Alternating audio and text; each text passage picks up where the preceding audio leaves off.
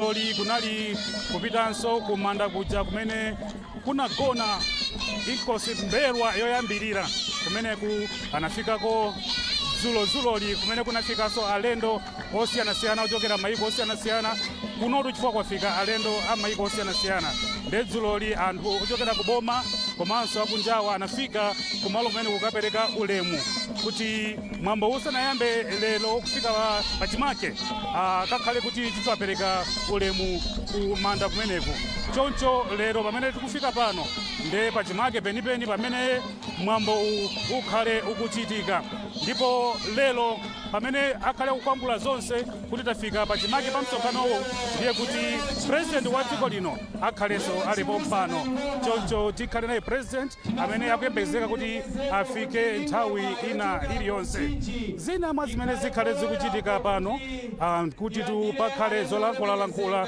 kuchokera kwa anthu amene asankhidwa komanso timva kuchokera kwa nduna komanso ngakhale anthu amene ali okhuzidwa kumbali ya chikhalidwe ndi amene akhalenso akulankhula komanso choposaposa nkhani yaikulu mwambo uwu ndi mwambo wa chikhalidwe choncho angoni akakumana chachikulu chimene chimaoneka chikuchitika ndi kuvina kusangalala kuti tsikuli lakwana komanso kuti ali pamaso pa mfumu yawo mfumu yayikulu inkosi Mberwa the 5th kapena yachisanu choncho magule akhale ndithu akuvinidwa kwambiri ndi zina zimene zikhale zikuchitika pamalo pano.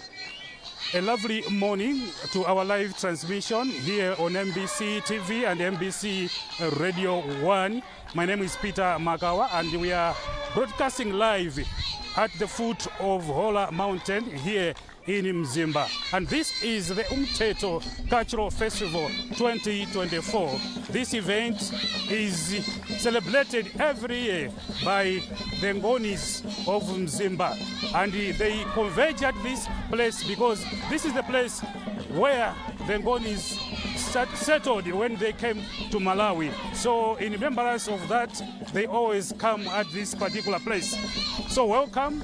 We're expecting the president to come at this particular place anytime soon. But before that, we'll be having interviews and watching performances by different groups. But before that, let's talk to one of the officials from the Mzimba Heritage. Takulandirani ku MPC. Siko mwambie. Lelo ndi siku lopambana kwa inu komanso angoni onse. Tumafuna tiziwe kwambiri kuti kodi mwambo umenewu kwenikweni mukamakhala ndiofunika bwanji ku mtundu wanu. Okay. Umteto ndi mwambo ofunikira kwambiri kwa choti tikamati kuthetha timapita kwa inkosi ya makosi Mberwa 1 Tombstone chakumzalangwe uko.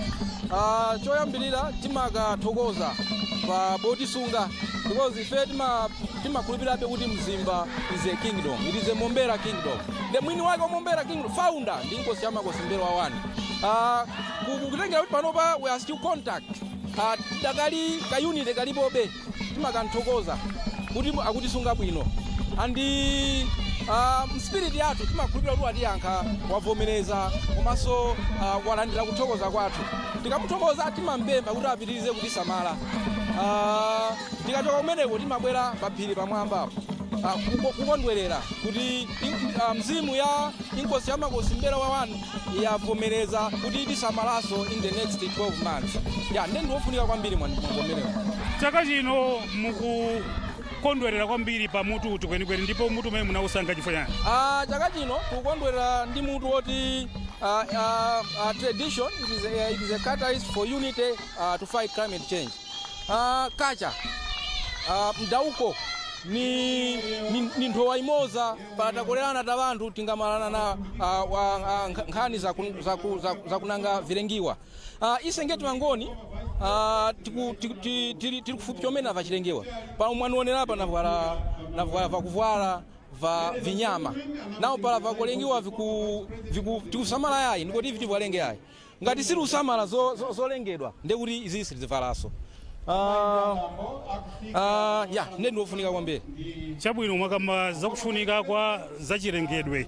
Ena atu amatero kuti angoniso ndino amodzi amene mwina mmaononga chilengedwe kwambiri chifukwa aliyense pano kuti achene chonchi ndekuti zachilengedwe zapita zambiri tukamba nyama zakutchira. Chifukwa chake takhala patsogolo kuti muone mutuwu.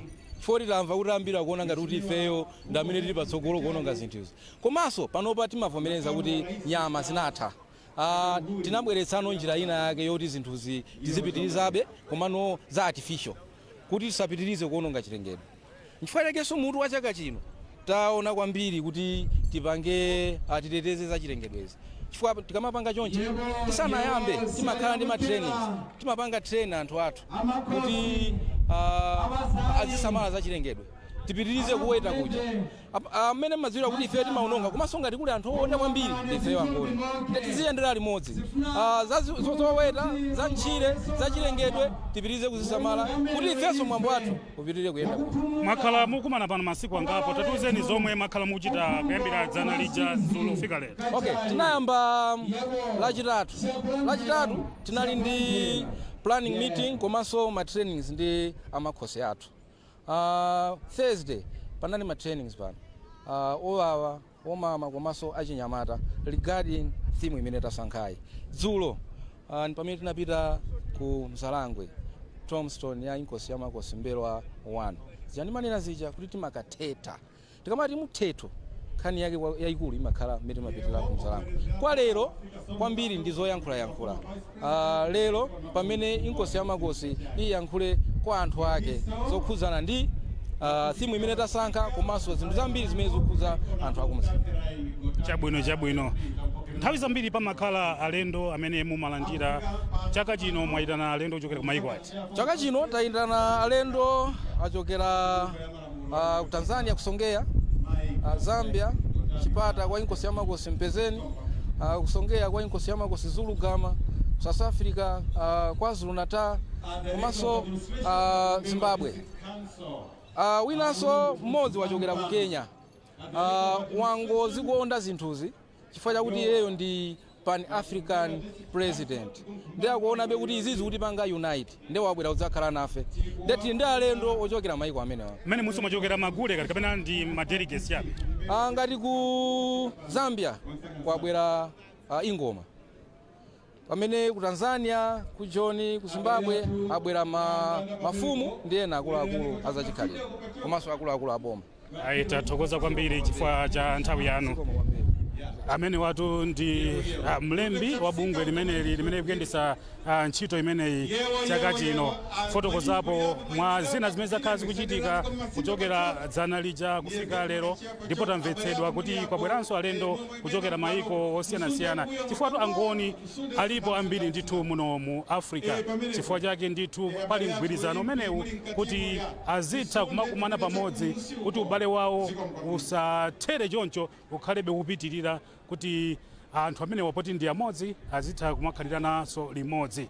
Choncho ndimene zikukhalira pano ndipo titero kuti president wa dziko lino akuyembekezeka kuti akhale akufika pano posachedwa apa koma ndithu pali zambiriso zimene zikhale zikuchitika pamalo pano. Komabe ndilinso ndi mtolankhani wathu amene tili naye konkuno amene wakhala kuyendayenda ndithu kuona kuti pamalo pano pali bwanji.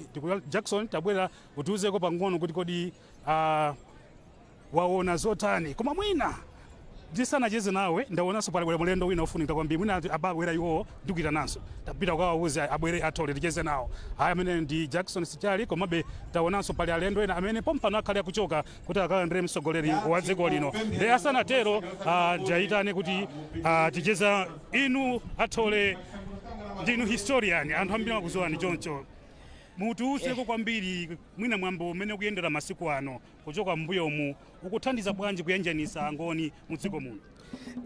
Mwambo umene tikuchita uwu ukutiyanjanisa kwambiri chifukwa mtatu muone masiku ano mpaka tikuyamba kukhalira pamodzi angoni akusongea kuno sana bwereko kale ndi kale yayi koma chifukwa cha mwambo aku Zambia na ostimozimozi aku South Africa ali pano tose sopano angoni tose tili pamodzi ngakhale aku Mchinji aku Nchewu aku Dowa ose angoni kumene ali takumana pano siku la lero. Ambiri amakamba za phiri limeneli la Hora, mbiri yake kwenikweni ndiyotani? Mbiri ya Hora poyambirira tiyambe kuti mbiri ya Hora inayamba kalekale.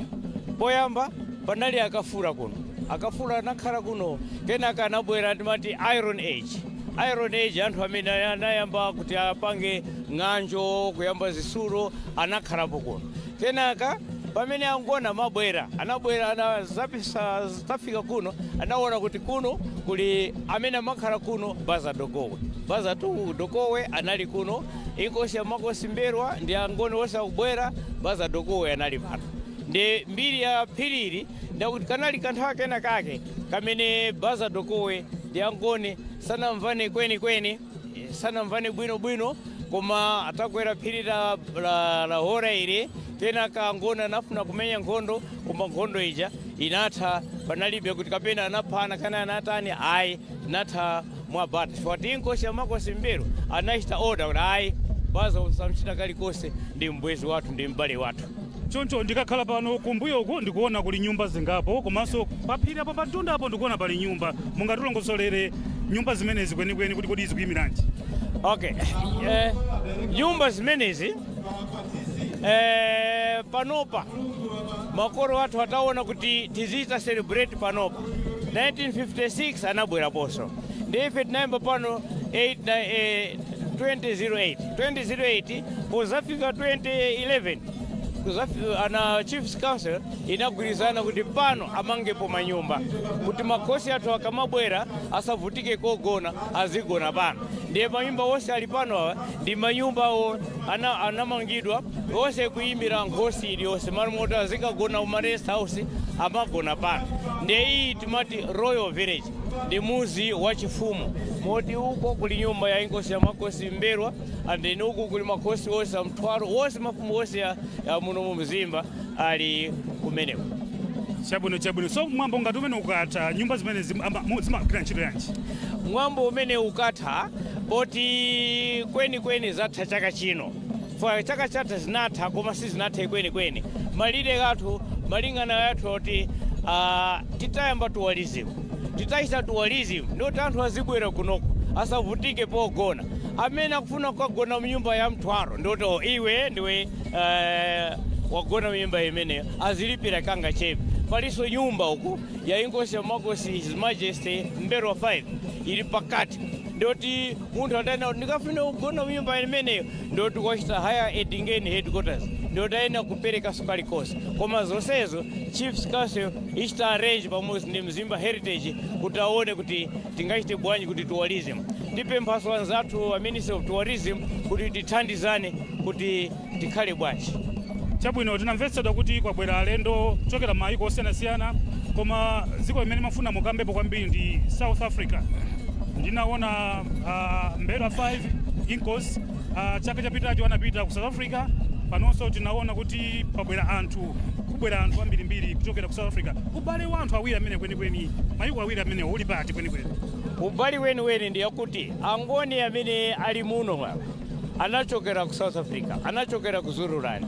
Inali nthawi imene Chaka atalimbikisa nkhondo pakati pa Chaka ndi Zwide. Ndi angoni amene ali kuno awa anali ndi mfumu yawo Zwide. So pano Zwide ataphedwa nthawi ya Chaka ija, kenaka angoni anaona kuti sitingakhale, dziko linali laling'ono, koma kukhala mangokhala molimbana ndi anangoti ayi ife tichoke. Ndiye anachoka kuno, anachoka kumene kwa nthawi ya Mfecane ngati mazwangenda afuka, leader wawo anali Zwangenda. Ndi mene angona lili kuno ndiweni ndithu amazulu ochokera ku Zululand. Ndipo chake inkosi ya makosi Mberwa 5 anapita ku South Africa, andiso 2 lero ambiri achoka ena anabwera Zulu abwera kale kuno ndoti tile wamozi. So pano function iyi yakhala ngati kuti yatilimbikisa sopano reconciliation for inali nthawi ya nkhondo, komanso reuniting kuti panopa ndithu ndife angona tachita expand Zulu Kingdom kuchokera ku Zululand mpaka ku Lake Victoria kwa koseko angona kupezeka. Chabwino, mwachena kwambiri. Nyama yanji imene mwavalayi? Alright, ivi pachingoni timavara nyama. Izi ndizo nyama zosiyana-siyana izi. Zosiyana-siyana iyi ndi nyama ibali ya kambuku imene makolo athu kalero amazivara. Chifukwa manena kuti ukakhala mungoni amaona ngati mene alili kambuku. Kambuku amakhala smart, very smart but very clever. Akafika pa nkhondo amakhalati ndi mtima woti akhoza kuchita ndithu. So panopa ndi timavara zimenezi kuonesa kuti ayi angoni we are like leopards, we are smart and very clever. Komabe mwayi wake masiku ano sitimaita zakupha nyama zachani mangovara ambiri zimene avara zindi masaru. For ifeso na teso angoni timaonanso pa conservation kusungira chilengero. Ndikulolani kuti muzipita komano mwina mawu anu omaliza mene mungayankhule pamene mukuchoka pano. Okay, mawu anu akuti mene tilili pano chaka chino akuti nature and culture kuti tisungirire chilengedwe. So pandoti tikachoka pano kuyambira mawa kuzafika next Mtheto tizaone kuti anthu tasungirira bwanji. Netiwapempha ma village headman miziri yonse kuti asadule mitengo asatani zonse tione kuti next year fumu iliyonse village aliyonse azaite report pa Mtheto kwa Inkosi ya Makosi His Majesty kuti aifi kwathu chilera bwereramo sitinawononge chilichonse ndiye izi ndinganena. Nathokoza kwambiri Mr. Thole. Zikomo kwambiri. Amene watu ndi Athole, munthu ofunika kwambiri ku mbiri ya ngoni mdziko muno ndi historian. Choncho mwamvanso mene yankhulira muja kuti ayi ndithu akuone kuti zinthu akuzitsata. Ndimene zokhalira pano komatu mwambo wochitika malo angapo ndi ndifuna pano ndimpatsire nzanga Chisomo Manda amene ali kumanyumba kuchiti manena kuti pali manyumba angapo pano amangidwa kuntunda kumene mfumu iliyonse ikukhala nyumba zimenezi kuti iso atiwonetse kuti kumeneko kuli zotani. Chisomo ukhoza kutira ndita padali pano.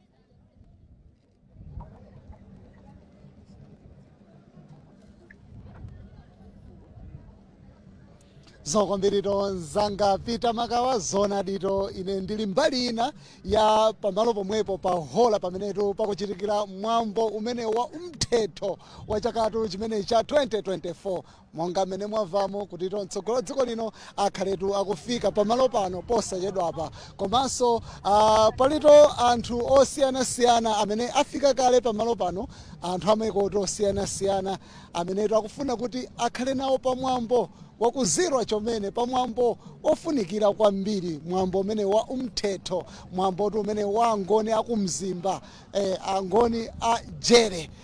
Mwina kuchithunziko mbuyo mumene mukuoneramo phiri limenelo nde phiri la Hola.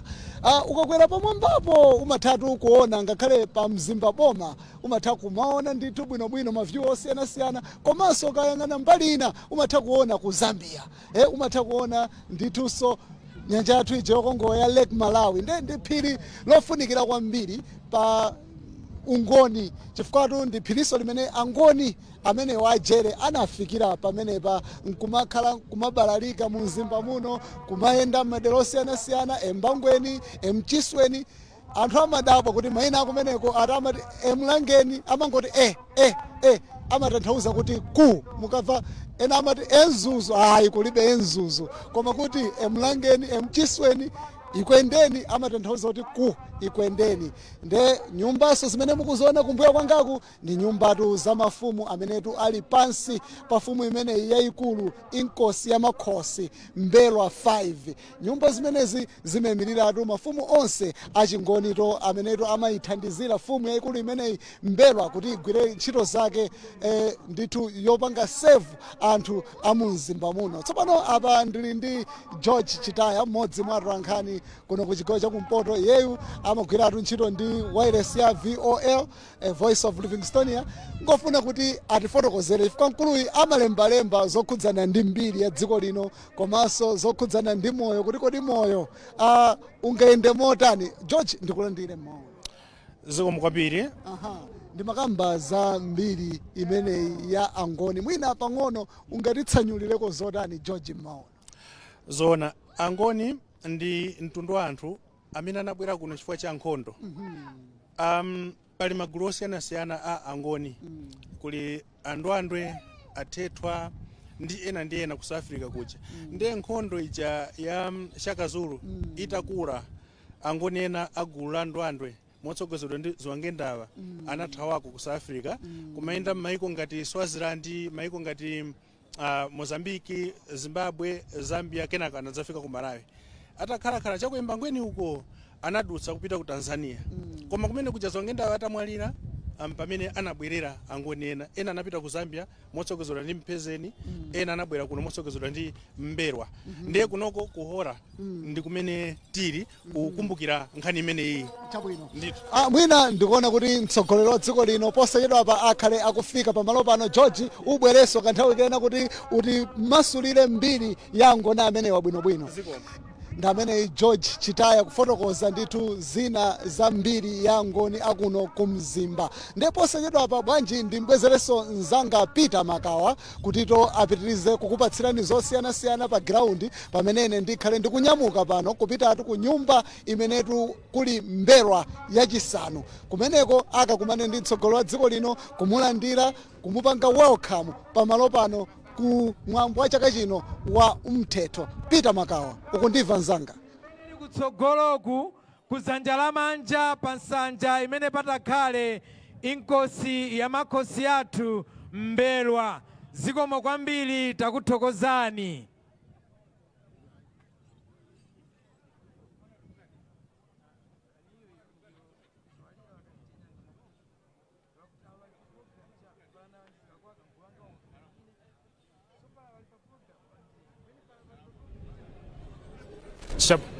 Chabwino tikupitirira ndithu ndi mwambo wathu kuno ku hora pamene timamva mzanga Chisomo Manda amene analiso ndi zina zoti atipasire pamalo pano. Komano mmene timanenera muja ndithu pamwambo pakhale pakufika mtsogoleri wa dziko lino, ndipo nthawi iliyonse akhale akufika pano chifukwa taona kuti akuluakulu ena onse amene amayembekezedwa kuti afike pamalo pano afika kale. Ndi nthawi ina iliyonse akhale akufika pamalo pano kutinso mwambo uyambe bwinobwino. Komano pano tili ndi achinyamata angapo amenenso akhala akuchita nawo maphunziro amene anali pano, ndipo tifuna ticheze nawo timve kuti kodi kuyambira dzana lija auzana zotani, amauza zotani kuti nkhani ya chilengedwe imene ikukambidwa pano kuti iyende motani. Takulandira msungwana pano pa MBC. Tathokoza. Zikomo kwambiri. Tamva kuti munali ndi maphunziro osiyanasiyana kuno, tatiuzeni kuti maphunziro anu anali okamba zotani kwenikweni, ndipo pofika tsiku la lero mwapeza zotani? Maphunziro athu anali osiyanasiyana amene tinaphunzira kuchoka dzana mpaka nadzulo. Maphunziro amene anali kulimbikitsa gulu la chinyamata ngakhalenso azibambo ndi azimayi. Zotitengera ife kuti moyo wathu upite pamwamba kwambiri gulu la chisikana ndi chinyamata. Zinthu zake ziti zoti zitengereni moyo pamwambazo? Timaphunzira zokhuzana ndi nkhaza za mbanja, ifiniso nkhaza kwa ife achinyamata zimene timakumana nazo madera ambiri mmene timayenda. Mumakumana ndi nkhaza zanji kwenikweni mukamayenda? Nthawi zina timakhala tikumana ndi nkhaza zoti mwina mtsikana kugwiriridwa, kulandira mimba yosayembekezera. Nthawi zina timalandiranso nkhaza kuchoka kwa azimuna amakhala kutitenga utikwatira kuchoka pa khomo la makolo athu kupita kumakhomo kwawo ndikukatisiya iwo kupita ujoni. Mwina tikhala tonse mwina 2 weeks iwo basi akuti ife tikupita ujoni tikafune. Akapita ujoni kuja kungokhala zosabweranso. Ndewo pa khomo la makolo ake iweyo mafuna banje kumabwera pa khomo pacho mafuna banje. Ndewo kushoka wapita ujoni osatumizaso ndi thandizo lililonse ayi. Nde manager imakhala nkhaza amangopita osatumiza mwina ivini ndrama kunena kuti chithandizo choti wothandizidwe pa moyo wako osatumiza ayi. Ndezimene zinkhaza amangokutenga ukakusiya pa khomo osakupasa thandizo lililonse. Iweyo wachokera umakhala kuti? Ine ndachokera kwa James Kuzuka. Tathokoza kwambiri. takulandirani Ayi amene ndi mmodzi mwa mkhozo kupita ndi mmodzi mwa achinyamata amene anali nawo pano maphunziro amene amachitika pano, komabe sanali asikana okha, palinso mnyamata wina amene anali pang'ono. Mutiwuzeke kuti kodi pamuzi pano panali zotani, muziyang'ana ku kamera uko tikuziweni wewe. Ine zinanga ni Danso Manga koma kwate mzukuzuku pano pata sambira ya climate change kuti tisunge chilengedwe chithu umo ngati nyengo zasinthira.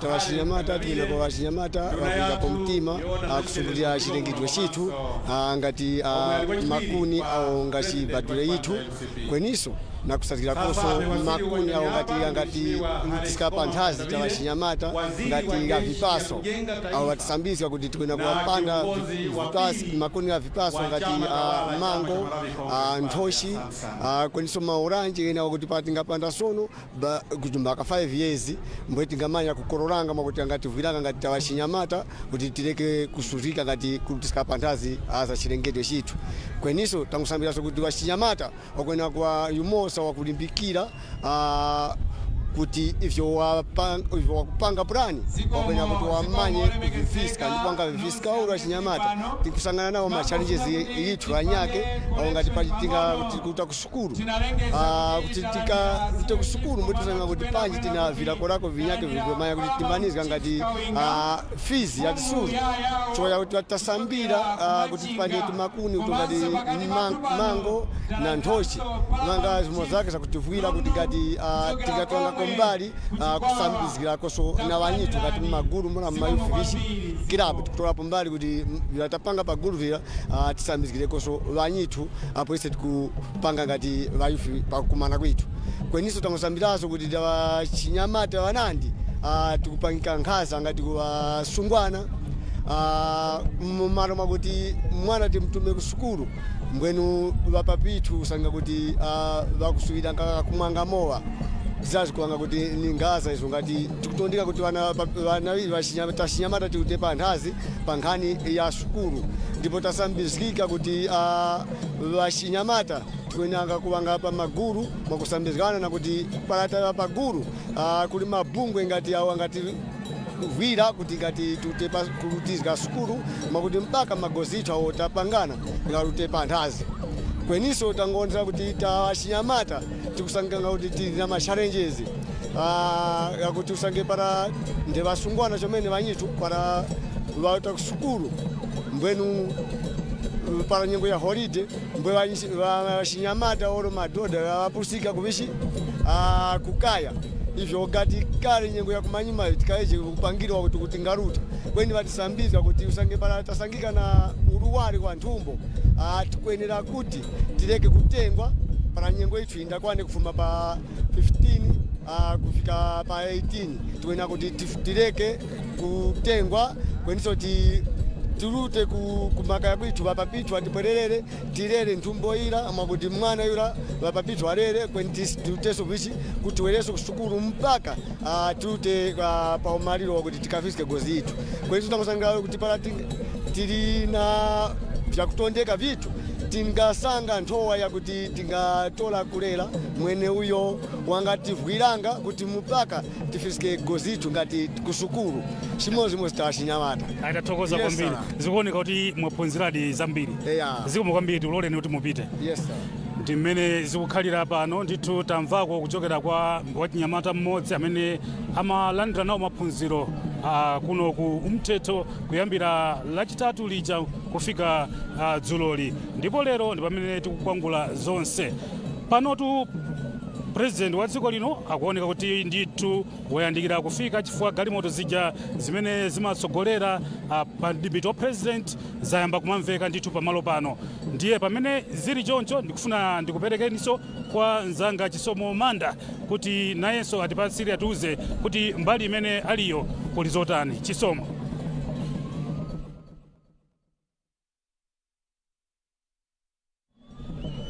kumalizatu kulutsa mawu mwapompopompo kumwambo umene uto wa umthetho nde pakadali pano ndafikatu kumene kufikire mtsogoleri wa dziko lino ndi kunyumbatu yachifumu imene ya Mbelwa yachinamba 5 kumenetu amakhala ali mnyumba mmenemo mwamwambo wake atamayeneratu kuti Mbelwa adzikhala mmenemo chaka chonse osaonekera kugulu koma chifukwa cha makono mwina zinthu zinasintha amatha kumayenda miyambo yosiyanasiyana koma kalero zimakhala choncho kuti akalowa nyumba imeneyi amachita ndithu kukamutenga mu tsiku ngati limeneli tsiku lapaderadera ngati limeneli koma pano iyayi ndi mtsogoleri wa dziko lino amenetu ndithu akhale oyamba kukumana nawo Ambelwa apa ndilito ndi anduna a Richard Chimwendo Banda kuti mwina angotifotokozera kuti miyambo ngati imeneyi ikuthandizira bwanji kutibweretsa ife Amalawi pamodzi. Anduna ndikulandireni mawu. Zikoma kwambiri. Mwachenatu anduna. Zikoma kwambiri. Tikukambatu za mwambo umenewo timakhala ndi miyambo yosiyanasiyana apa tikatelepa tatsegulira ndi mwambo umenewo wa umthetho mwina nkofunika bwanji ngati Amalawi kuti tidzibwera limodzi nkumakhala ndi miyambo ngati imeneyi. Chikhalidwe choposa china chilichonse pa dziko umunthu umaposa china chilichonse pa dziko.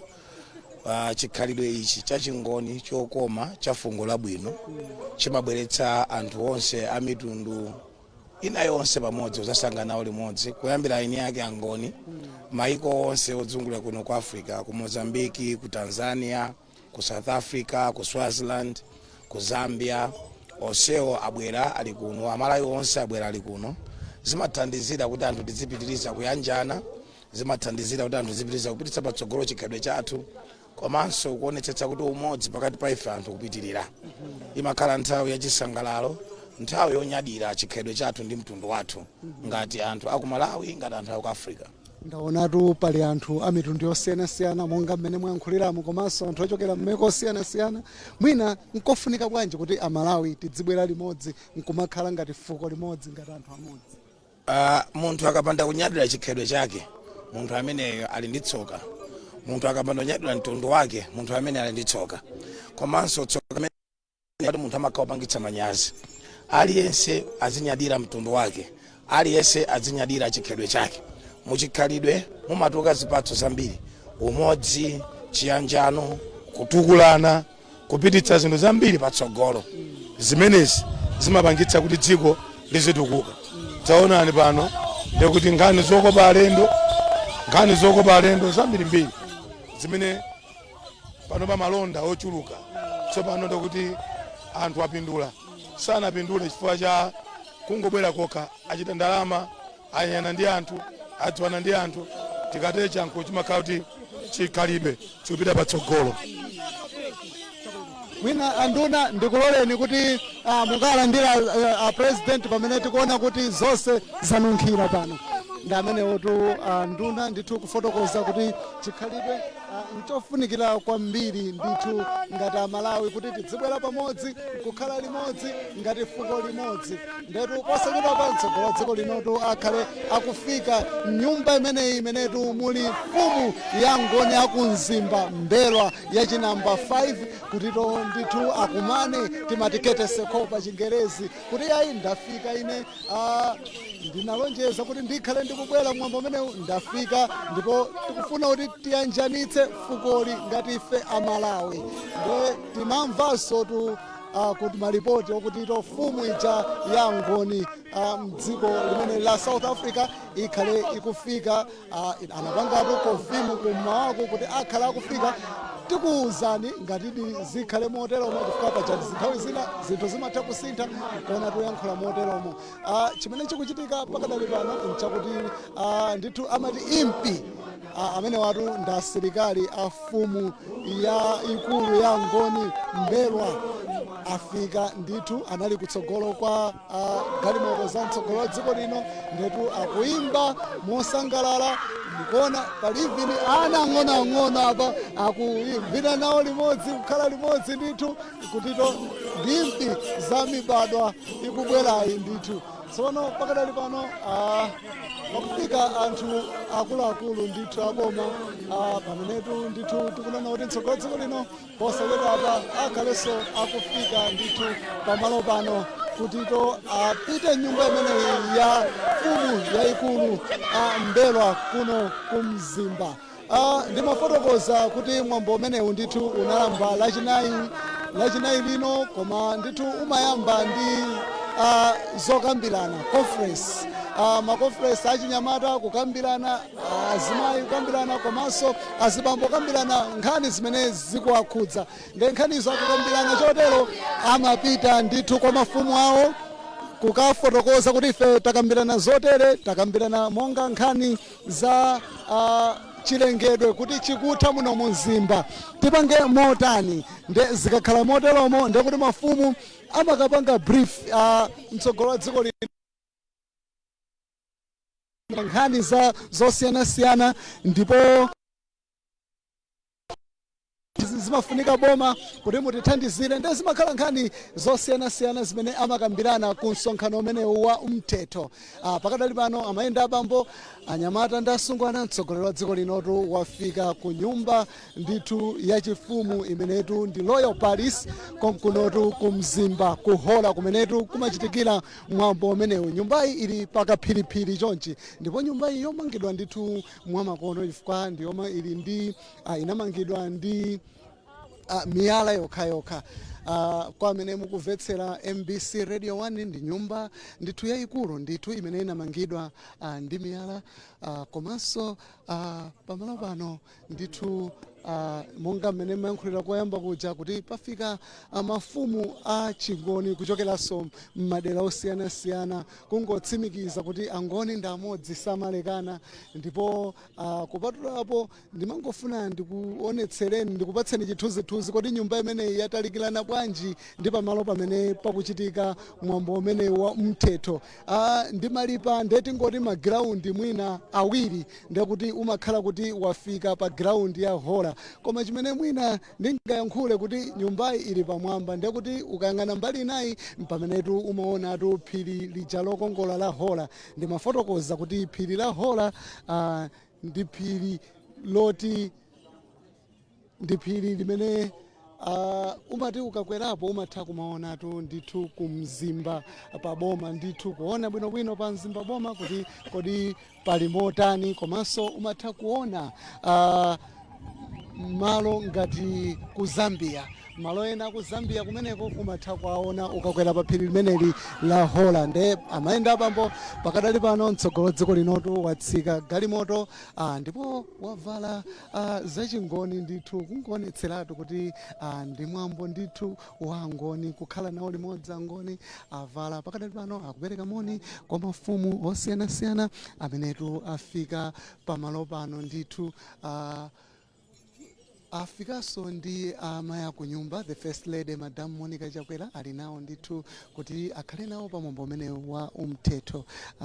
Ndithu mtsogolo wa dziko lino kuperekatu ndithu moni kwa alendo ochokera mdziko limeneli la South Africa pamenetu tikuti afika nyumba ya chifumu kuti akapange ketesekho pa Chingerezi, kukapereka ndithu ulemu wapaderadera kwa fumu imeneyi mbelwa yachinamba 5 kuti ayi ndafika, tinalonjeza kuti tikhale nawo pamwambo umenewu tafika. Ndipo kumeneko amathaso kukambirana nkhani zosiyanasiyana. Ndimafotokoza kuti kunali makonferensi azibambo, azimayi, achinyamata amenetu amakambirana nkhani zosiyanasiyana zimene zikukhudza mzimba kwakukulu. Chimene akumakambirana ndi nkhani yokhudza climate change, kusintha kwa nyengo kumenetu kwakhudza dziko lino. Kusintha kwa nyengo kwakhudza dziko lino sikuti ndi kumzimba kwakha kuno, kuti nava zaka zambuyozi nkhani ngati climate change makamaka Fred zimene inavuta kwambiri mdziko muno. Nde nkhani zina zimene amakambirana kuno ndi nkhani ngati zimenezi. Pakadali pano mtsogolo wa dziko lino walowatu ndithu mu nyumba imeneyi mmenetu ndithu akakumana ndi fumu ya Angoni. Nde akachoka pamenepa alunjiketu ku malo kumene kukuchitikira mwambo umeneyu pa giraundi limene la hola limene ndikunena kuti ndimalipa ndi mwina magiraundi okwana awiri kukafikatu ndithu pasipo ndi pamwamba pa phiri pamene panamangidwa nyumba imeneyi ya mbelwa. Nde mkatimo mukutha kuona bwinobwino ndithu zimene zikuchitika. Posachedwa apa ndikhale ndikuyankhula ndi mmodzi mwa angoni amene amachitsata chingoni amenewa ndi bambo zikomo kwambiri. Mwina anthu amene akungoyamba kuonera kumene amene akuyamba atsegula kumene kanema wawo mungafotokozere zotani za mwambo umene wa umthetho? Mwambo wa umthetho ndi mwambo umene timanena za muuso wabwino, kusungirira anthu bwino kwa inkosi ya makosi Mbirwa 5 ndi makosi onse, komanso chaka chino taphatikizapo kuti tingasungirire bwanji chilengiwe chathu. So pano mene tili kuno ndi tili ku nyumba ya inkosi ya makosi Mbirwa 5 ku Paris, kumene wakulandira alendo kwabwera kaya atata mpezene, komanso tili ndi alendo amene achokera ku South Africa. Ndi mwambo ndithu umene umatigumanisa angoni wonse timakhala pamodzi. Chifukwa chani mwina anthu nkumafunsa kuti bwanji mmapangira kuhola mwambo umenewo, pali connection yotani ndi mwambo umenewo? Connection ndiye kuti tikanena za hora ndiye kuti center ya mzimba, ndiye pakati pa mzimba, pachimake cha mzimba. So pano tikati hora timanena zimenezo kuti ndi pakati pa mzimba. Ndithu ngakhale makolo athu anachitapo zimenezi mu chaka cha 1956 anazachita sopompano. Nthawi imeneyo panali Sir Robert Armitage ali governor kunyasa ku Zomba, komanso panaliso Haskat. Ndithu bambo ndawatsa Kethole timangova luma kuti mfumu ya angoni mdziko la South Africa ikhale kufika kumwambo uno, mwina pano zikuti bwanji zimenezi? Panopa sindinganene mwachuchuchu, koma ndinene kuti wonse ma representative wochokera ku Zululand ali pompano, abwera kale ali pompano.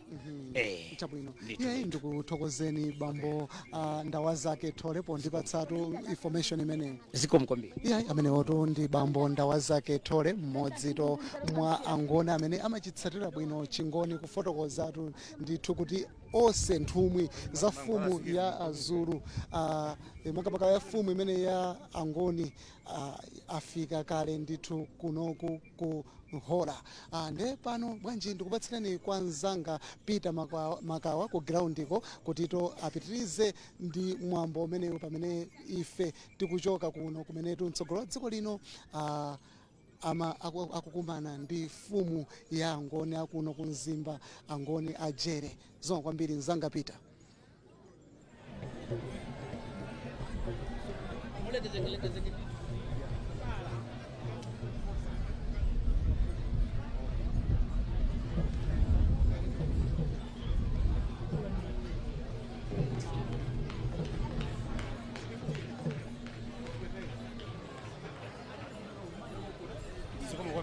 Chisomo amene nali chisomo manda amene amatipatsira zimene zimachitika kuphiri uko kumene kuli nyumba ya inkosi Mbelwa, kumene president wa dziko lino anafikira kukapereka ulemu wake kuti wafika pamalo pano.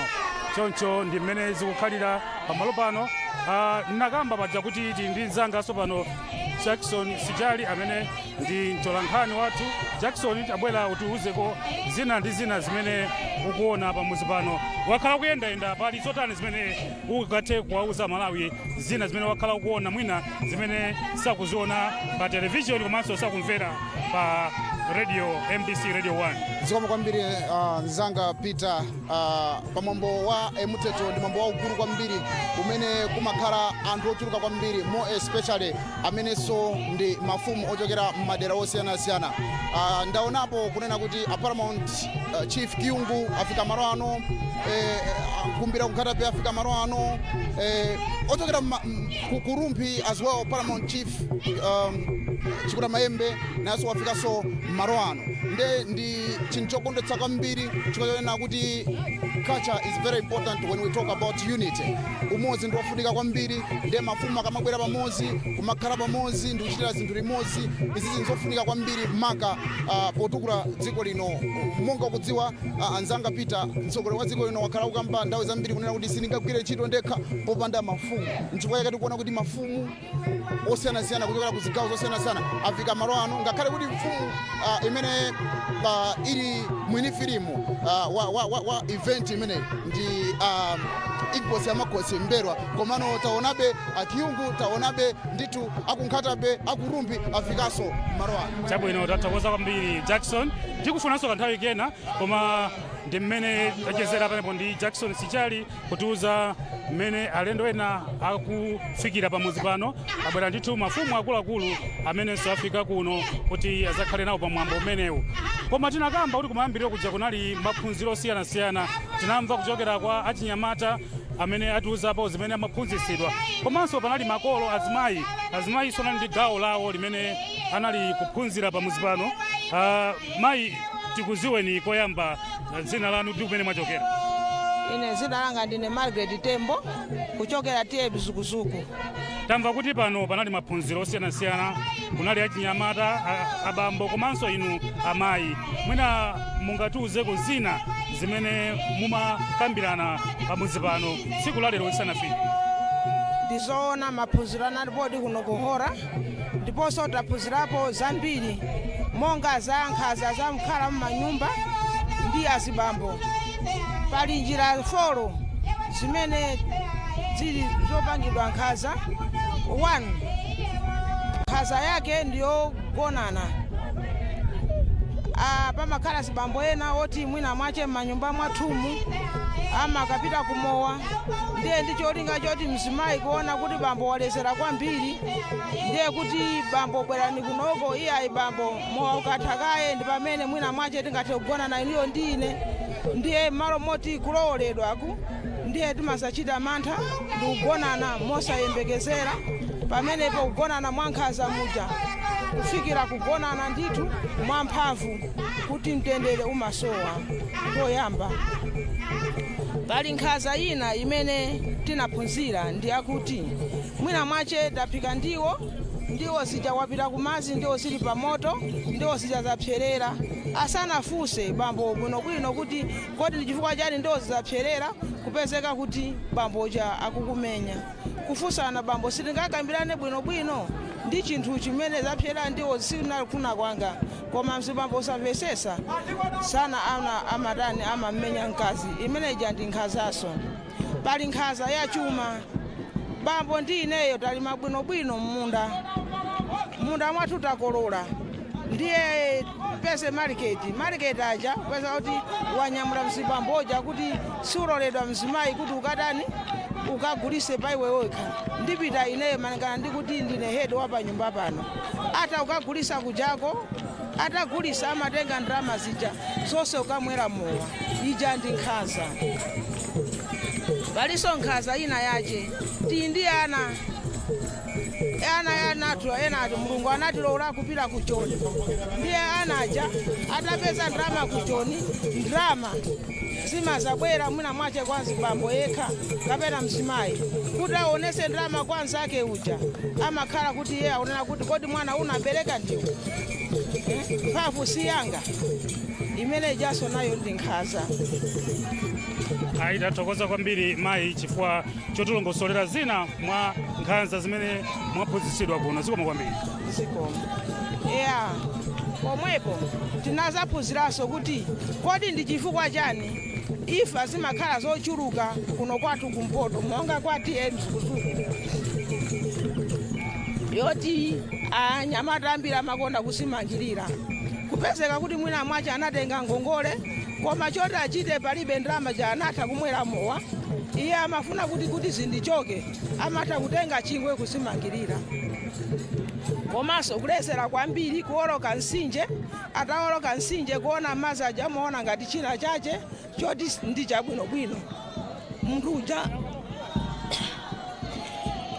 ndikulowa m'madzi kufa. Tathokoza kwambiri mayi ndikuloleni kuti mukakhalenso pamene mbodikira kuti president wa dziko lino afike pamalo pano zikomo kwambiri. Zikomo. Ayi amene watu ndi mayi amodzi amene anali nawo pa maphunziro amene amachitika pamalo pano kuyambira dzana lija mthetho utangoyamba lachitatu ndipo kufika mpaka na lero pamene tikukwangula zonse ndipo atulongosolera ndithu mitundu ya nkhanza zosiyanasiyana ndipo zikuoneka kuti amayi akumana ndithu ndi nkhanza zambiri mnyumbamo.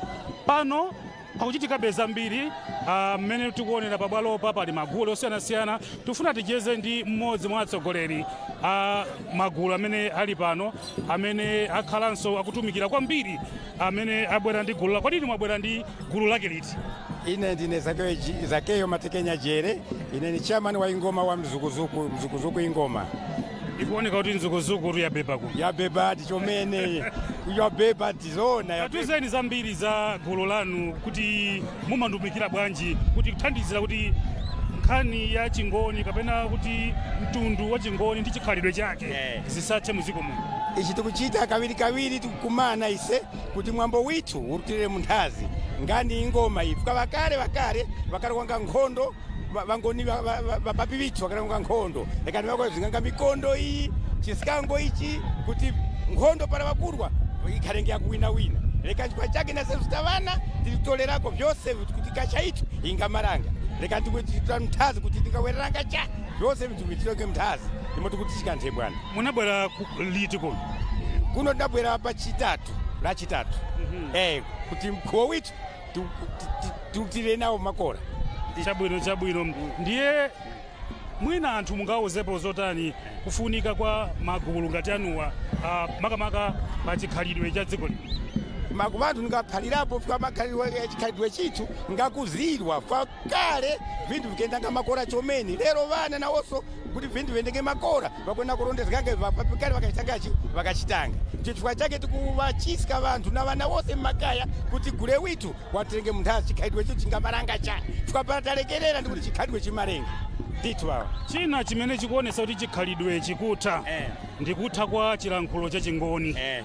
Sindikuziwa inu mmalankhula chingoni tikuchilankhula kwene pachoko tikusambirira pachoko tikusambirira kuzera mu mkhuwa kuti kwene uwu. Ndifunika kuti pachitike zotani kuti chilankhulochi chisathe? Chifukwa chilankhulo ndichofunika kwambiri kumbali ya kupititsa pasogolo chikhalidwe chanu. Vikumbika chomena ndingepanga kasukulu kitu kachingoni kuti chingoni chiendenge makora mu mkhuwa withu tichimanyenge makora kasukulu ngekanga vangapo ndithu wawa. Tathokoza kwambiri zikomo kwambiri. Hayi ndithu ndimene zikukhalira zikomo kwambiri ndani mwino tama zikomo kwambiri. Hayi ndi mene tizikhalira pano president wa dziko lino Posiyero Pompa akhale akufika pamalo pano, koma pamene tikudikira kuti zimenezi zichitike ndipo mtsogoleri wa dziko lino afike pamalo pano ndiyetu tikulankhula ndi anthu osiyanasiyana. Ndipo ndinakamba kumayambiriro kuja, I said earlier on that this place we have delegates coming from different countries, and one of them is the princess from South Africa. Most welcome to Malawi. Thank you very much. Tell us, how happy are you to come to this event? Please let me introduce myself so that I can be able to freely talk. I'm Princess Nikki Webam from the Mpondomise Kingdom. I'm the Global President of African Indigenous Leaders. Wow. Yes, so I connect kingdoms across the continent and the diaspora. I've noted that in your title. So tell us, what is it? What more do you have in this title that you have? What is your work? Well, one part of the work that I do is for me to be here to learn the cultures here in Malawi. I've met the kings here. I've met King Bello. I've met King Gomane. I've met the senior chief Lukwa and other chiefs here in Malawi. So I'm very happy to be here today because it's my first time to attend the festival. But I'm representing all the kingdoms that are part of the African indigenous leaders in the continent, from the south to the north of this continent, because we are proudly Africans who are promoting unity, we're advocating for love for each other as Africans. So it's my great pleasure to be here today.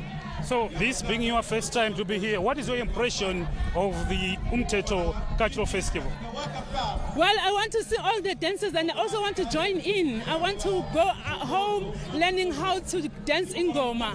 I have done it before with Impi Chifundo Kumbala. So today I'm also looking forward to that.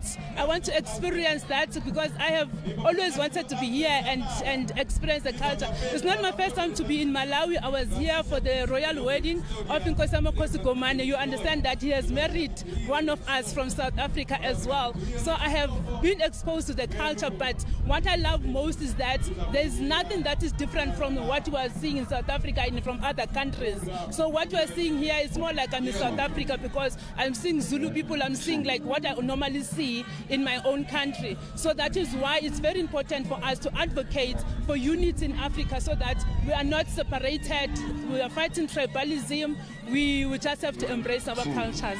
Oh, thank you so much. Thank you. Well, that's it from Princess Ziwe Mbambu from South Africa. She's here. You have heard from her title that she is very key in terms of this role of uniting cultures of different countries. Right now, I'd like to hand you back to Chisomo Manda, who is also within this place, to tell us what is transpiring that side.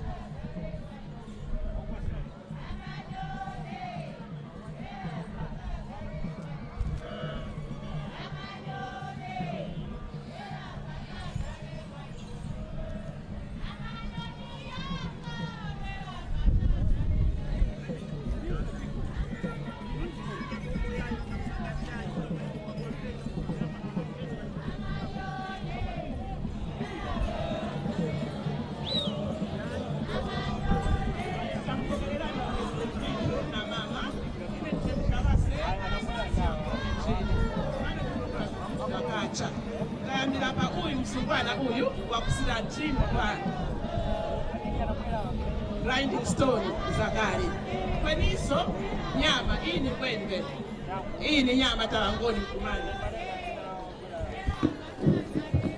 hii ni nyama nili mkwembe mangwe ya banika, hizi ni nhowa ni chakula chitu na protini, ili ni terere la kakuku, hizi ni sawa chabwino ndimene zikukhaliratu kuno ku Umteto Cultural Festival 2024.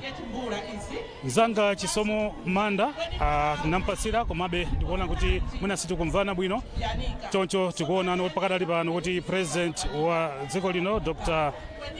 Chakwera akubwera ndithu pamalo pano, galimoto zija kuyenda pang'ono ndithu kuchoka ku nyumba ya mfumu imene anakafikira kukapereka ulemu wawo, choncho akufika pamalo pano kuti kenako tioneno kubwera kwa inkosi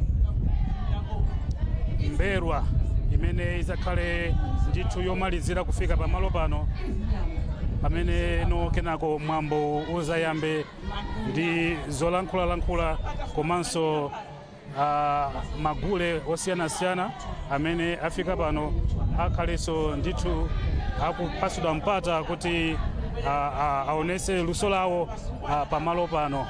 Ndithu ndi mmene zikukhalira.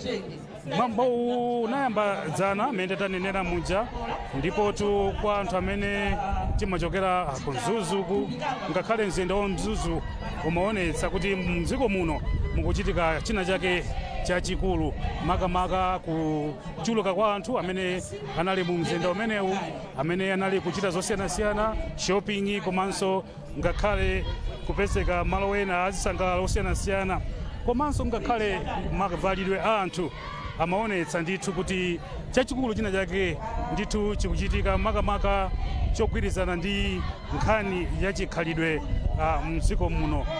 Ndithu ndi mmene zakhalira kunoko. Komano titero kuti mwambo ndi waukulu, makamaka chifukwa chotinso lero pali mwambo ukumbukira kuti inkosi ya makhosi Mberwa the 5th akwanisa ndithu zaka 10 ali pa ulamuliro umenewu ngati mfumu ya Angoni.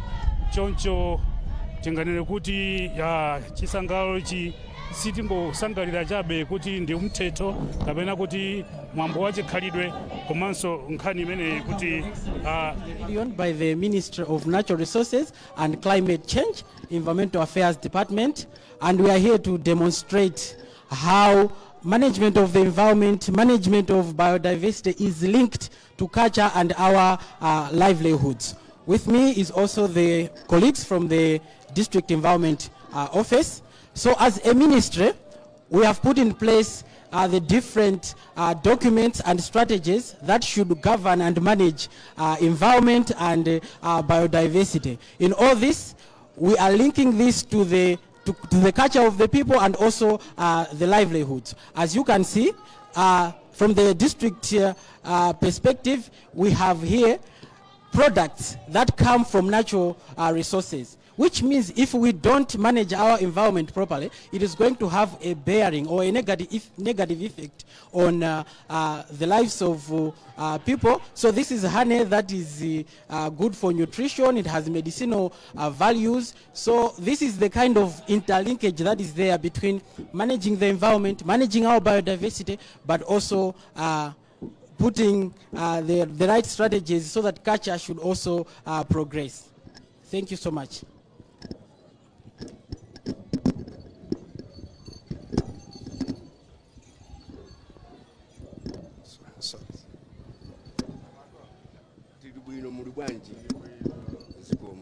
Takulandirani ya president ndi amayi pamodzi kachipinda mafika panoka mchoyamba ine ndine Ian Petro Mbewe Bishop kumaliziraku anzanga Nixon Tole tonse tachokera mu mzimba muno kachipinda aka tifuna tikuonetseni miyala imene imapezeka muno mu mzimba kuyambira kwa mfumu akulu mose mmalo mose miyala imene imapezeka.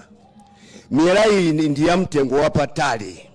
Choyamba ndifuna ndifotokoze miyala iyi. Tikafika kumaini timatchula kuti blue sky, aquamarine. Muzimba ndiyolemera kwambiri pa miyala iyi. Imeneyi amapangira mphete za amayi. Koma iyi njowola. Timayambira kukumba pamwamba timapeza yowola. Koma tikapita pasi mmene taphunzirira panopa miyala yabwino ili pasi 30 meters. Ndiye tikachoka apa mukuona mwala nsangalabwi ngati mole. Ndigwira ndifotokoze mwachidule. Miyala iyi ni blue sky. Tikapita pasi timapeza yolangala ngati imene amadula nkukhala gemstone. Nsangalabwi izi zoyerazi tangophwanya koma vimapezeka 4 tons.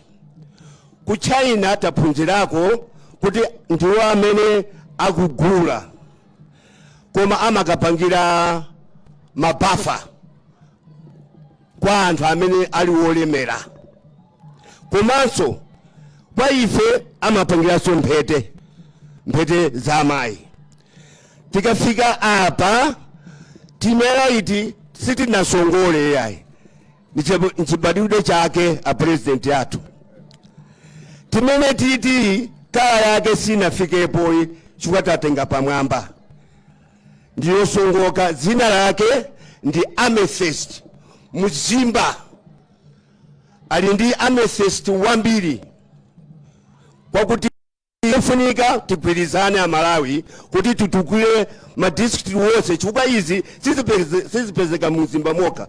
Koma district imene ndakhalamo ineyo miyala iyi imapezeka yambiri.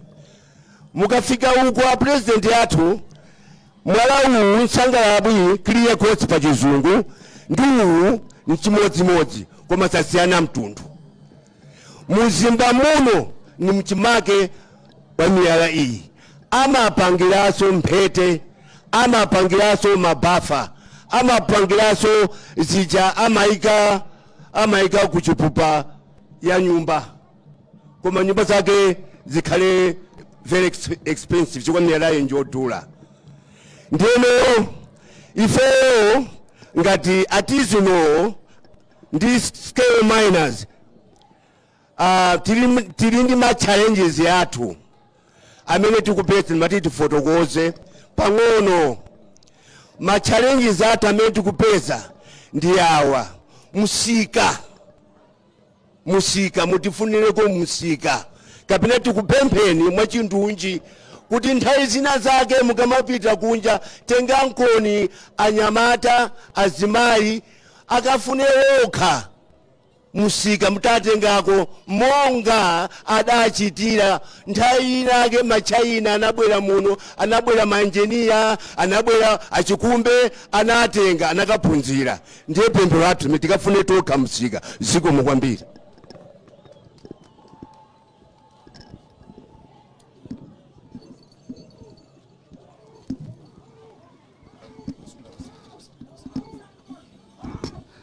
yayi ndi amene mtsogoleri wa dziko lino amamfotokozeratu ndithu mmenetu miyala ya mtengo osiyanasiyana ikuchita.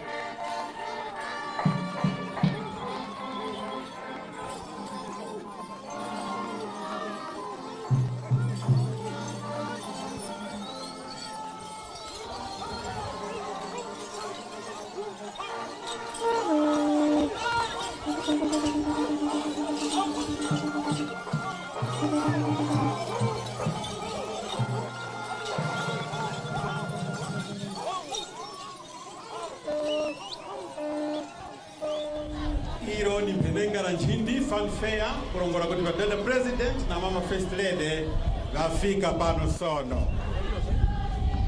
Kweniso paratikaona makora kunena uko impi ya Vatata Inkosi Amakosi Mberwa the fifth yiri pano yafika kuwaperekezga pa marugano. Panyengo ya sono badada president wakutauzgana na vantu aba sanga pano wakutumbikika former vice president wa speaker na nduna zetu.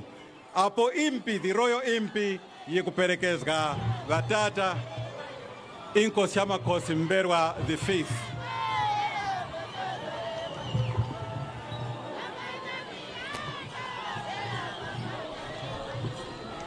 Para Vatata Inkosi Amakosi Mberwa the fifth varuta kura pavenge vitokozo na umgubo. Ndipo para hivi vamara tiza mapempha vakutumbikike vadada president na isetose kuti tizakaimirire for the national anthem. Right now, His Excellency the President and the First Lady have just arrived at this place, and as you can see on the other side there, that's the royal impi escorting His Majesty Inkosi Amakosi Mberwa the fifth, the King of the Ngoni Nation. Thereafter, we are going to have salutation known as Vitokozo and Umgubo. Shortly after that, we shall then request His Excellency the President to lead us in singing the national anthem. But meanwhile, the royal MP with the traditional performance.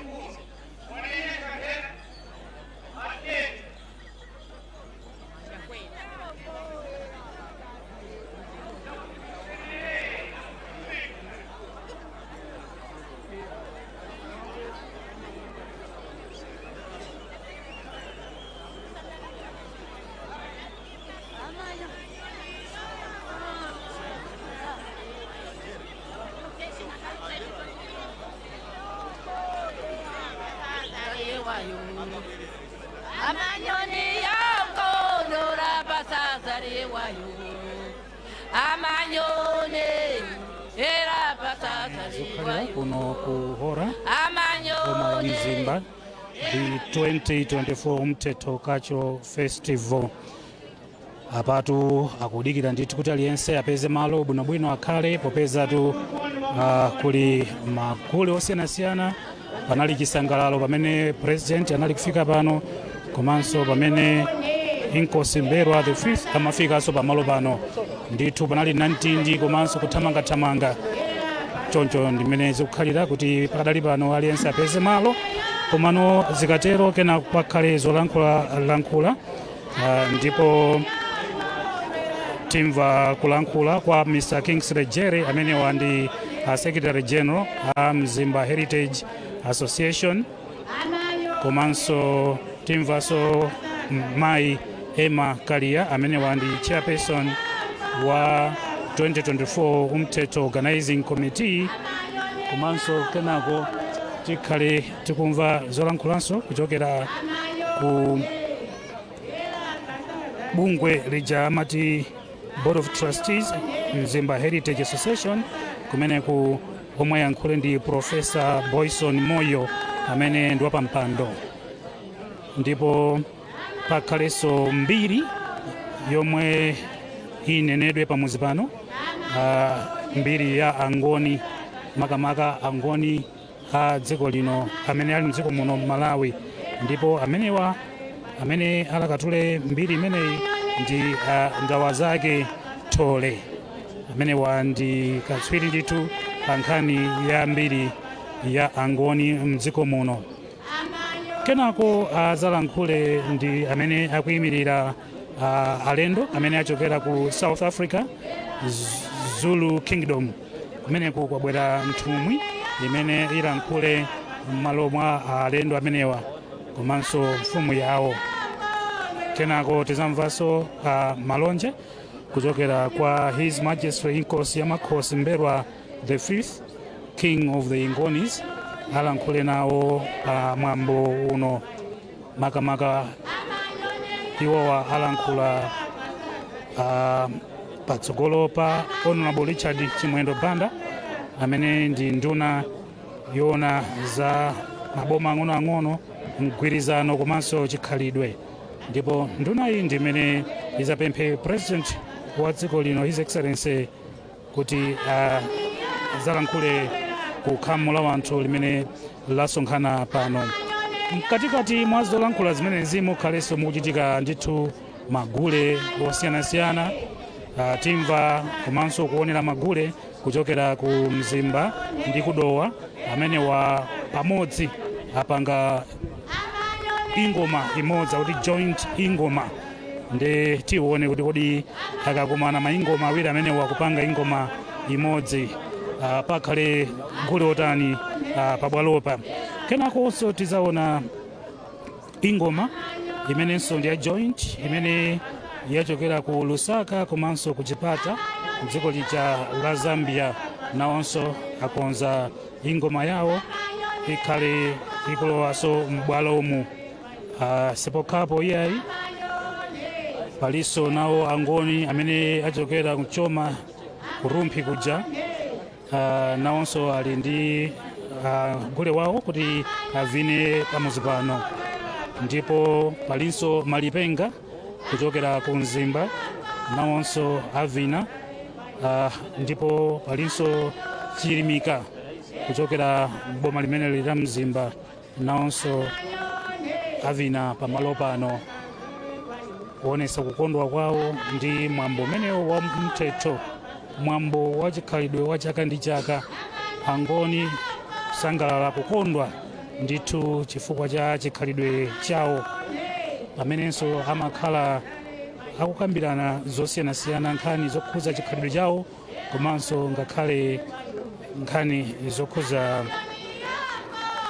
chitukuko cha dziko lino la Malawi, chifukwa chikhalidwe ndi mbali imodzi ya chitukuko. Zambiri zimene zimachitika mabungwe a chikhalidwe zimakhalanso zikugwirizana kwambiri ndi ntchito za chitukuko, ndi mmene zina mwa zimene zikhale zikuchitika pamalo pano.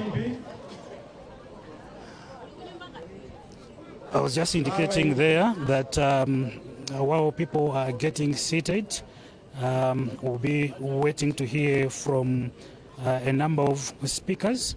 We are going to have a statement coming from Mr. Kingsley Jerry, who is the Secretary General of the Mzimba Heritage Association, and the KwaZulu-Natal representative will also speak.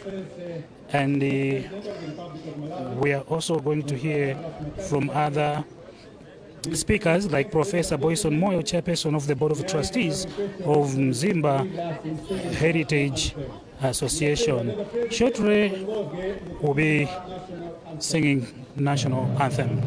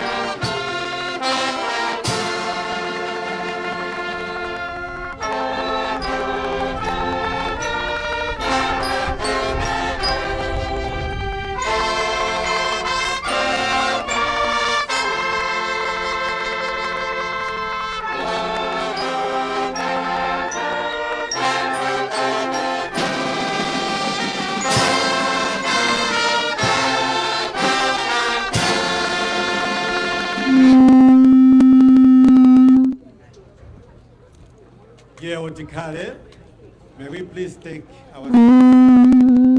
Your Excellency, sir, before I read out the salutation, may I seek your indulgence if I could invite the Reverend Jairus Kamisa, the moderator-elect of the CCP Synod of Livingstonia, to offer a prayer. Your Excellency, sir.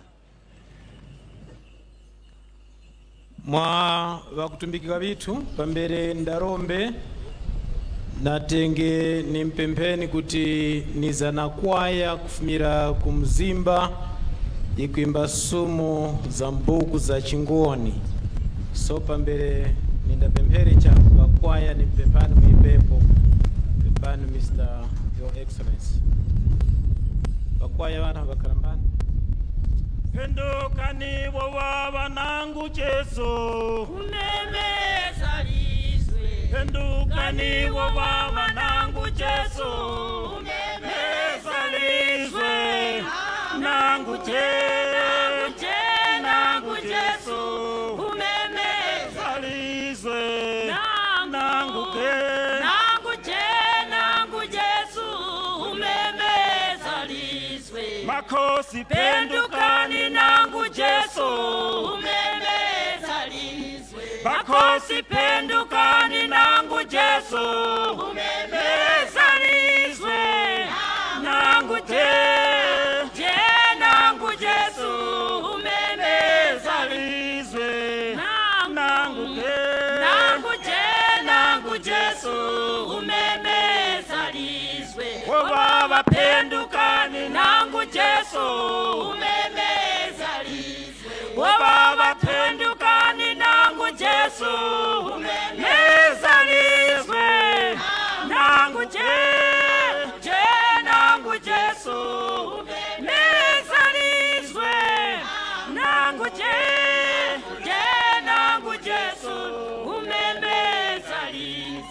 Wamama pendukani nangu Jesu Umemezaliswe. Wamama pendukani nangu Jesu Umemezaliswe. Nangu nangu Jesu Umemezaliswe. Nangu nangu Yesu Umemezaliswe. Majaha pendukani nangu Jesu Umemezaliswe. Majaha pendukani nangu Jesu Umemezaliswe. Nangu nangu Jesu Umemezaliswe. Nangu nangu Jesu Umemezaliswe. Zitombi pendukani nangu Jesu Umemezaliswe. Zitombi pendukani nangu Jesu Umemezaliswe. Nangu nangu Jesu Umemezaliswe. Nangu nangu Jesu Umemezaliswe. Tirombe mwabakutumbikika ndimwe chiuta mwene nkhongono zose mukarenga charo cha kuchanya na pasi na vyose ivyo vili mvyaro hivi. Taungana pano chiuta chifukwa cha mwambo ukuru wa chingoni uwo chiuta ndimwe mukaulenga. Tili pano chiuta kudavira uchindami winu ndipapo tikuyamba kalikose chiuta takumba kujipereka pamaso pinu kuti mwambe nase mmalizye nase. Makani ka mdauko chiuta kuti tayamba ndise chara vikawako na kare mbaiboro vilimo ndipo tikulondezge ive chiuta muli kutipasa papo kare. Tikumanya nkhanira chiuta witu mukati mchikondwerero nyengo zinyake tingachita makora. Nyengo zinyake chifukwa cha ukondwa tingatondeka kuchita makora pamaso pinu tikulomba chigowokero. Mu vyose vechiuta tichitenge makora zina lino litumbikike. Mvenase Chiuta hapo charo cha Malawi chaungana pano pamoja na mlongozi witu makamaka wa kulawisi hapa chilengiwa vechiuta mulipasa ngani mtundu ngani mitundi yose mno Malawi tukura nako kuti Chiuta mutovwire kusungira makora vilengiwa hivi tikulomba vyose hivi kulekezia mwa mtaswiti Yesu Kristu. Amen. Yeo moderator panyingasoni Your Excellency pakanyinka chochoko waka ni cheme traditional salutation umgubo thereafter tizamrutirira na program yitu baba impi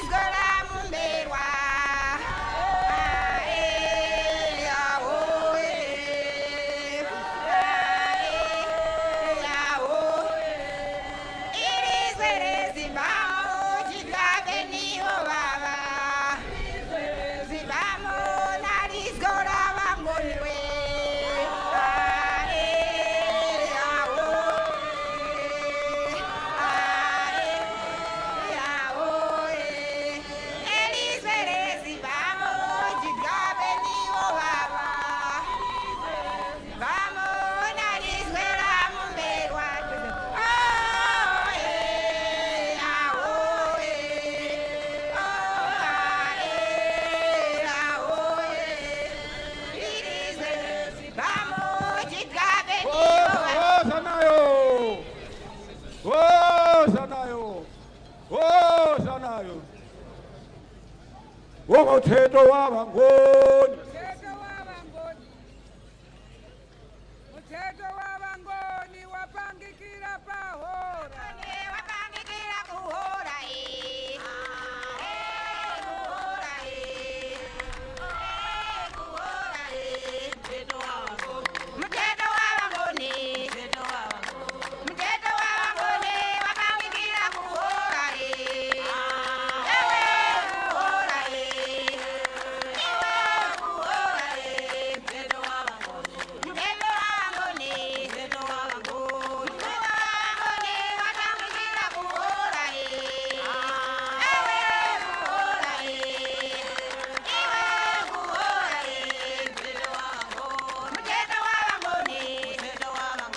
Mteto wa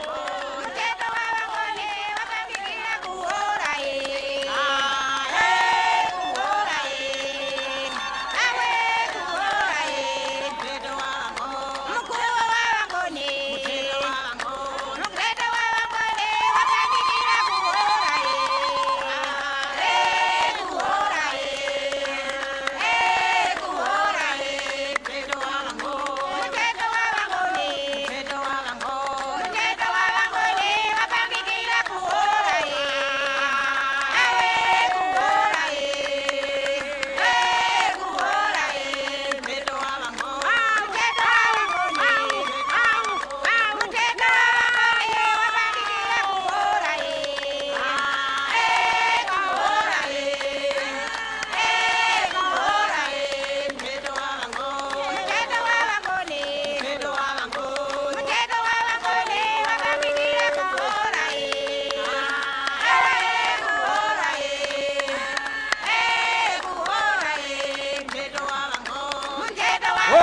kuhora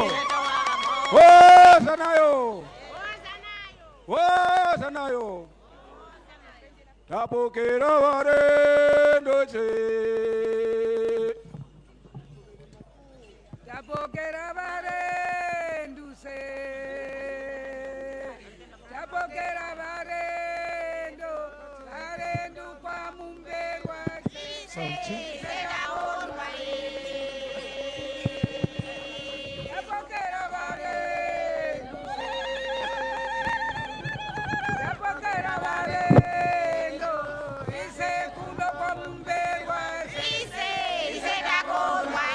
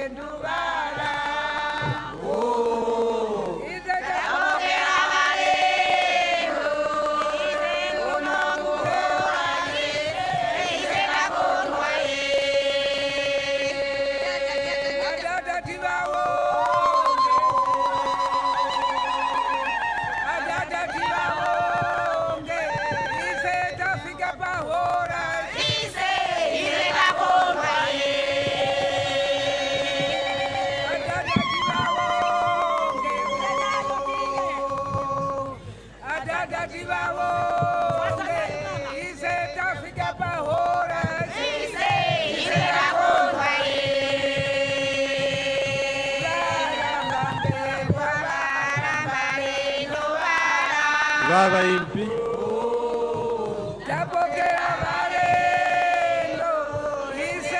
Baba impi. Baba impi. Baba. Tikare baba. Tikare impi. Baba impi. Your Excellency Dr. Lazarus Makathi Chakwera, President of the Republic of Malawi. Your Excellency Madam Monica Chakwera, the First Lady of the Republic of Malawi. Your Honor Kumbo Hastings Kachari, former Vice President of the Republic of Malawi and President of the Freedom Party. Your Honor Catherine Gotani Hara MP, Speaker of the Parliament of Malawi. The Honorable Richard Chimwendo Banda MP, Minister of Local Government, Unity and National Development. All Cabinet Ministers and Deputy Ministers here present. Your Majesty, Wayete Nkosyamakos Mpezeni of the Republic of Zambia. Your Majesty Nkosyamakos Zurugama from the United Republic of Tanzania. Your Majesty Queen Masesi Nomzanmo, Fortunate Mieni, and their Royal Highnesses, the Princess and the Princesses from the Zulu Nation of the Republic of South Africa. Your Royal Highnesses, Paramount Chiefs Kiungu, Paramount Chief Kiungu, Paramount Chief Kiungu, Paramount Chief Lundu, Kawinga, Chikuramaembe, and Kaduya. Your Royal Highness Prince Maskamahe Zulu, the representative of the Zulu Nation. Your Excellency Dr. Nancy Saungweme, Ambassador of the Republic of Zimbabwe to Malawi and the Dean of the Diplomatic Corps. Your Excellencies, heads of mission and international organizations here present, all foreign dignitaries here present, Amakosi, na Mamnumuzana, and all the traditional leaders here present. Professor Boyston Moyo, Chairperson of the Board of Trustees of Mzimba Heritage Association, and all members of the Heritage Association here present. Mrs. Emma Karia, the Chairperson of the 2024 UMTET Organizing Committee, and all members of your committee. The Honorable Joseph Chavura, Regional Chairman of the Malawi Congress Party for the North-South region, and all the regional members of the Tonse Alliance here present. All the leaders, representatives, and members of the Tonse Alliance here present. Leaders of political parties, wakutumikika wadada President, na wadada Chakufuka Chihana Enoch, na timu yao nao walipenipano. The Honorable Martha Mzomera Ngwira, Member of Parliament from Zimba Hora, and all members of Parliament here present. Reverend Ruben Msoya, the officiating clergy, and all religious leaders here present. Our sponsors, led by the Nico Group, mkati mwao muri NBS na Nico Insurance na banyake. O mama na o baba. Wayete Nkosyamakos Mberwa 5. Wakutumikika wadada President na mama First Lady na warara wose mwizapano timpokerereni na nchindi zose kweniso na vimwemwe wadada President. Mwanya uno taungana pano apo imo mwiza kuzakatidangirira wadada President pachisekeresko chikuru cha 2024 UMTET Cultural Festival. Kweniso Your Excellency ndiseba kuzaya. Kweniso ndiseba kunota pakuti mwanya unoso vatata Nkosyamakos Mberwa 5 waukumbukira kuti vakwanisika vyaka 10 pa muso wao. Yeo wadada President natepanji mmakuirenge kumaoko wadada President pakutiviza kuzakatidangirira. Wadada President kwa mrakutaya nyengo mwanya uno niline kayayi nina mkuruwane mbariwane Moses Jere uyo washitengeko mchingoni pakutitiso na valendo abafuma kura ku South Africa. Kweniso mwapatali kachiswahili here and there pakusotiso na His Majesty Nkosyamakos Zurugama kweniso na High Commissioner wizapano so kachiswahili na ukaonekengeko pachoko anteura panyengo ya sono ni mpempe mkuruwane Moses Jere kuti warutirizge na program. Yewo Your Excellency.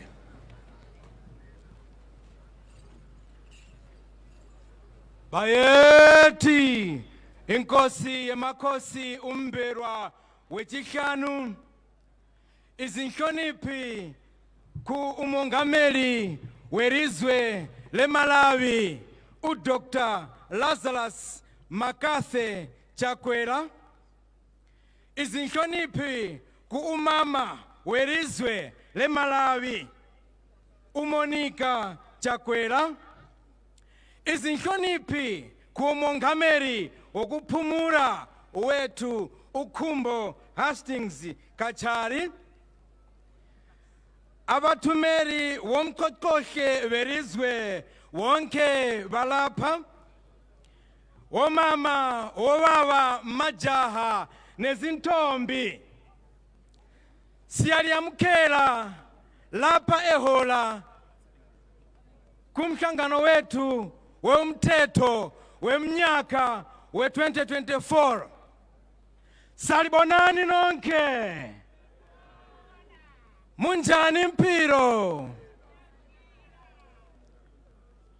Isinkubulo yomthetho wemnyaka wethu lowu sikhuluma kuthi ukuhlanganisa ngikhene umoya weminyaka 10 yokusa kweingwenyama yethu inkosi yemakhosi umberwa. Siyaliyamukela nonke. Yebo. Vayethe inkosi yamakhosi.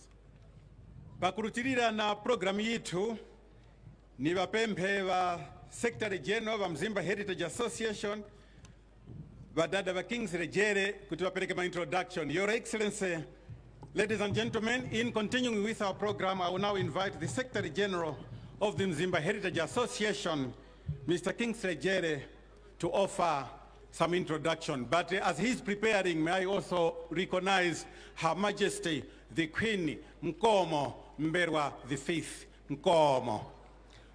Akuru, your Honor, Secretary General Perekani Maronji. Here, Your Excellency.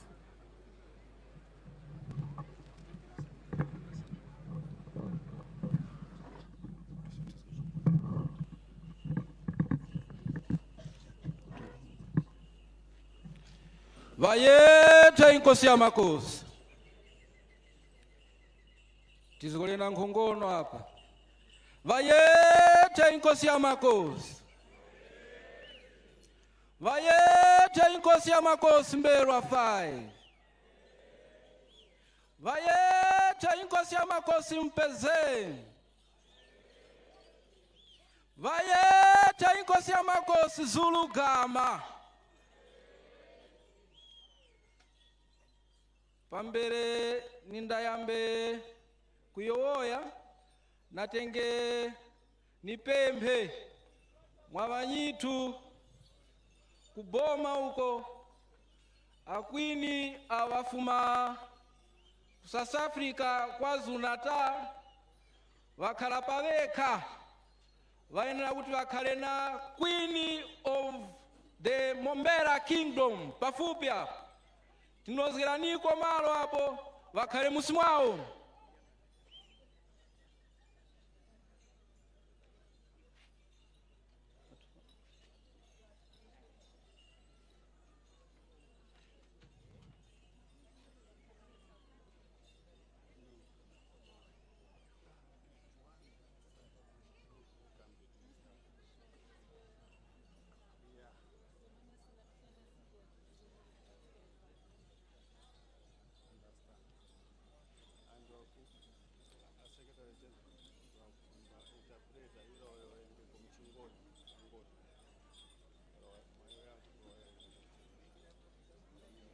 Ndito mwambo wa 2024 umthetho Cultural Festival ukupitirira kuno kuhora ku Mzimba.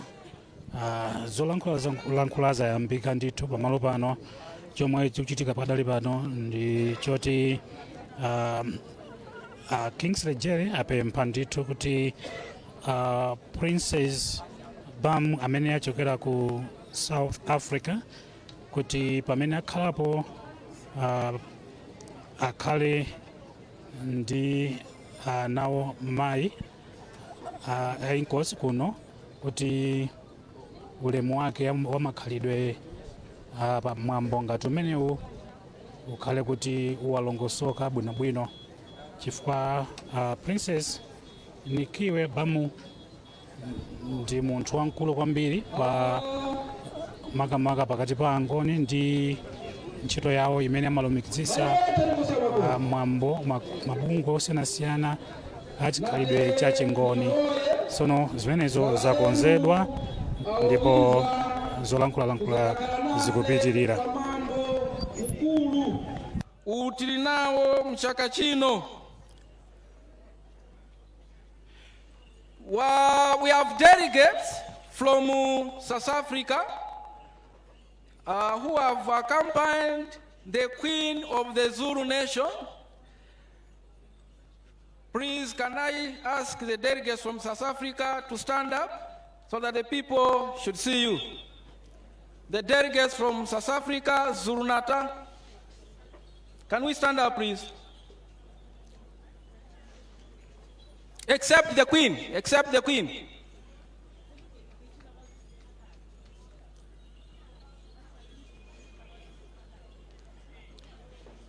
Thank you.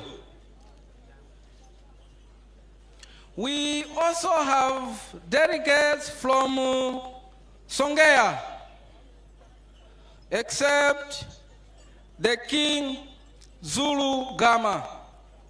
Can the delegates from Songea stand up?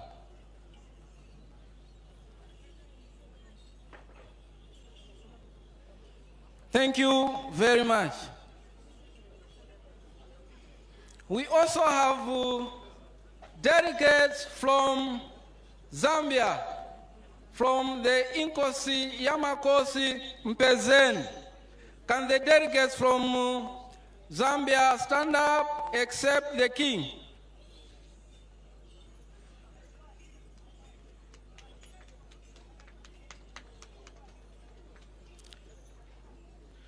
We also have delegates from Kenya, a delegate from Kenya,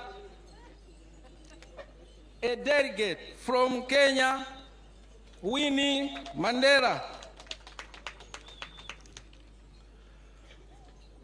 Va President, tamuonga nchomele nkhanira kuti muli pakati pitu, ningalimbira kumusikani ayi kweni pulikani kuti mwapokerereka. Vapresidenti vizaweka yayi viza na nduna zao kweni na varara vaboma chipulikeni kuti mwapokerereka mwatichindika. Kweniso Paramount Chief ya muno mwitu mu Malawi,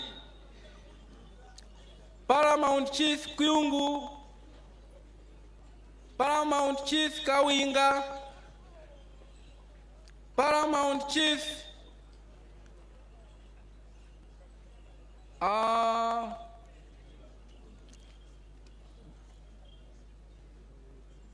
Kawinga, have a mention of Kawinga? Chikula Maembe. We also have political party leaders.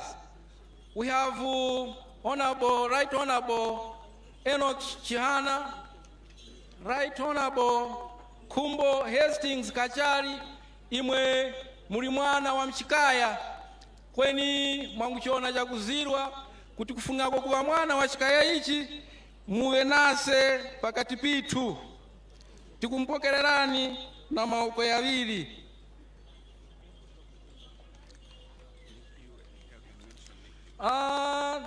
We also have Nikiwe Bam, uyo wakuona chomene va ulongozi wa muno mu Africa, chomene ulongozi wa ma traditional leaders wakulimbikira chomene kuni muno mu Africa tawantu ise timanyanenge tendenge pamoza tili wanandisetiza mose imwe mwiza muchipulike kutampokererani mwapadera nkhanira CCP Synod of Livingstonia, a General Secretary na timu hii tikumuonga chomene ni apapera yayi mukuwanase nyengo zonse ise pa istole tikumanya kuti mzimba is equal to synod. Ipo synod is equal to mzimba. Pambele ninda kale pasi natenge niyoye utu vatata inkosi ya makosi tikumuonga chomene apo mwahuno tikukondwerera umutheto cultural festival kweniso tikukumbukira kuti imwe mwatiusa kwa vyaka 10 kuusa ukumwatiusa tata mwatipitirira kutika pamoza tawina mzimba. Mzimba ni traditional district. Mzimba is a kingdom. Fumakale vasinoti vanganizomeleza wale hapa ichi vakachenjera chomene vapapitu vakazomeranga wakayayi vinthu vakasainanga na vali wose avapulikana na sinoti vakasainirana lekani sinoti nyengo yonse tikuwa nayo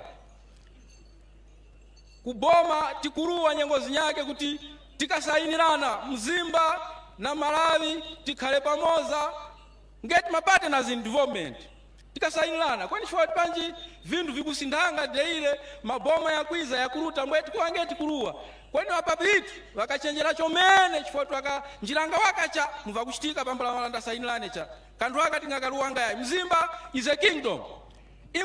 Inkosi ya makosi Mberwa is the king of the Ngoni nation Mombera kingdom. Ntungururu chomene wapapa natani pemphe vina mzimba tienti jitemwe na mzimba witu mzimba wangatukuka cha kwambula tawenecho tuwe pandazi tienti sambile kupanga invest kukaya kumanyikwenge natani pemphe mzimba Heritage Association ikayamba nikale kweni wakawapo au wakalota kuti tikwena tuwena mzimba Heritage Association nati nipempe ma founders ya mzimba Heritage Association apo muli ukani waka wantu wamoneni mukayanana chintu cha zero chomene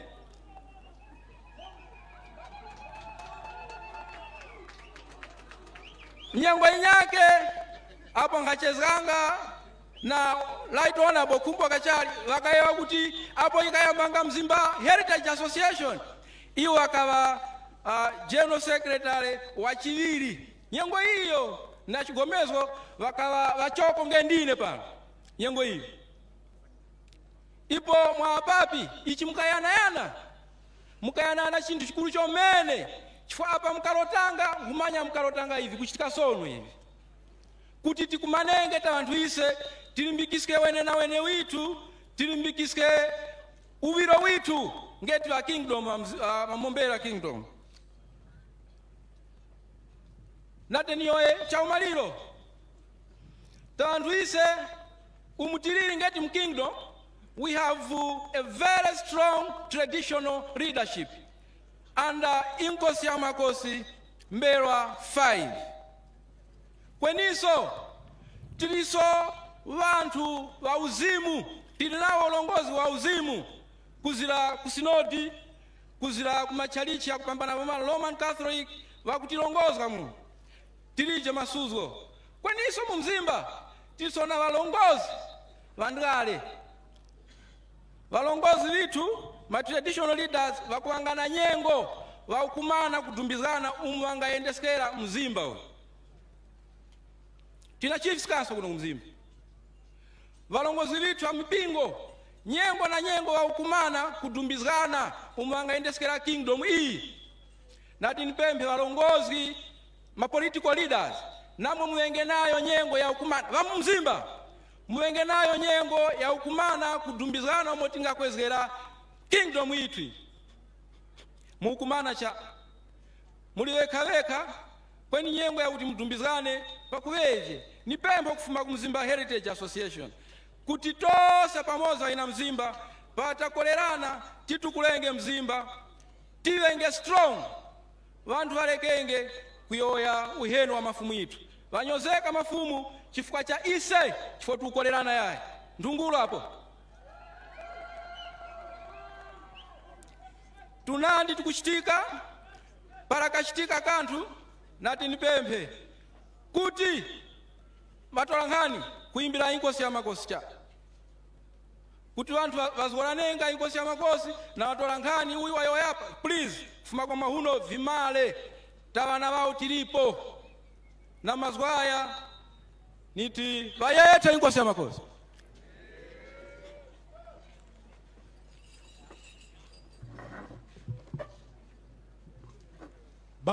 Bayeti inkosi emakosi umberwa wechishanu izinhlonipi kumongameri werizwe Dr. Lazarus Makathe Chakwera, izinhlonipi ku umama wokuqala werizwe leMalawi uMonica Chakwera, makosi yonke netonke lavo kandi wakhuluma lapho nguwo inhlaba yomzimba yonke uKingsley Jere ndipo mokukhuluma kwakhe kandi adumisa inkosi yemakosi yethu umberwa pokuti atiusire sono kweminyaka 10 ndipo romwe atiwisisere mona tonke tabatanake atiwise ndawonye ndipo kandi wahambererire kuqera abatwana bemzimba kuti bazigabe ndipo babakawangera emzimba bauye bazeyaka neno kuwo emzimba. Your Excellency, sir, the one that was just speaking was the Secretary General from Zimba Heritage, and he was just thanking our Inkosi Yamakosi Mberwa for having ruled for 10 years. And his reign, he has managed to unify all of us as Mzimbians. And he went further to request all sons and daughters to invest much in the district Mzimba. Your Excellency, sir, at this juncture, allow me to call upon Mzimba and Dowa Joint Ingoma.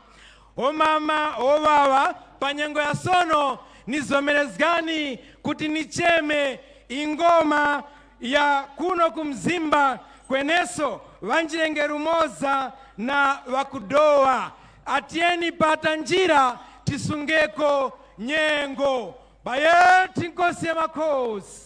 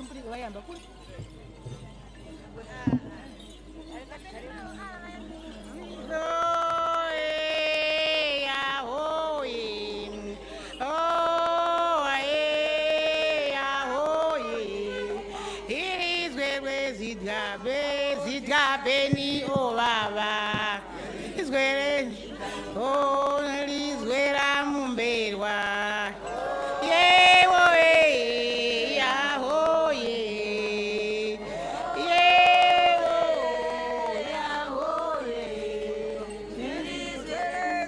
awe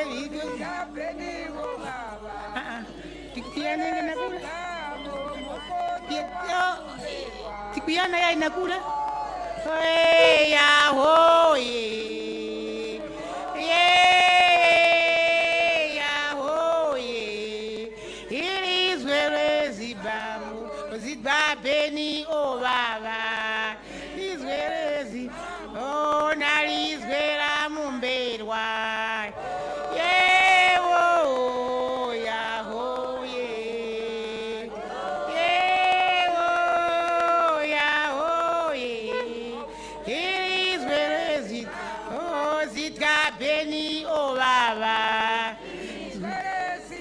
Oh, nalizwela makosi. Yewo, yahoye. Yewo, yahoye. Izwelezi, oh, zitgabeni, oh, baba. Oh, nalizwela mumberwa.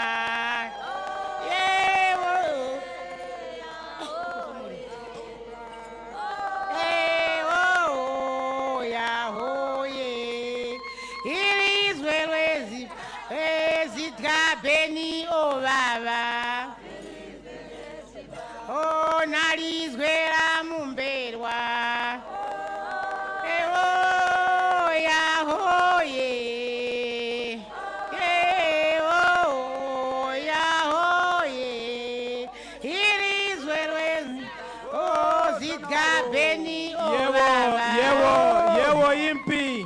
Yewo yimpi baba yimpi malingana na nyengo atieni tikhale pasi kuti tilutirizge na programu yitu Pesca Trey. Ngifuna sono kuti ngibize umama uEma Kariya longu webechitengo we umthetho wemnyakarowu kuti naena asikhulume atikhulumise kodwa romunikhulumela lapha ngifuna kuti nikhulumeso kuti uDC wemberwa District Council kodwaso ne uDC weNkhatabe kodwaso ne weRumphi nawo tinawo kona lapha uDC Nkhatabe newa kodwaso uDC Rumphi Burukutu ngevanye nawo wakona lapha umama Emma Kariya. Khulumani mama. Vayeti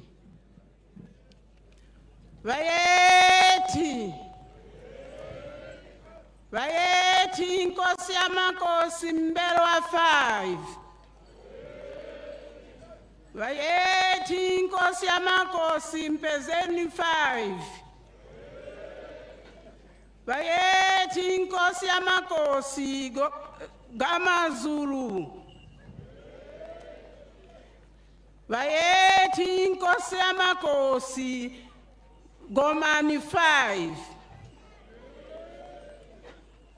Vayeti Zululand Zomerezgani. Vayeti Zulu Nation.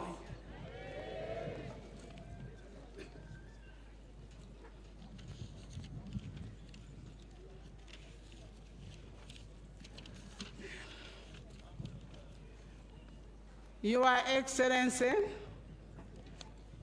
Dr. Lazarus Makathi Chakwera, President of the Republic of Malawi, Your Excellency, Madam Monica Chakwera, First Lady of the Republic of Malawi, Honorable Richard Chimwendo Banda, Minister of Local Government, Unity and Culture, Her Majesty Queen Masesi Nomuzamo Muyeni,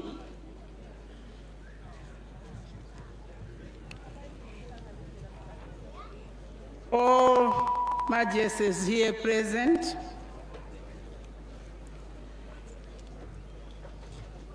all protocols observed.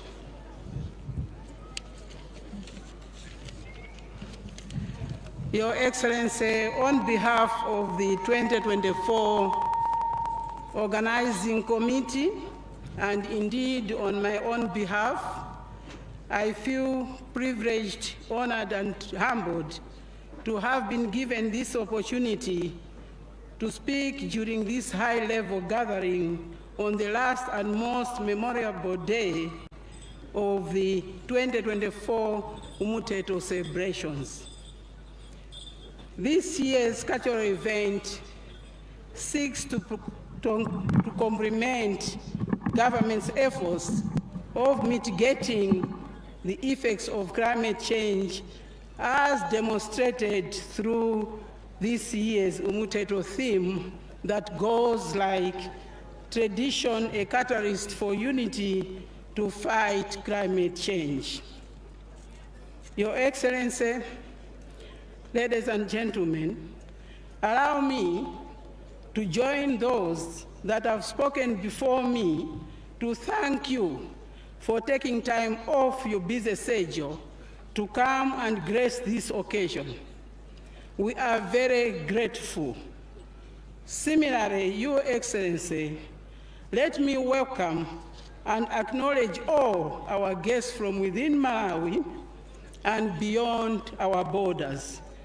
In particular, Your Excellency, our clans from KwaZulu-Natal, Zambia, Zimbabwe, and Tanzania, and within Malawi, as ably represented by their majesties and their royal highnesses. Your Excellency, this year's Umuteto Cultural Festival comes at a time when His Majesty Inkosi Yamakosi V celebrates 10 years of his throne. It is also an honor for us, Your Excellency, the Ngoni people of Malawi, that for the first time in the history of Umuteto celebration, it has pleased His Majesty King Mesuzulu Zweritini of the Zulu land to send an entourage led by Her Majesty Queen Masesi Nomizamu, Fortunate Muyeni, to join in celebrating with us in Malawi. Let me also recognize other high-level dignitaries, such as their Majesties Inkosi Yamakosi Mpezeni V, Inkosi Yamakosi Zulu Gama from Zambia and Tanzania, respectively, and Inkosi Gumbi from Zimbabwe. In a similar way, we would like to extend our appreciation to all paramount chiefs, senior chiefs, and traditional authorities from Malawi who have always patronized similar events in the past and are here today with us. We further appreciate the cultural diversity as manifested by the attendance of diverse cultural groups that have been fully supported by the Ministry of Local Government, Unity and Culture, which has your full support under your leadership, Your Excellency. Your Excellency, apart from the delegates from other districts or centers in Muzimba, Dowa, Nshisi, and Zambia, Inkosi Magodi, under the jurisdiction of His Majesty Inkosi Yamakosi Mberwa V, are here in numbers to join the celebration of their culture. Your Excellency, as I conclude, on behalf of the organizing committee, let me take this opportunity to appreciate the private-public partnership as nurtured by your government and demonstrated by some companies and individuals for their untiring and unrelenting support during our fundraising drive. We have a very long list of sponsors, but due to limited time, allow me, Your Excellency, just to mention a few while the rest of the sponsors will beam through the big screens mounted in designated areas right here at the venue. Our main sponsor, Nico Group, led by NBS and Nico Life, Your Excellency, they gave us a package of 35 million. Mzimba, Crap, Nyasa Manufacturing, they gave us a package of 25 million. Craig Hardware gave us a package of 20 million. FDH Bank, 15 million. Malawi Reuters and Gaming Authority, 5 million. TNM, 5 million. Macra, 5 million. First Capital Bank, 3 million. Chibuku Products, 2 million. Plan Malawi, 2 million. Sidico, 1 million. Those that sponsored the golf tournament, 2.4 million. Individual sponsors, Your Excellency, the Right Honorable Dr. Michael Bizuwusi, Vice President of the Republic of Malawi, 2 million. The Right Honorable Kumbo Kachari, former Vice President, 1 million and 1 cow. Right Honorable Catherine Gotani Hara, Speaker, 1 million. STA Chakoma Mkandawire, 1.5 million. Honorable Titus Mvaro, 500,000. Honorable Christopher Mzomera and Madam Martha Mzomera Ngwira, 700,000.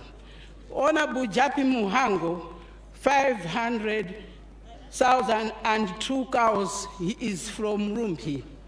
Honorable Raymond Chatima Nkata, Honorable Bile Kaunda, Honorable Daud Suleiman Kamuzu, Honorable Kamuzu Chivambo, Honorable Kamuzu Chivambo, each one of them 500,000. Honorable Chambranina Jere, 450,000. Honorable Karaire Banda, 400,000. Honorable Toko Banda from Neno, 300,000. We thank you for your support. As already indicated, there are so many of you who have helped us, but you could not fit in this small time that we have been given. We have also received a donation from Livingstonia Synod, 500,000.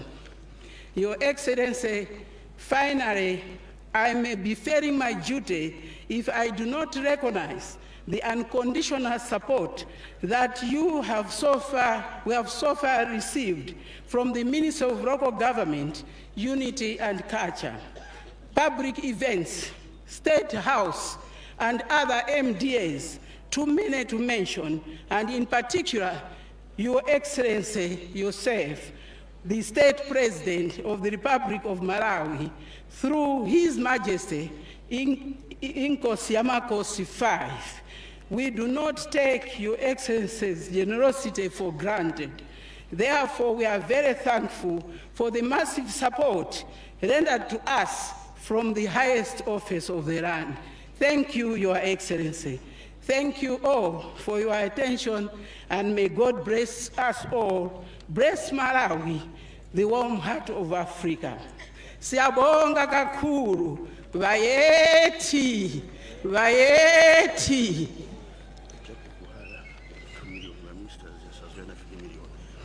Bayeti Nkosi Makosi umberwa wechishanu, umongameri werizwe le Malawi, Dr. Lazarus Makathe Chakwera, izinhloniphi kumama uMonica Chakwera, obaba neomama, labo kandi bakhulumayo nguwo ocheya omhlala pechitengo uEmma Kaliya, ndipo mukukhuluma kwawo kandi badumisa inkosi yemakosi yetu umberwa kuti ati akhale na kahe peminyaka 10 kodwaso kandi wadumisa bonke lawo wating'edireyo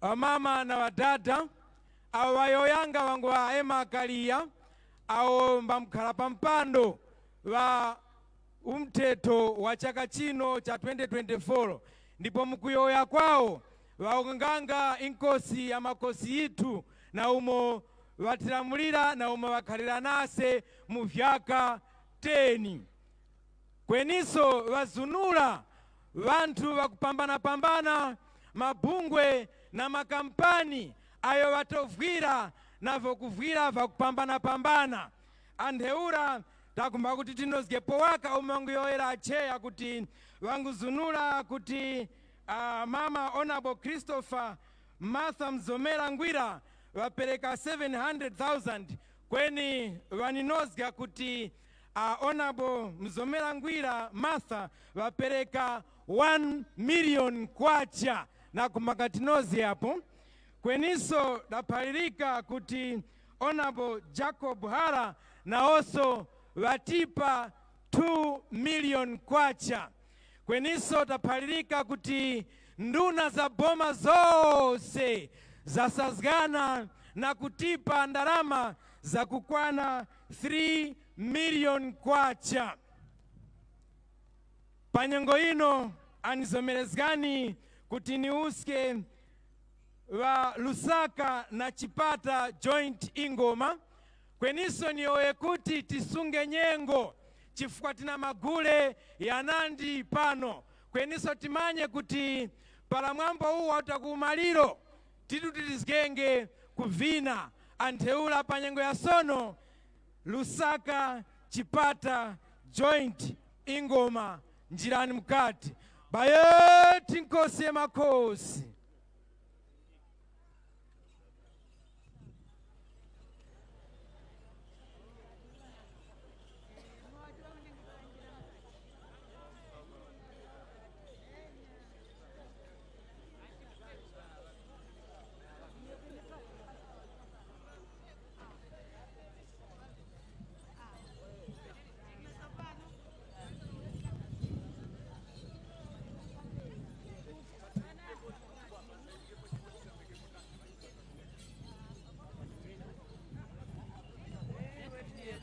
Waingoma atieni tiezgeko kusunga nyengo ingoma tiezgeko kusunga nyengo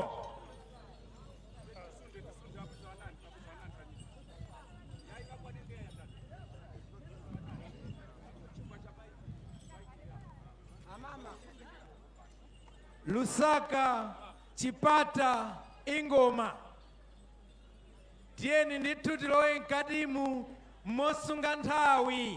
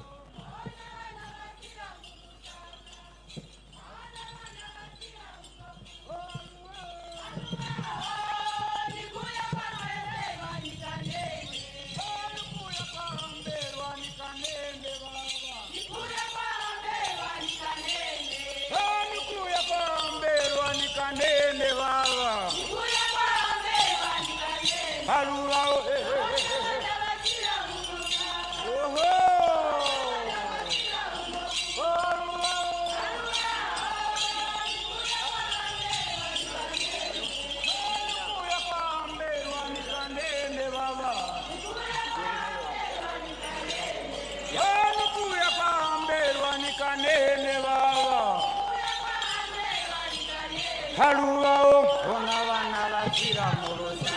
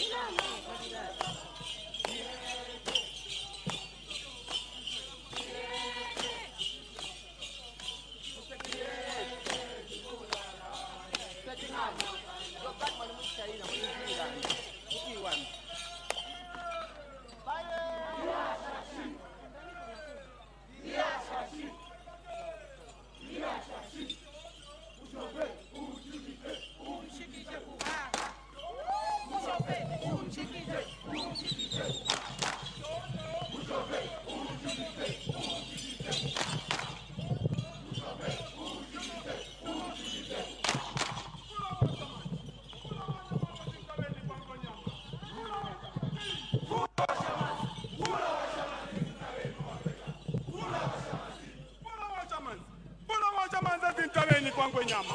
Kuna wacha manzi.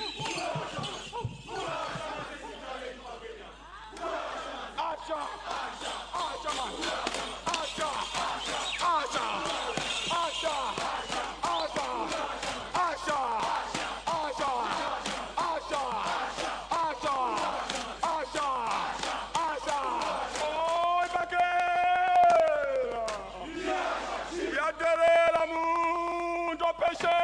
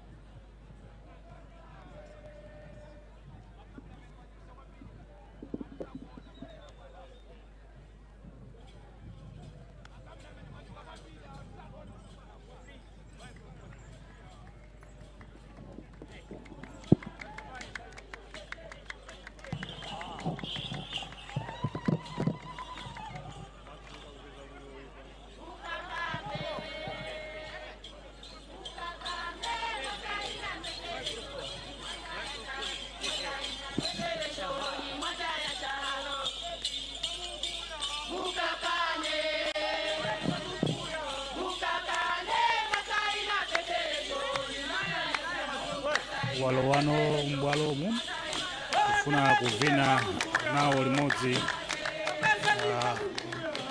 ingoma mkatimu nde ndithu pali khamu la wanthu koma ndithu president ali mkatimo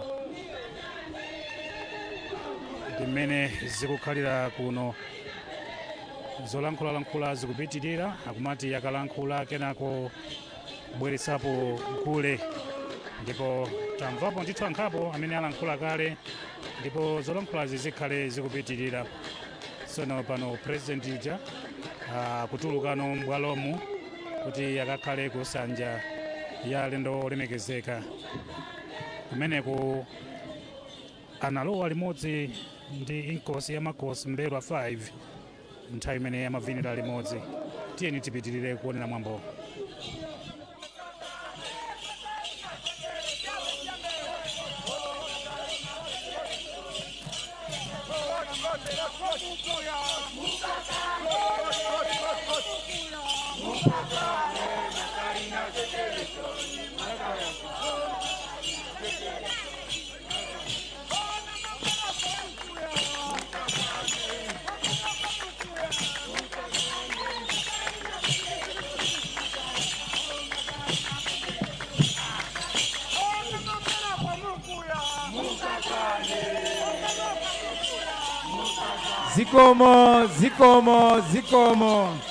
Zikomo Lusaka Chipata Joint Ingoma. Yewo impi, yewo impi. Bayeti nkosi makosi Mberwa wachishanu. Umongameri werizwe le Malawi. Izinshonipo kumama werizwe le Malawi. Wowawa ne omama. Lawo kandi wasinayo nokugia kandi ngingoma yokuvera kulusaka ne Chipata ngipo kandi wasinera ndawonye amama na wadada awavinanga mkatumo wangu wawa ingoma kufuma kulusaka kweniso na Chipata sumu yo wimbanga watenge ukhare pasi uzwe umteto kung'anamura kuti ukhare pasi upulike mwambo ukhare pansi umve mwambo ndiyo nyimbo imene amaimba.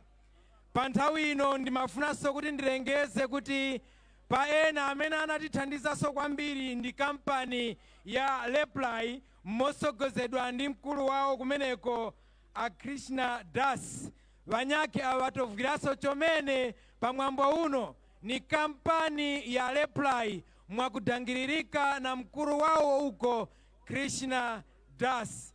Taonga chomene panyango ya sono nizomerezgani kuti nicheme Profesa Bison Moyo ao mbamkhala pa mpando wa Board of Trustees ya Mzimba Heritage Association kuti naoso vatioisye.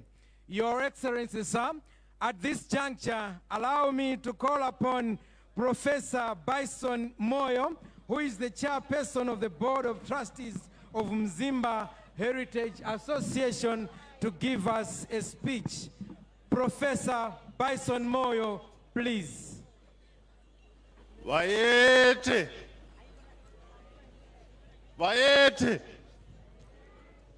Ngumpulikani ai. Wayete inkosi ya makosi Mberwa 5. Waingoma. Hapo wayete wapuliki kwenge wamaikwenge utipa hora pano. Wayete inkosi ya makosi Mberwa 5. Hapo ndipo ngupulika hapo. Wayete inkosi ya makosi Mberwa 5.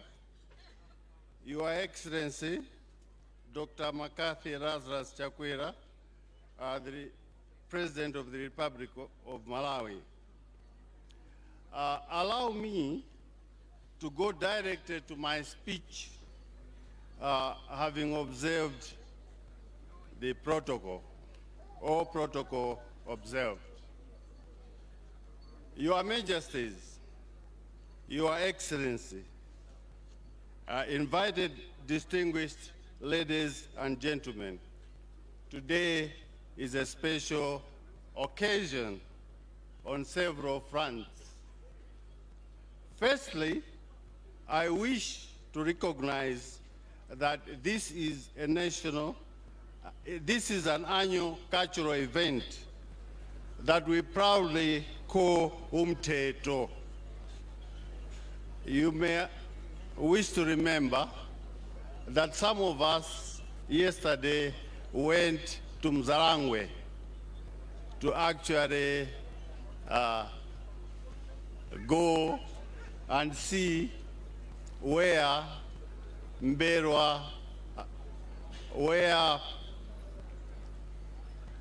our Mberwa 1 actually is sleeping. Basically, he's sleeping at Mzarangwe. So it involves celebrating our culture and connecting with our ancestors in a special way as Mzimba people, led by our king, His Majesty Inkosi Amakosi Mberwa 5, with his Amakosi. Your Excellency, Your Majesties, let me also indicate that this year's Umtheto cultural celebration has an additional extension and dimension in a special way that His Majesty Inkosi Amakosi 5 marks 10 years on the throne. Wayete Inkosi Amakosi. This is an important milestone for Mzimba and its people.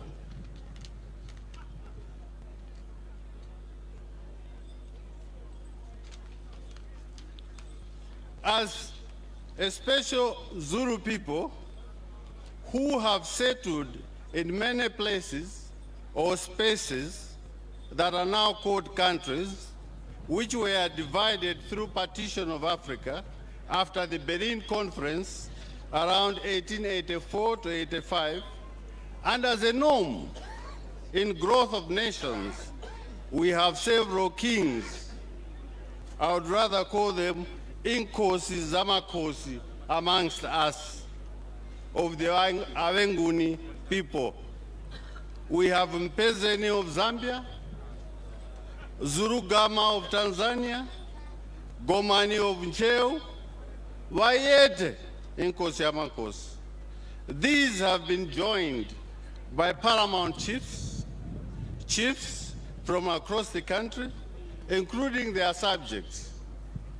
You are making Umtheto a success.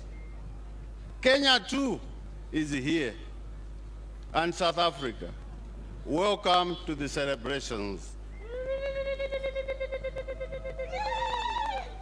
Your Majesties, ladies and gentlemen, let me also take this opportunity to thank His Excellency, the President, Dr. Lazarus Chakwera, for accepting to grace this occasion despite his busy schedule. Thank you very much, Your Excellency. Sir, Mzimba Heritage Association salutes you for being a champion of cultural diversity. Taonga chomene, ngiaonga. This is manifested by Your Excellency's presence here today, in addition to your gracing of several events in the country. Ladies and gentlemen, we are celebrating our day today while reflecting on the theme, Uniting Against Climate Change, in the decade of His Majesty Inkosi Amakosi Mberwa 5. At this juncture, allow me to salute His Majesty for a carefully chosen theme. As a people, we need to collaborate with government and other entities in dealing with the effects of climate change for us to prosper. Furthermore, the theme appropriately merged with our cultural celebration Umteto captures these times, as well as recognizing the integration of a people as part of nature, influencing climate change, and again climate change influencing our culture.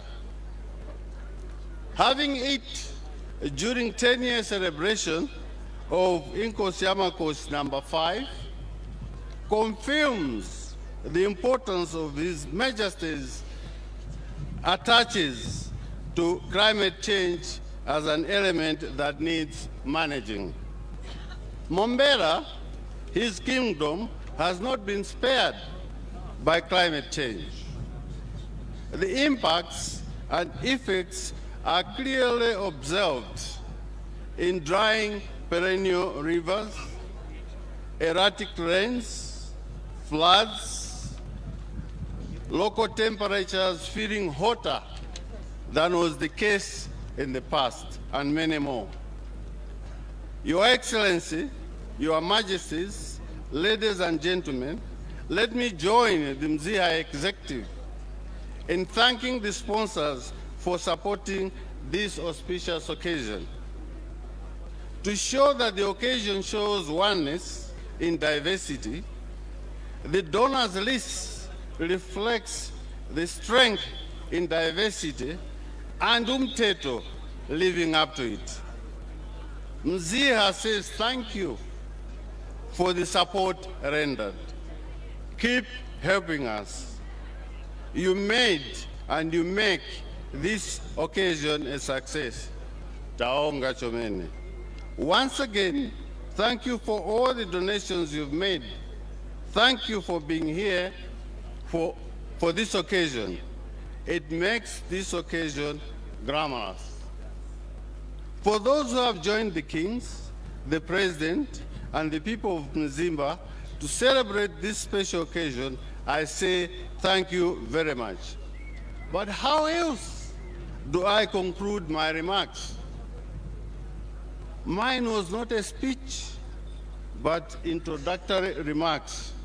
Because for me, the speech is for His Majesty Inkosi Amakosi Mberwa 5, who has the platform to welcome you all in a special way. Wayet. Thank you. Bayeti Inkosi Amakosi wechishanu.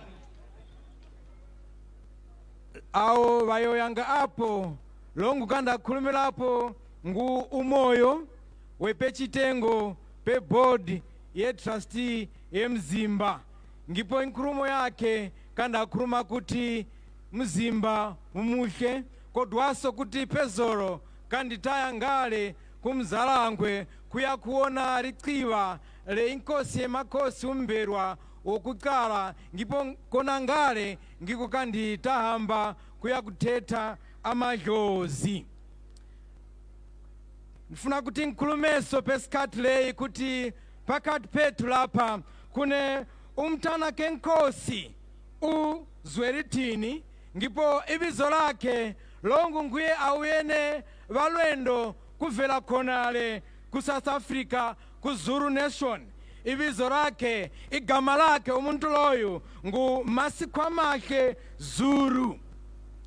Peskatulei ngifuna kuti mungivumele kuti ngivize umunye longu aza kulumayo kodwa nganga eziteto mfuna kuti nkulume kuti tose isetakhala apa tinyendereko mmanyuma umo tiyambire pa apo pali loudspeaker kuya uko kuti tilekeko mpata apa kweneso patachemeka kuti tizamuvina mkati umu tizenge pakatikati apa pali microphone antheura panyengo ya sono. Your Excellency, sir, allow me to call upon Mr. Ndawazake Tole to give us a brief history of the Ngoni in Malawi. Mr. Ndawazake Tole, sir.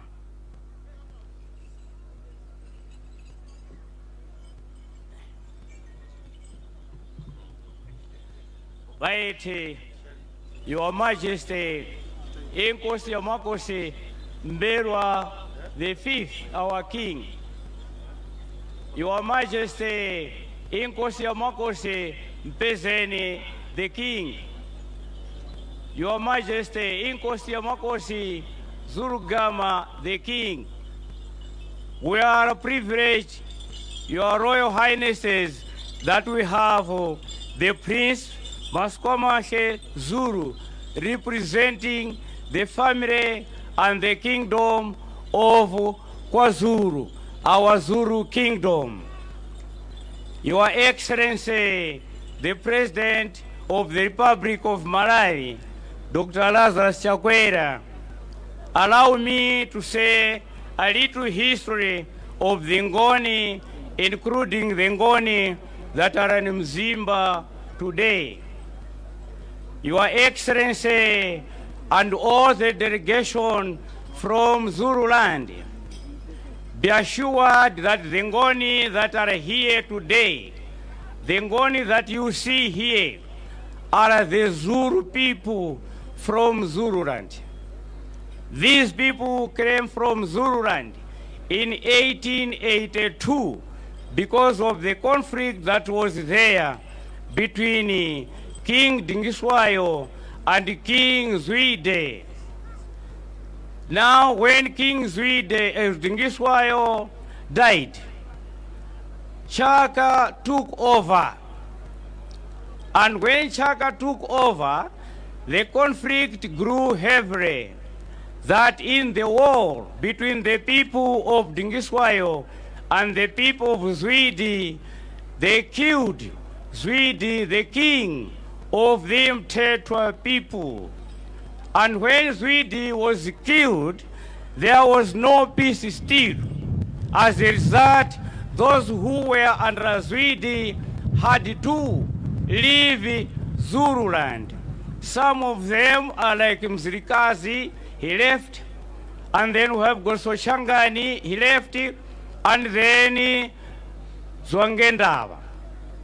When Zwangendaba was leaving Zululand in 1822, he was following Soshangani, the brother of Zwide. Unfortunately, after living with Zwide for a short time, they had a conflict again, and Zwangendaba left. In his way, Zwangendaba said, I am going on my own to find peaceful land. Zwangendaba moved, and in 1835, he crossed the river Zambezi. From there, 1840, he came to Maviri. Maviri is just a few kilometers from here. And when Zwangendaba was leaving Zululand, he left with people from big villages, like the big village of Hoho, Mujakude, Elangeni, Epangweni, and even all these villages, Christian, were brought here with Zwangendaba. In 1840, when at Maviri, Your Excellency, Zwangendaba formed the first government based on representatives. He found that fighting was now not much necessary. He formed a council of elders, and in it he had elders from villages representing their people. But in 1845, Zwangendaba had a dream that there were big cattle in Sukumaland in Tanzania, where he went, and he said, I have dreams. So they call that place Mapupo. When Zwangendaba reached there, 1845, 1840, Zwangendaba died. And when Zwangendaba died at Mapupo, there was a little disorder in the kingdom. First and foremost, the kingdom was in the hands of Ntaveni, the brother to Zwangendaba. But soon, Ntaveni also died. When Ntaveni died, the people of Elangeni, like Mtenje Jere and Gwaza Jere, installed Mpezeni as the heir to his father Zwangendaba. Mpezeni, the firstborn son of Zwangendaba from the mother Soyeya. And within a short time, there was another conflict, and Mpezeni left the kingdom, left the people behind. He took some of them, and now he's in Chipata, Zambia.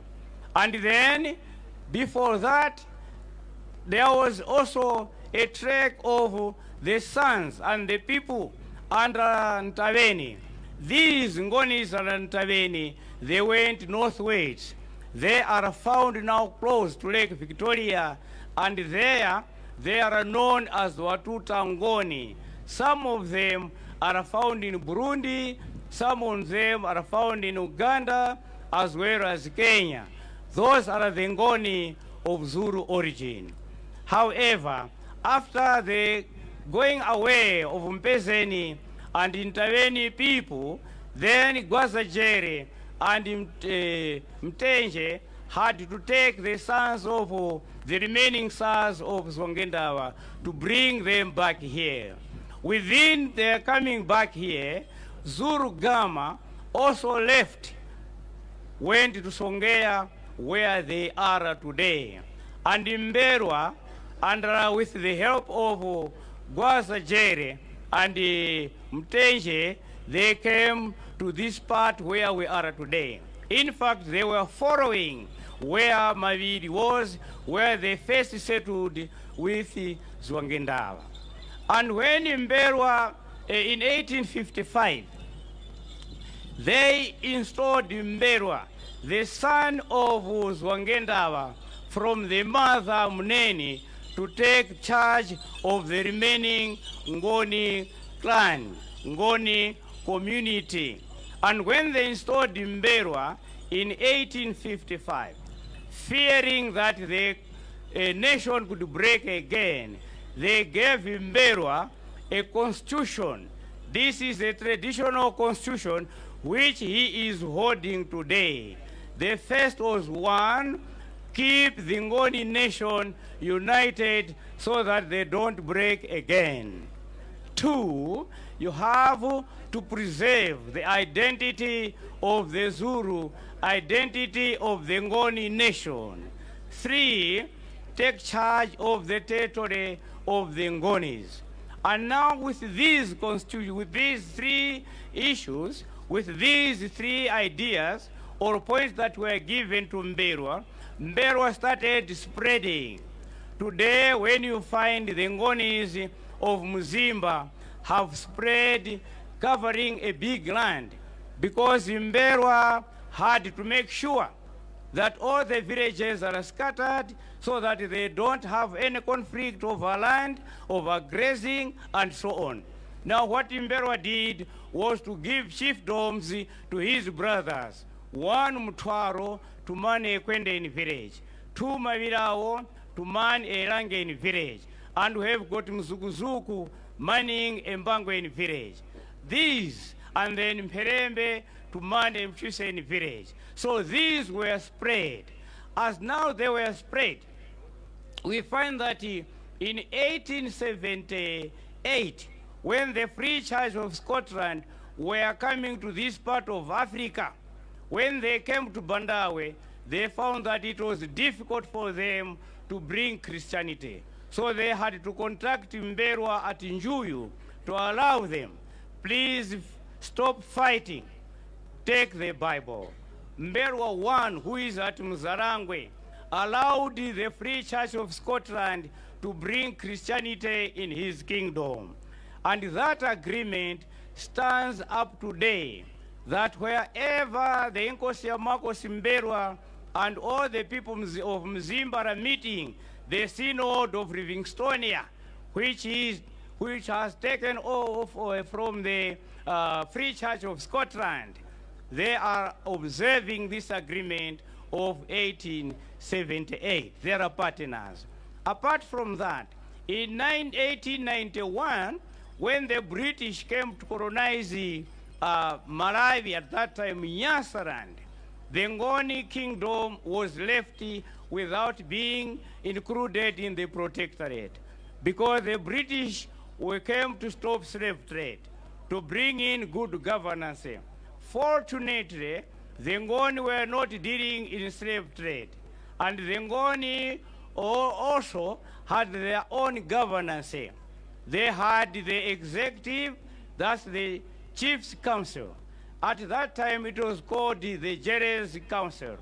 And from there, they had their own legislature, the Mberwa Administrative Council. And they also had judiciary known as Indaba. So the British understood them not to be included in the Nyasaland Protectorate. From 1891 to 1904, the British still persuaded Mberwa to join the British Empire and become part of Nyasaland as a partner in development. So this was signed at Ekwendeni in 1904. So from 1904, after that agreement, then 1907, the first residents, whom we call today DC, was sent to Mzimba, to Mombera Kingdom. And when they were joining the British Empire, they said, we are joining as one body, known as Mzimba. So when you hear of Mzimba district, means one body. So when 1907, the first resident was sent to Mombera Kingdom, there is somewhere from here about few kilometers. There was where the first Mbangweni mission started. So the first DC was residing there, the house of Fraser MacDonald. So from there, Mzimba has been in the British Empire, but part of Nyasaland. We fought together in the freedom against Federation of Rhodesia and Nyasaland. That's why Inkosi Amakosi Mberwa too went to England to refuse federation. So from there up to today, we still see that Inkosi Amakosi Mberwa the Fifth is the governor, is the head of Mombera Kingdom. He has the duty to see that the Ngonis of Mzimba are well intact without special unity. He sees today that we are upholding our traditions. That's why we allowed in 2008 to have Umteto, so that we can be meeting together, discussing together, having all friends that have come. So from today again, we can see that Inkosi Amakosi Mberwa is also governing his land, because the land is power for the king. So he's governing the land. In short, Your Excellency and all the distinguished guests, ladies and gentlemen, I could say that the people, the Ngoni that are in Mzimba, the Ngoni that are in Songea, the Ngoni that are in Mpezeni area, all these Ngonis, some are in Dowa, Nchisi, Lilongwe North, and Mchinji, all these are pure Mazongenda, pure Zulu people from Zululand. It was only the time of Mfekani that brought us here. We are happy that our forefathers created this land where we are peaceful, and we are happy again that today we are joined by those from our original home, Zululand. In short, Your Excellency, my kings, and all the invited guests, I say, Bayete.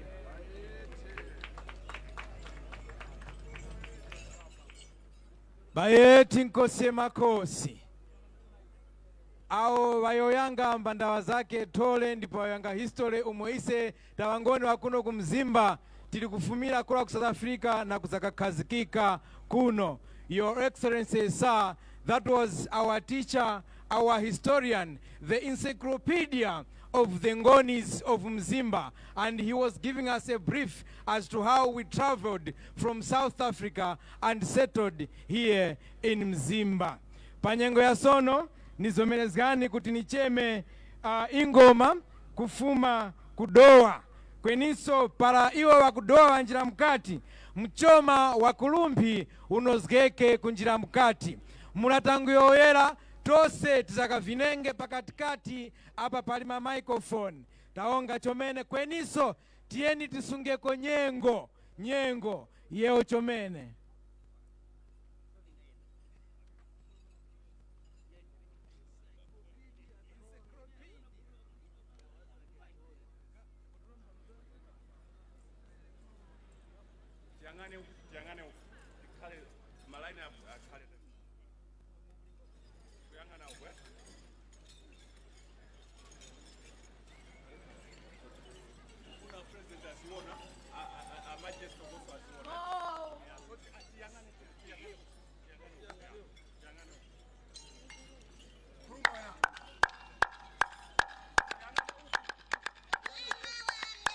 Tikumbushane swaka kuti tose para tikuvina tieni tibeke kuli matenti huku yeo.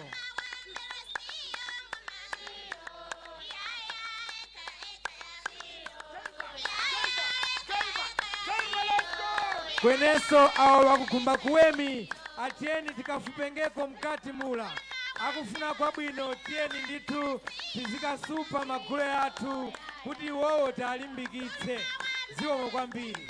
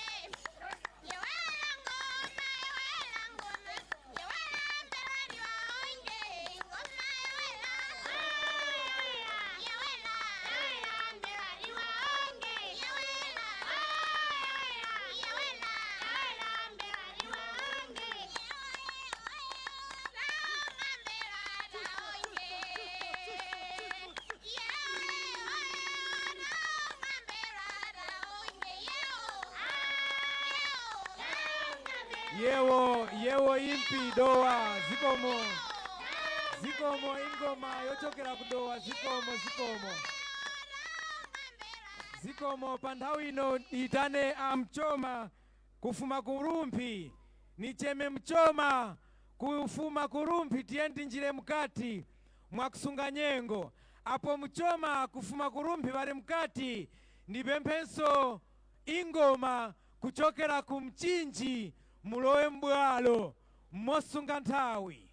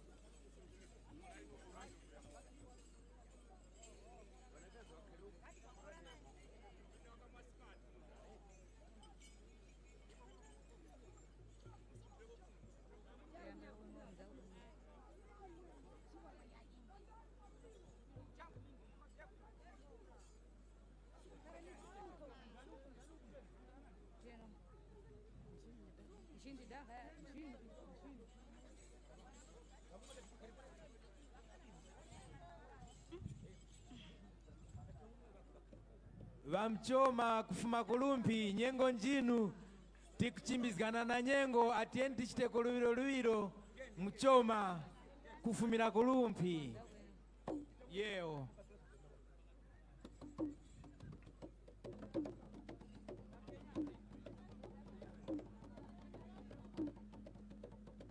uwe mwamdango mawona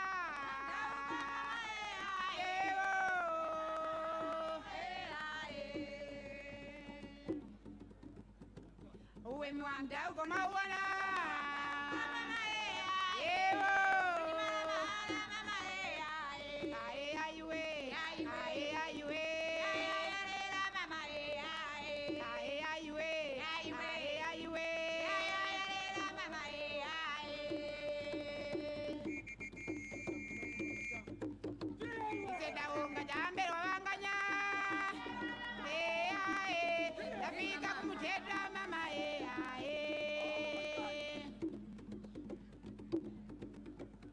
Izedawonga basabira mwanyane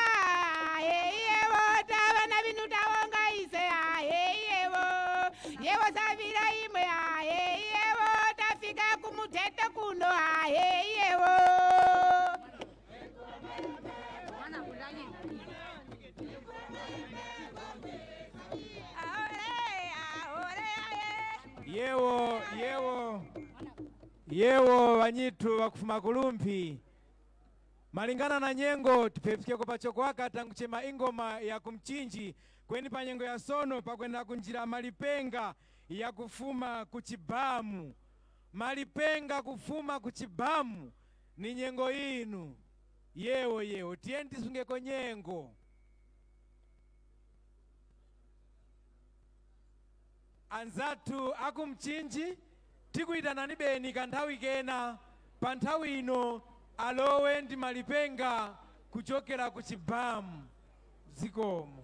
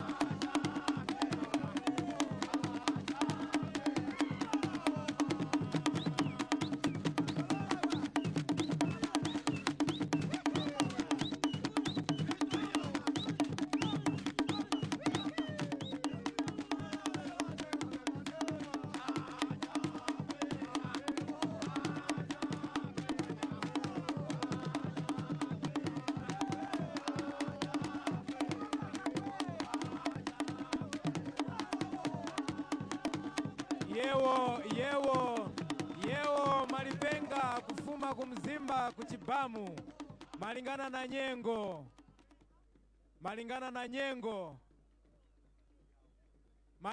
nyengo malipenga kufumira kumzimba yewo panyengo ya sono. Your Excellency, nizomelezgani kuti nimpasire munyane uyo tugwira lumoza mulimo huu chimbizya msimuko kuti warutizye apo ine nalekezgera yewo yewo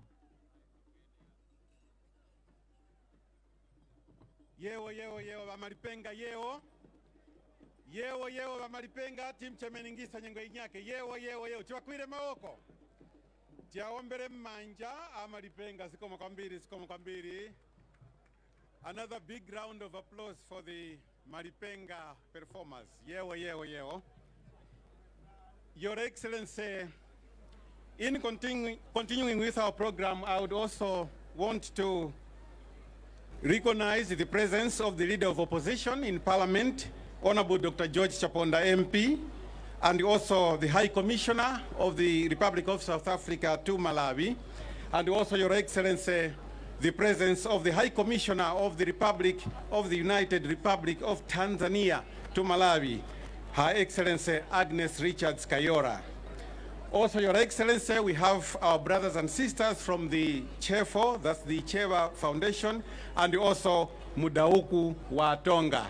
I've seen Professor Saka and the delegation, Your Excellency.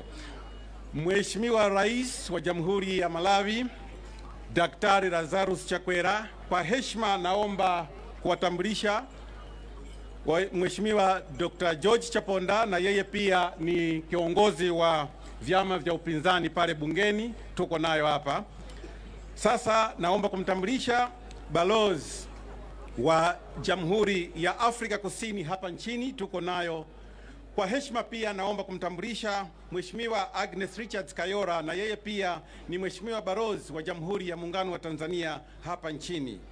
Na sasa Mheshimiwa Rais, tuko na ndugu zetu kutoka CHEFO na Mudauku wa Tonga. Hawa ni ndugu zetu, tunafanya kazi pamoja kwenda mbele na hii kazi ya kitamaduni. Asante sana Mheshimiwa Rais wa Jamhuri ya Malawi. Now, Your Excellency, in continuing with our program, I would like to invite the representative of the Zulu Kingdom, His Royal Highness Prince Masakankamule. My pronunciation, I think, is not that correct. My apologies. Panyinguya sono bayete Nkosi Amakosi. Abayo yengepo ni abayimirira Zulu Kingdom, our princes narawo nanguzunurapa. Bayete Nkosi Amakosi.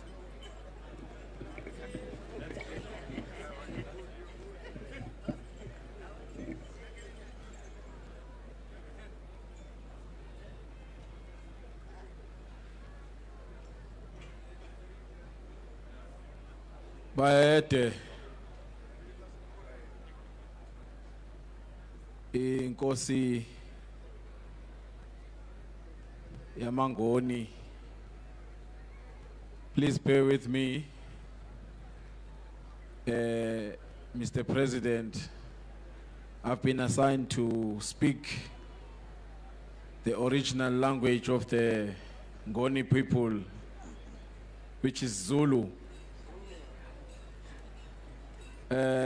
In correction, my name is Prince Masigwa Mahle, the brother to the ruling king of the Zulu, King Misuzulu, Kazwelithini. I'm also greatly honored that the Queen is with us here.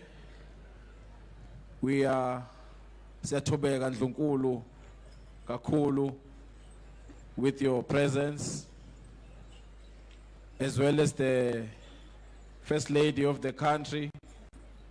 We are greatly honored, and my ambassador, Commissioner Mama. We are really feeling at home.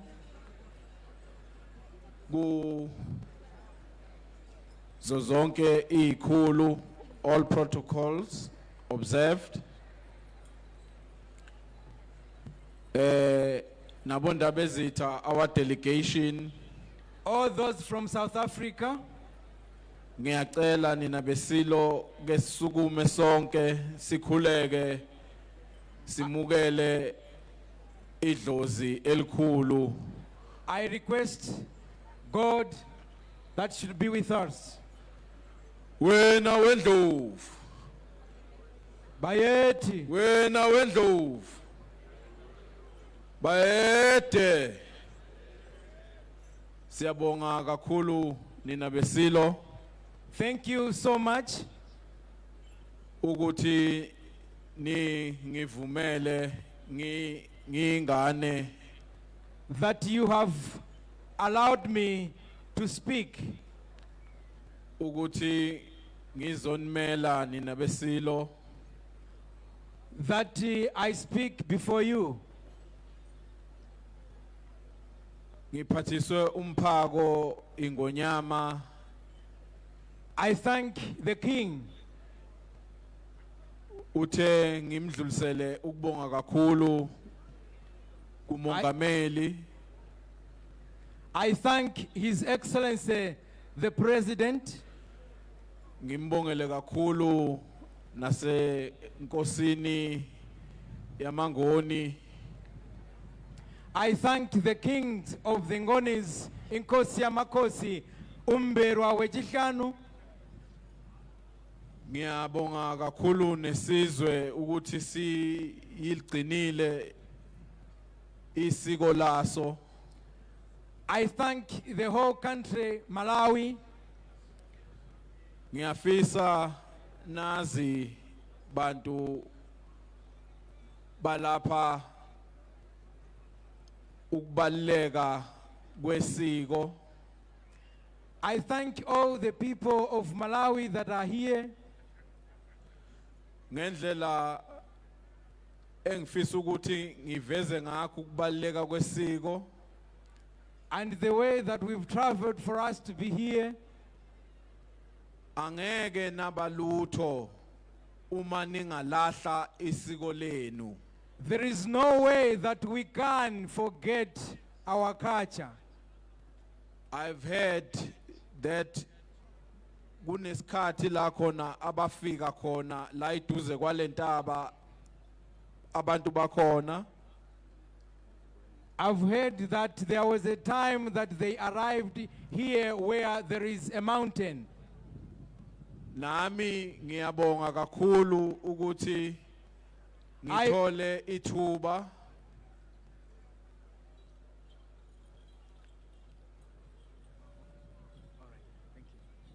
Nami ngiyabonga kakhulu ukuthi ngithole ithuba lokuzonyathela lapho kwanyathela khona okhokho bethu.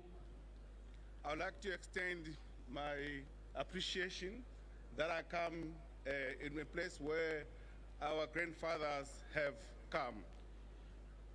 Angizili ukuzonyathelela mina phese kodwa ngizonyathelela ingonyama esesihlalweni ongumfowethu isilo uMisuzulu. I didn't come here for my own, but I came on behalf of His Majesty the King, Mrs. Zulu Kazolithini. Ngizele nesizwe sakwaZulu ukuzosiphakamisa ukuthi kwakheke ubuhlobo obuhle phakathi kwalezizwe ezikhona. I came with the Zulu nation to bring in the Ngonis and the people of KwaZulu Natal. Siyajabula kakhulu sajabula ukuyibona inkosi yamakhosi umbela wesihlanu efikile kwaze kwaba kabili. I would like to thank, and we are so grateful to see Umbela 5 coming KwaZulu Natal to celebrate with us. Siyabonga kakhulu isilo ingonyama ukuthi wafika wanyathela nawe ezweni lomkhulu bakho nokhokho bakho. His Majesty the King is appreciative of you, Umbela, that you came and celebrated with us in your original home. Siyacela naba hlobo bakho abakhona amanye amakhosi akhona ko Zimbabwe ko Tanzania.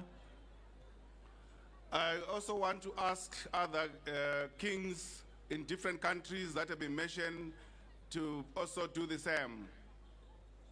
Ngoba nathi sifisile ukuthi ingonyama ngelinye ilanga ifike ngapha, it's just ama commitments uthenga imxolisele kakhulu umuntu omdala.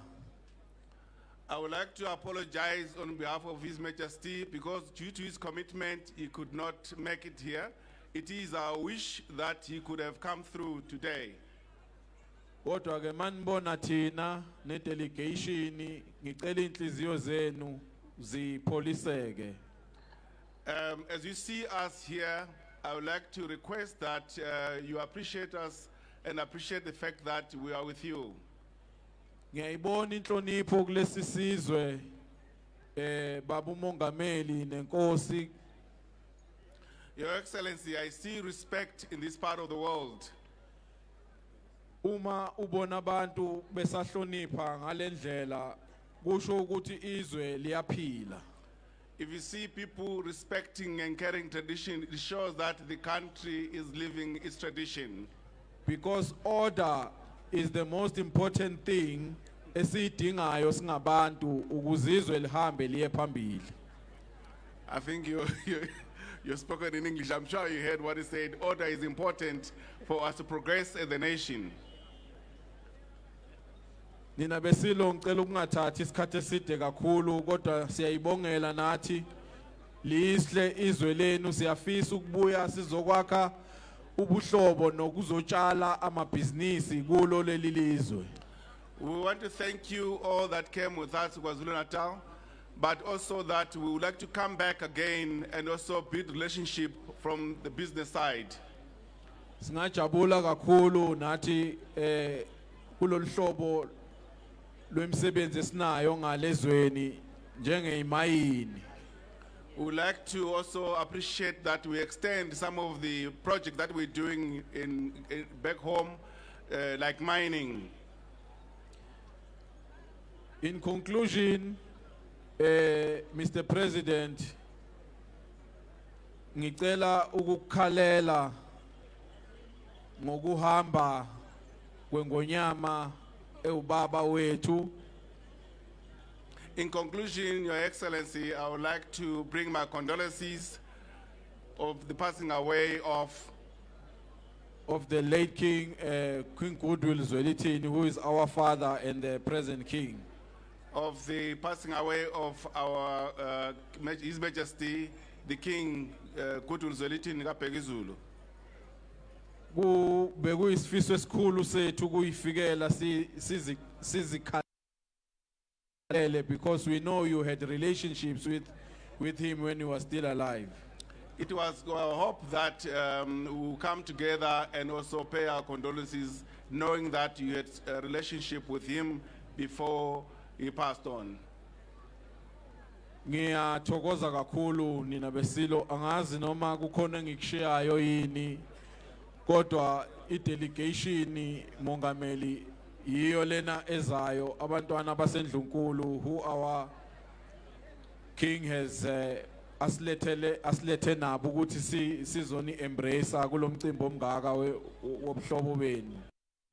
Excellency, what you see before you are the prince and the princess of KwaZulu-Natal. They are here to celebrate with you. Bajabule kakhulu ukuba kulelizwe. Bayabonga kakhulu futhi nenhlalo yakhona. Bayabonga nempatho abayitholile from the embassy side. Siyabonga kakhulu mama. uNkulunkulu asigcinele nina kakhulu. We wish to come back ngelinye ilanga. They are so thankful for the hospitality. They've been well taken care of. They've never seen this in anywhere else. So they want to extend a word of appreciation to you, Your Excellency, for the kind hospitality and guest of their being here. Ukhona no custodian wakhona ekhaya umntwana umzebhu okuyena obhala incwadi eziningi zalapha ekhaya ngomlando wakwaZulu ukhona naye lapha bengizocela ukuthi there is an author coming from all the way from KZN who is an author. I was going to ask him to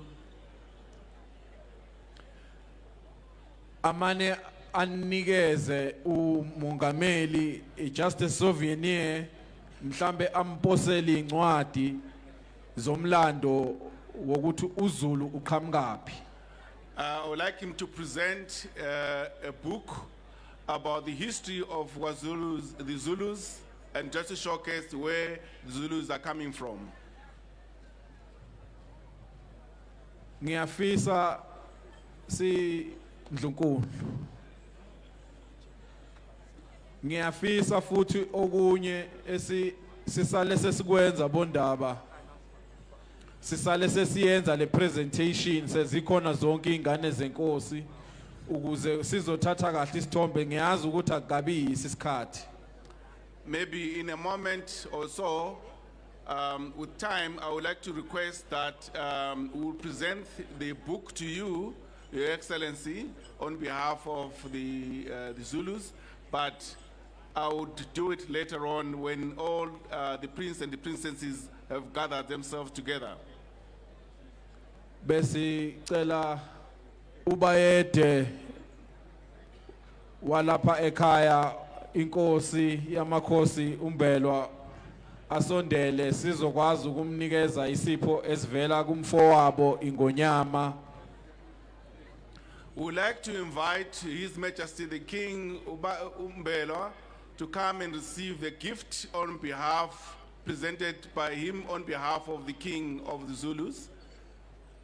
If we request, we'd like to have the King Mbelwa to come forward to receive a gift from his brother. If you can come forward, please. I know I'm breaking some protocols, but these things just come in a spirit. Please bear with me, Mr. President. Yes, please. They just Makeba. Cela nilikhaqe Makeba sondelana ngale kum.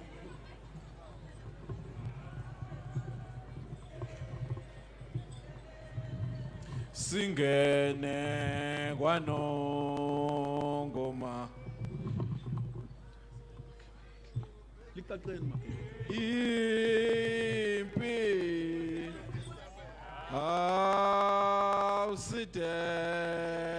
awusidedele singene kwano bongena ko bevula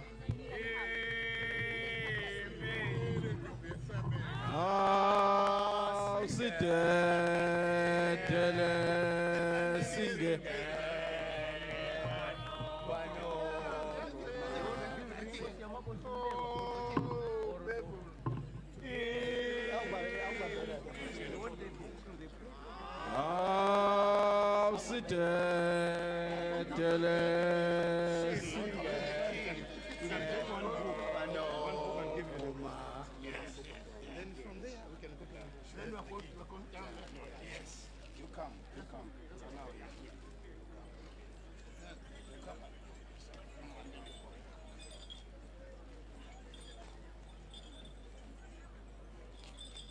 Here is Prince, the elder Prince Zebulon.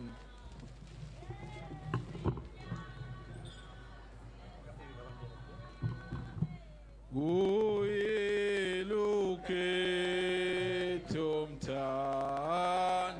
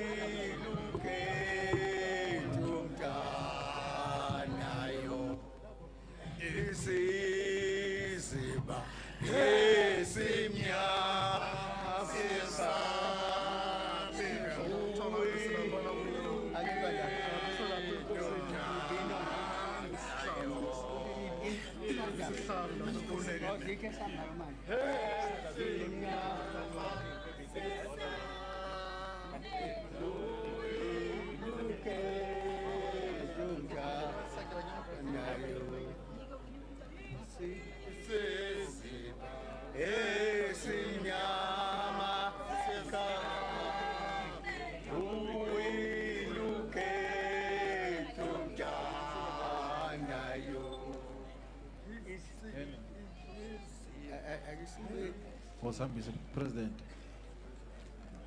Oh.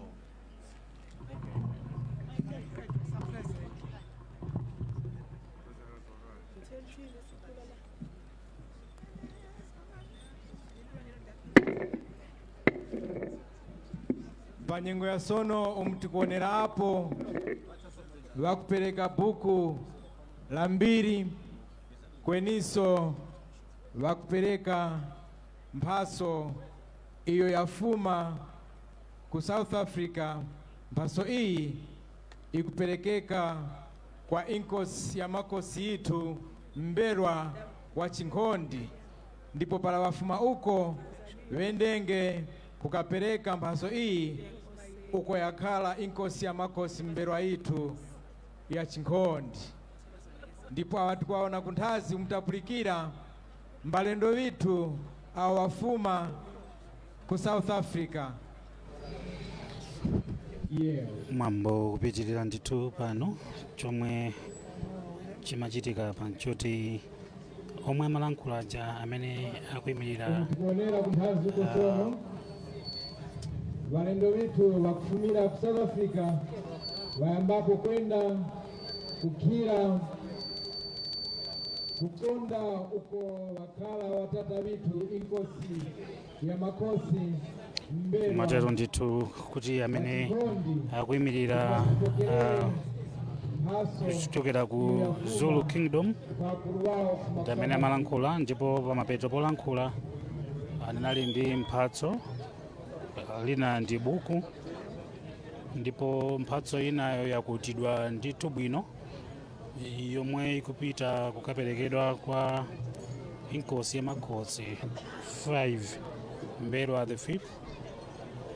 Ndipo bukulo akuti muli mbiri ya angoni imene anapereka, ndipo jambulisa ndi a president pamene amapereka buku limeneli. Pano ndi pamene akupita kukapereka mphatso imeneyi imene yachokera ku South Africa kukapereka kwa inkosi ya makosi Mberwa the 5th. chifukwa pa programu pandithu pa mbali ya zolankhula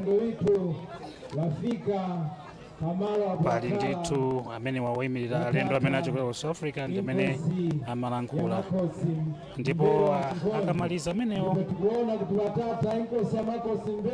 akhale akulankhula ndi nduna ya maboma ang'ono komanso mgwirizano ndi chikhalidwe olemekezeka a Richard Chimwendo Banda.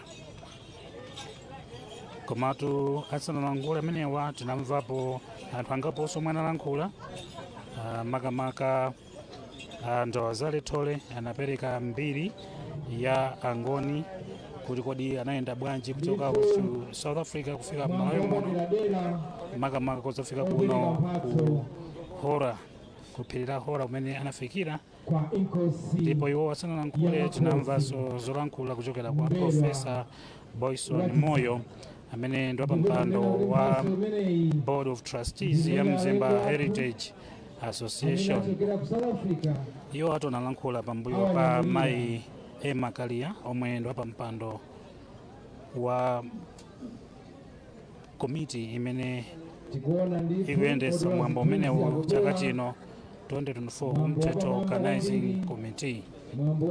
Ndithu ndi mmene zikukhalira kuno ku Mzimba makamaka ku Hora wa chaka chino cha 2024.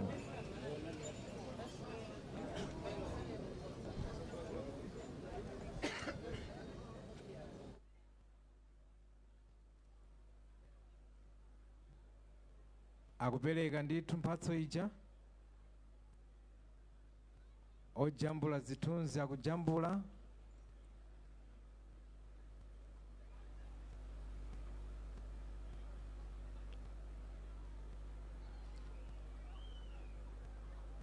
vakupereka sono walendo witu awo wafuma ku South Africa cha wanangwa icho wayeya kuzakawapa watata inkosi ya makosi Mberwa wa Chinkhonde.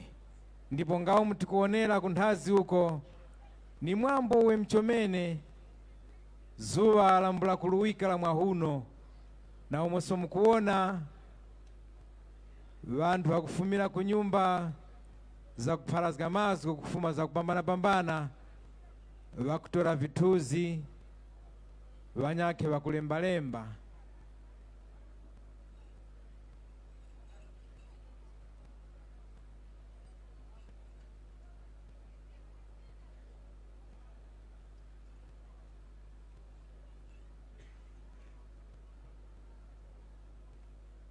pala walendo witu wafuma kunthazi uko kuzakakhala kusanja tiri tizgenge na programu itu ndipo tiwapilengeso ndithu tikupitirirabe ndi mwambo kuno panyengo ya sono chomwe chochitika pano njokuti alendo aja akupereka mphatso ija kwa inkosi yamakosi Mberwa yachisanu. Ndikaona umenepo ndithu kulinso mainkosi angapo amene ayima pamodzi ndi inkosi Mberwa. Ndaonako kuli inkosi Chindi ali kumeneko, inkosi Ntwalo ali kumeneko, inkosi Mperembe ali kumeneko, inkosi Mawirawo, inkosi Zikulowa, inkosi Mzukuzuku, inkosi Kampingo Suwande, inkosi Solo ndi mainkosi ena ali kumeneko ndithu. Amene watu ndi aja amene amapanga bungwe lijamalitchula kuti Mberwa Chiefs Council. Imene linde ndi gulu limene limapanga ziganizo zikulu zokhuza Mberwa Kingdom. Ndi akuluakulu amenewa ali ndithu kumeneko. Komatu mu council mmene mumu muliso mainkosi ena monga inkosi Vuso Jere amenewa amachokera ku Ntchisi ali mu council yomweyi, ndipo muliso inkosi Mponera kuchokera ku Dowa amene wanso mwemo, inkosi Mkukula nawonso amachokera ku Dowa, inkosi Chiwere Zyovu komanso inkosi Sakambewa amene wa ndi akudowa. Onsewa ndi angoni ndithu, angoni amene wa gawo limodzi la angoni akumzimba. Onsewa pamodzi 14 kuphatikizako His Majesty inkosi yamakosi Mberwa the fifth ndi amene amapanga Mberwa Chiefs Council. Akuluakulu amene onse ali pamalo pano ndipo anayima nawo ndithu amene amalandira mphatso imene tikutero ndithu kuti ni mwambotu wapamwambo kwambiri omwe ukuchitika kuno, mwambo wa mthetho wa chaka chino cha 2024 komanso kukumbukira kuti patha zaka 10 chiyambire ufumu umenewu wa inkosi yamakosi Mberwa wachisanu.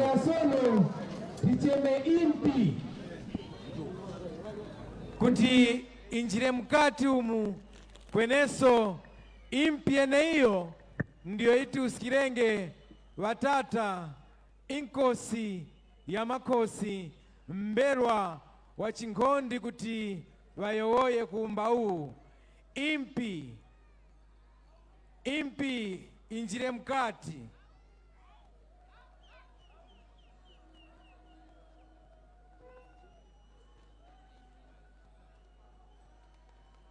Impi ni nyengo inu, impi tienti njire mkati.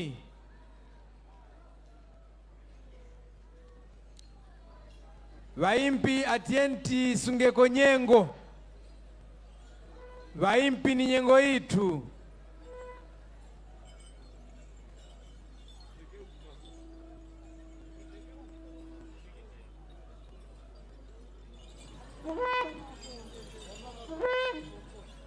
Zapa.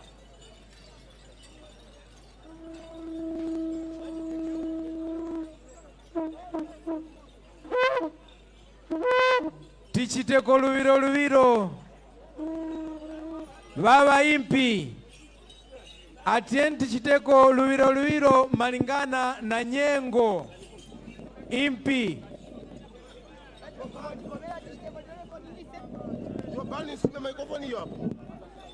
Adada. Yambisani vantu vayambekela Afrika nyingi. Yokodo.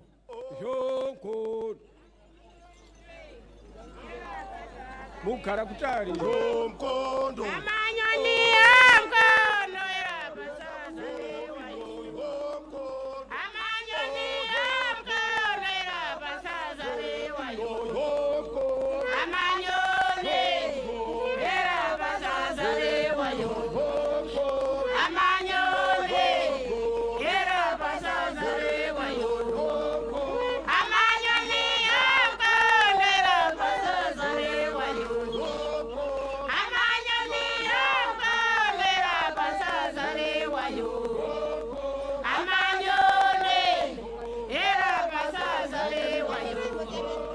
Woza nayo.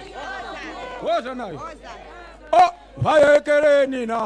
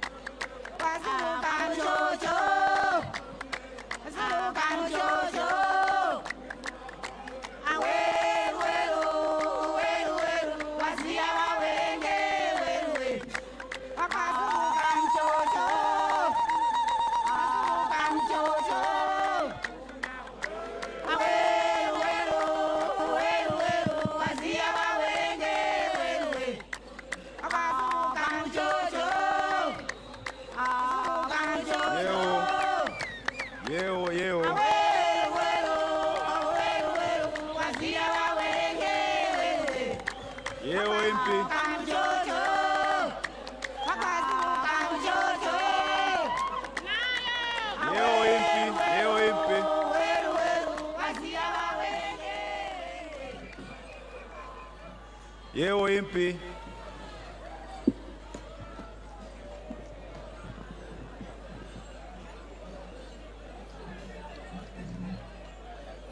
Yeo nane mukunuska njala ngani nganjiramo.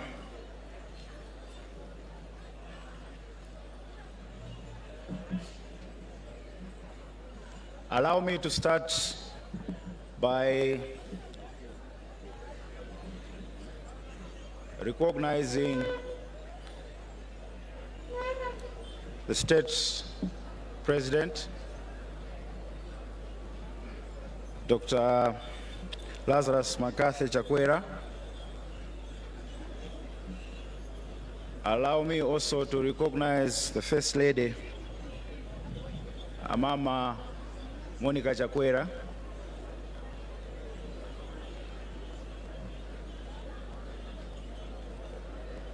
The former Vice President, Right Honorable Kumbo Hastings Kachari, the Speaker of the National Assembly, Honorable Chimwendo Banda, Minister of Local Government, Unity and Culture, and all ministers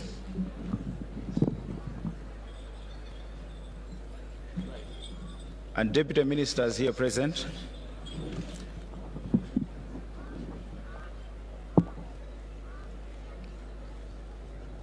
The delegation from the Zululand, in a special way, Her Majesty. I don't want to be like the other one who did not pronounce the names correctly.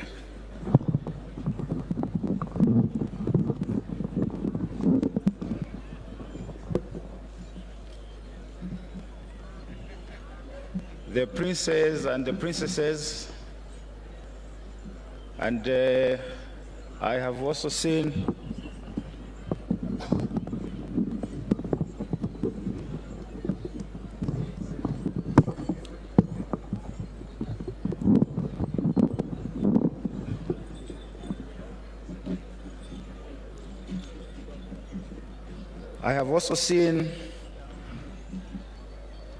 Vanyitu wa Chalichi walipano,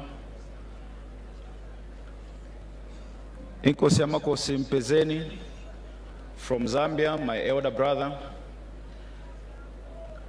Inkosi Amakosi Zulu Gama and their delegation.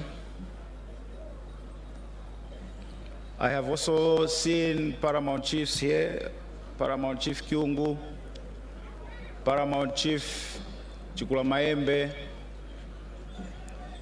I have seen Paramount Chief Lundu. I am not sure if I've seen Paramount Kaduya. And in short, Your Excellency, allow me to stand on the protocols that have already been established. First and foremost, I am standing here and I don't have words to say or to express my happiness. This is more like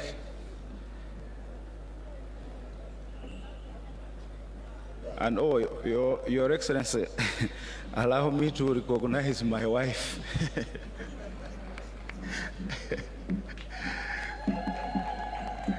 The Queen Beauty. If we are talking about the 10 years, she's in the picture. I couldn't have done it myself without her. I'll digress a little bit. I'll come back to English, but allow me to speak. Start by kumuungana President. Pamaso pa anthu onse abali apa. Ise tili wakuonga chomene chifukwa mwapatula nyengo inu na kuiza kuzakakhala nase. Kukhala nase pera cha kweni mwakolako kuti pano paoneke makola nthena ta anthu tikhale makufwasa nchifukwa chakuti mwayikapo soko lino. Tikumuonga chomene a President muna mtima uweme mukutemwa waliyonse. Kulikose uko kuli mwambo, kwalingwa chingoni, kwalingwa chitumbuka, kwalingwa chiyao, mukuwakuku.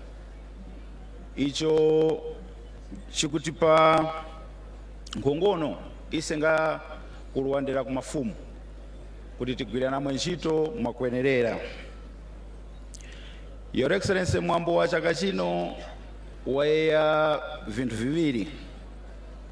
the umthetho wa mazuwa onse kweniso umayoyera wanji kuti nakwanisika vyaka 10 nili pa ufumu apo. Ulendo wa vyaka 10 wa upusu kweniso na unonono. Your Excellency, you agree with me mukumanya kulisika bantu chintu chakusuzga chikuwa kupanji chipusu kuti ulisike viveto fangavu kuyoiska ngati kweniso ngau vikuwa na zgololo kuti vikuzgole pa wachiphalira chinthu ngati kweni muuso wa vantu vali apa ukuwa wakusuzga fwa iwe pala wana nthena iwe wakuti ine ane anthena wawaso upusu chifukwa cha vantu vene wawa chifukwa vanthanikira kweniso tukhalira lumoza tukuendera lumoza. Ulendo uwu wayamba waka chifukwa kunthazi uko a president kumaliza kamchemaniso kuti ni na 40 years pa ufumu nijipwererenga president nijisungenge nifikenge kosa.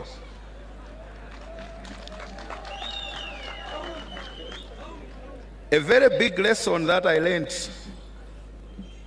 is when I went to visit the late king. He was there telling me that, do you know that I'm the longest reigning king?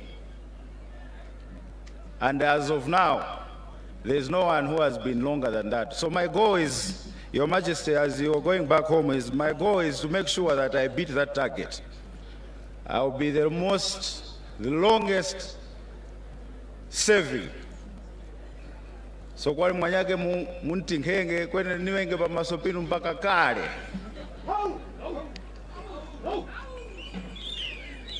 Your Excellency, ndinokondwa chomene chifukwa cha nkhumano iyi mutose tizira pano mose kuzakakhala nane kuzakakondwerera nane. Pempho liweraka kuti tikoleraneko tilute munthazi na chitukuko, tilute munthazi na mdauko withu. Mazuwa ano naona vikwanga vintu vikusinthako pakati apa we lost mdauko chifukwa cha borrowed cultures ataoneranga. Kweni pasono pano tikuona kuti vachinyamata wawereramo wakumanya munthu ungamanyika yaye kwambula kumanya mdauko wako. Tiyeni tikoleraneko kuti muvyaka vinandi vikuiza kunthazi muzimba watukuke, tilongolenge kuti apa pasintha tikuyanthenga. Nikolane kwa kanawo wa SG yanga chita kuti tanandi wana mzimba tili wakuchita makola chomene kweni development tikuyileka kumatauni kumakaya kwithu we're not developing and ichi nkhoyoya chaka na chaka. As a result, mbwenu tikuyamba kulongola valongozi kuti awa vakutivuira awa kutivuira ise tayambapo tikuoneka kuti ise ndise tiyambe. Very good example ngana mutayambira pano pahora mwanthu imwe mukumanya pa mthetho ukambanga pano pakawanthena cha pakapa thengere chaipo kwene na umuvyaka vikuendera aunani pasono pano mpakuonekera mpaka chitukuko chafika cha magesi pakano, chitukuko cha maji chafika pano. Vintu hivi vakuti vapahula pera pano cha but vifalikirenge ma communities vantu vaonenge kusintha maumoyo. Ndipo niyo panthena pene papo president nakumbani muungani kuendera mwana wenu Minister of Defense Harry Mkandawire awosomba STA ndio wakugwirapo chomene ntchito kuti mpaka magesi pano yafike. Mpaka wangu muenderani mwapadera ku ofesi kuti ankhose wasuzga uko wakukhumba magesi. So tikumuongani chomene ichi tikukhumba nja kuti mwana withu pala muli maudindo awo ise tisitenge vichi tipange benefit. Ma benefits amoza ndio awa ataona kali pano. Your Excellency, theme ya chaka chino utawelezeka ya chaka chamala. Tukuona how culture can be blended together with issues of climate change. Climate change ikuchitika chifukwa chakuti ise tavantu ndisetananga chilengiwa. So tikuyezeka kuti vayoiske vantu vamanye the importance of preserving our natural resources. Your Excellency mutakhala pano vamoza mwa iwo awo tikunanga chilengiwa ndiseso. Chifukwa hivi vose vitavwala hivi ni nyama ndo zafa. Kwe kuti mutikake yayi ni mdauko witu. Ichi nkupempha waka nchakuti kuya mnthazi nyama za mtengere za mala kweniso sono zili protected. Ichi tukumba ise pasono pano chakuti nyama zilatikurika zilatikuveta zira ndiko titole vitewe na kupanga vitewe ndiko ti uvwaliro witu ukhale kwenekula kula. So ndikuti mwaona tukwakumbika kwa chilengiwa tiwete ng'ombe zira zikumbenge kurika uteka zikumbenge kurika mahamba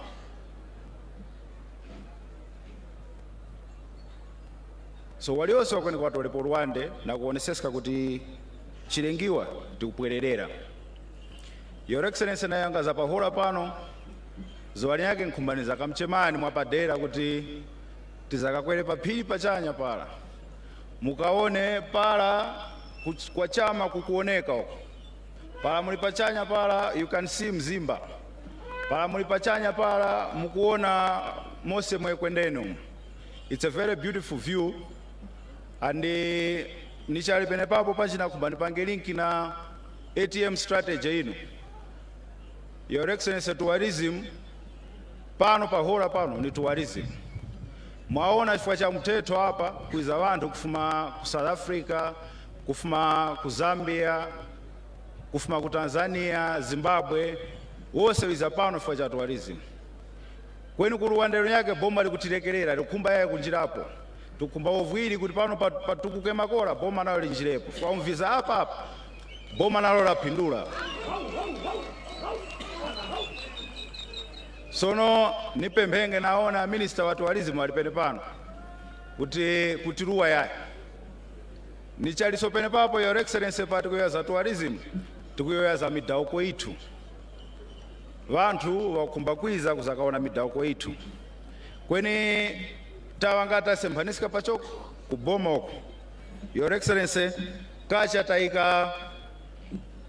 taika ku local government apo tourism na kacha vikuoneka tuvenderanenge fika kuti vantu walakwiza wala wakumbaza kaone ma traditions itu. So pa nyengo yake pala mwafasa makola. Your Excellency, aka kakacha kakawerere ku tourism chifukwa ndekuti mbwe mwakwanisika kuti tourism na kacha mbwe nivenge makola ngawadandaulira pa nduna kuti nyengo yake wakuti kumbuka yaye pala wakuyoya za tourism ma expo wala iseta mafumu mboyo wakutileka ku Rwanda kwewe wakuluwa kuti pala valendo wala visa tamvina mganda ndisi tamvina engoma ndisi. So ikumbika kuti tichipange align makola na chakulinga chakuti tourism pa ATM strategy inuira tigwirise ntchito and titukuke nadi vantu makaya vatukuke chifukwa cha tourism. Your Excellency, apa tapulika vanyithu vakutiphalira kuti vakuchita migodi ulendo wawo uyate vizenge vakhumbanga vizeso na vanyithu vakuchita business. Your Excellency, mwapadera nakhumba kuti kuendera ma traditions ithu nganase tingavwiranga boma kuti chalo chitukukenge ava vanyithu tikhalenga nawo pasi na kuonesesa kuti ni nthowa zini zoti ngapala wakuyoya za mining mbweni mu Mzimbaso ni muli ma minerals kanandi kweni tikupanga mwakwenerera sono mula mwachita mula mwayambira mula. Your Excellency, tikhumbaika kuti tikuleane kunawo vanyithu awo na kuti panji tingalutisika panthazi ntchito zithu za migodi. Your Excellency, nkhumba kuyoya chomene yaye kweni nakhumba nifunike kafundo aka mu theme yithu muli unity andi anduna wane walapo aona bochimwendo tikuyoyankhaniza unity. Your Excellency, chaka chikwiza tikuyamba makampeni kweniso tilivotenge na kumbanga niyoye pano kuti kuendera mu ma traditions ako tukumbaso mwanyithu wandale tenti chitendale za kuenerera tientileke kuchitandale za kugekana olo za kunyozana tientike fundo zithu panthazi chifukwa kunyoza mnyako ndekuti iwo wanozga cha sono nikumbani pemphe vipani vose m'Malawi muno kuti pala tayamba nyengo yakuti tichitenge makampeni tikuyeneka tipange peacefully. Your Excellency, ine pala nakhala na mantha chifukwa pala nkuona kachitiro aka ndale zikutichitira m'Malawi muno tikuwangani pala kuti peace unity nayo we are not valuing it and tizamulira zuwa limoza peace uyu waluta wanthu tikumdikaka chomene peace we are tampering with the peace. Reason imoza ikulu pala tataona kuti what is threatening our peace mbweni politics. Sono ise vanthu vithu tukumba kuti vachanenge ha vanthu vithu tukumba kuti vatukuke. Sono kuendera mwa imwe nkhumaya kuti walala ndimwe ya president imwe nkhumaya kuti muli vamtendere kale tiyeni rutizikani kuphalazika mtendere ani nimuongani chomene ndale zinu mwizana ndale zakupambana chomene nizi taonanga kumasinda cha imwe mukukhala mukufwasa and you really know the definition of peace. Tiyeni tose kuti mwanyaka yaino kuchihanana kuti imwe nimwe mukutangwanisika yayi namwe muli wa peace chomene waliosi right honorable Khumbo Kachali, we need peace. Chaka chikwiza tipangane criticize pafundo not kuti iwe chakuti zira zingatipweteka. So kupempha kwa vipani kwemba vipani pera cha nangati ngavaise ta vanthu ndiseso tikuyambisikaso mmakaya omo. Sono waliose tipange practice ndale ziweme zakuti zitivwirenge na chalo chithu kuta panthazi. Your Excellency, as I draw kumaliro wakuyo yakwane na kumba niwonge. Your Excellency, vanthu vativwira mbanandi kwenu wakudankha ndiyambenge kuonga imwe. Your Excellency, chifukwa mwanangoyera pakwamba mula pamalo pano tavwirika chomene chifukwa cha oko lino vinandi mwakolako niyoye kuti valendo vane vafuma ku South Africa vapokera VVIP treatment chifukwa cha kuti president mwangulamula kumuonga nchomene chifukwa cha mtengo cha ntchito iyo ntchito cha mtengo wapatali chomene chimwachitira vawerenge vakumanya kuti ku Malawi itapokereka makola. Your Excellency, pala nauta ku South Africa ine nane nkwenda nthena nkwenda ngandimwe. Your Excellency, gamoto zinandi mwe zinyange zikubusika magesi nthena so nane namuchona kuti palawiza kuno nase tiwape nchindi zawo nanga uli ku Rwanda ningapemphera kothu. Your Excellency, kuti nase mphaya mwatipako nase tendeke makola ti ka status ako mbwenu tikweze kama fumu nyengo yake tu vanthu waukana kuti awa mbafumu ako chifukwa chakuti tunchiti tikuwanga tiwawelera masinda kweniso ma services a boma likatipanga kanandi alupanka withdraw mbwetalekeka akapateka. So ni ku Rwanda nkuonga ku Rwanda nako nkupempherako munachigomeza kuti mafumu anyane vanizomerezekenge kuti mbaye mwatovwira kuti at least tuma status tusinthe. Nilutire kuonga wa NBS Bank kuendera kuniko for the support mwati kuvwira chomene ndipo ichi nkumbani pemphe chakuti ise mutuonenge nga ni ma partners inu ma services inu mukupereka kwa vanthu vithu ene wawa. Therefore partner ma functions ngana partnering like this vitivwirenge. Your Excellency, niwongeso wanyithu Nyasa group, the tobacco group, na also watikola paoko chomene vativwira kweniso panjiniyo yeso kuti awa vanyasa awa valongola kuti vana mtima ukumba kuvwirana na wanthu na ukolana na wanthu paoko faolona ngakaguliro pa msika hona vatigula makola chomene ta anthu tikuhaya apresidenti tikumaya kuti niwe khayaya woko lino ndoti lili mpha lili pene papa ndoti mwakhala nawo makola nipempheso wanyake nawo kuti mwambo ngani iyi awa anthu akhalapa awa ndiwo valimi nawo vationenge tivwiranenge noti kuti tivwiranenge wakapala pali suzuko kuti ankhosi tivwirane apacha so nkupempha makampani zanyake kuti let us partner tione tikhale pamozo va Craig Hardware nawo vativwira mwankulika pa list pala vativwira chomene nikwanisike kuzunula waliyose yaye kwene waliyose pulikane va Makra va iRise mose mwaikapoko tikumonga chomene chifukwa cha uvwiri uwu chinthu ichi chaoneka chatowa chifukwa chakuti imwe mwagwirapo ntchito mwapadera niwonge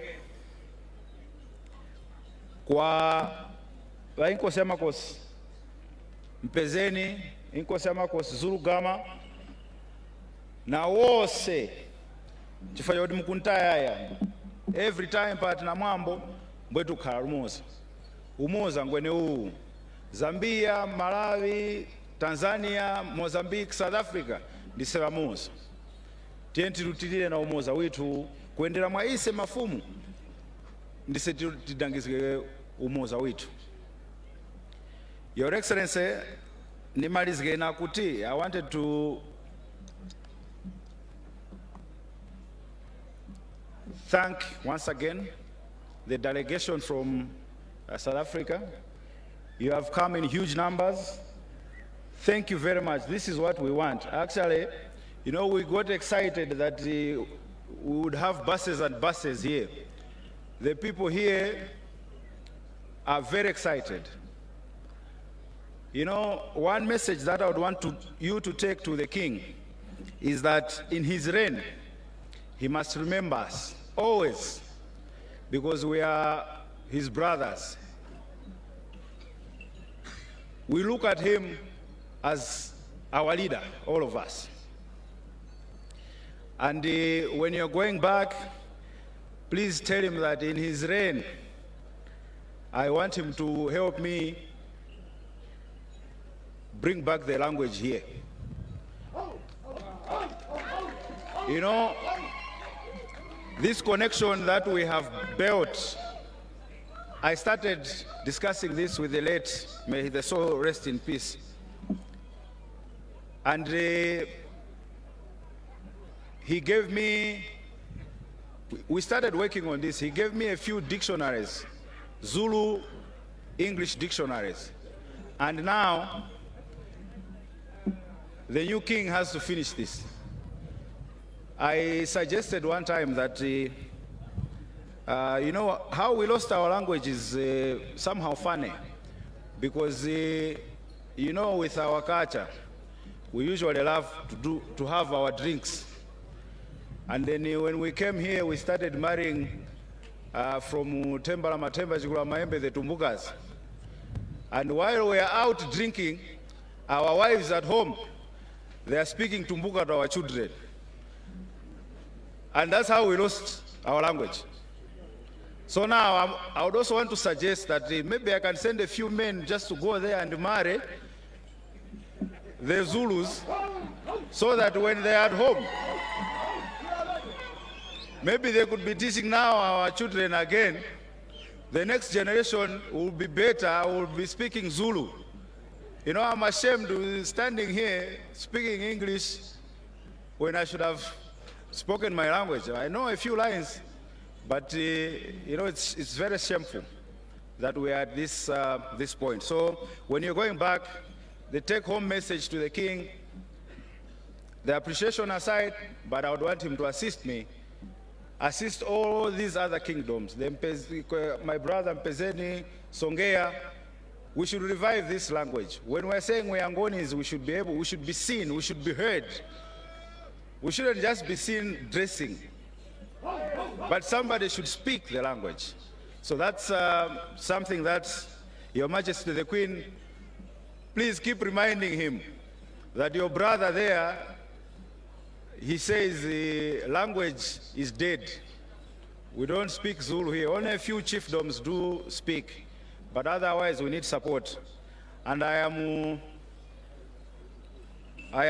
once again saying that I've got no strong, energetic young men that can exchange. I don't know what trade with this we can call, but you should bring more Zulu women here in Mzimba. Otherwise, that's the only way we can resuscitate our language.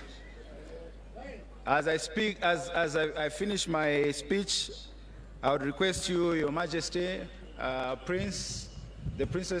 princesses, that you come here and get a gift for the king. I prepared a gift for the king. We've got talented sons and daughters here in Mzimba, and they have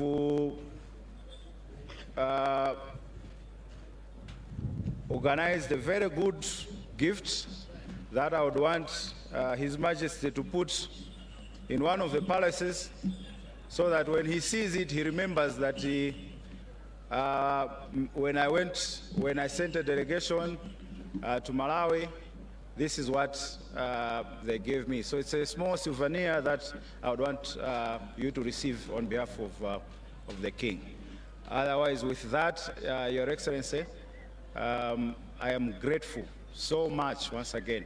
You always show up, you're always there for us. Keep on promoting culture. A nation, some of these morals that we're talking about that we've lost is because we moved away from our culture and we started practicing borrowed cultures. Through this promotion, you are helping us, uniting our people, making sure that we can regain some of these morals. People should understand that if we are talking about something, it must begin with me, not you. Thank you so much, Your Excellency.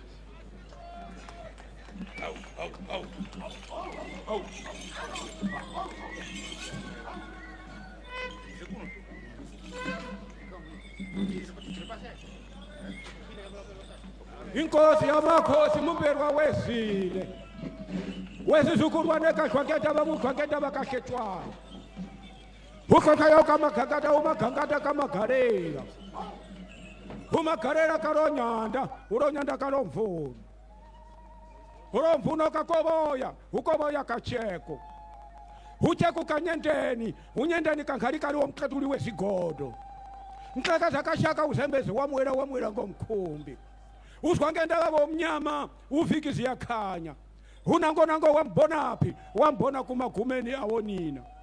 Umungoni wakithi, wayima kakuhle, wayimisa bangoni bamanduru. Hamba, sihambe, siye eSwazini, singaye eSwazini, siye kuManduru.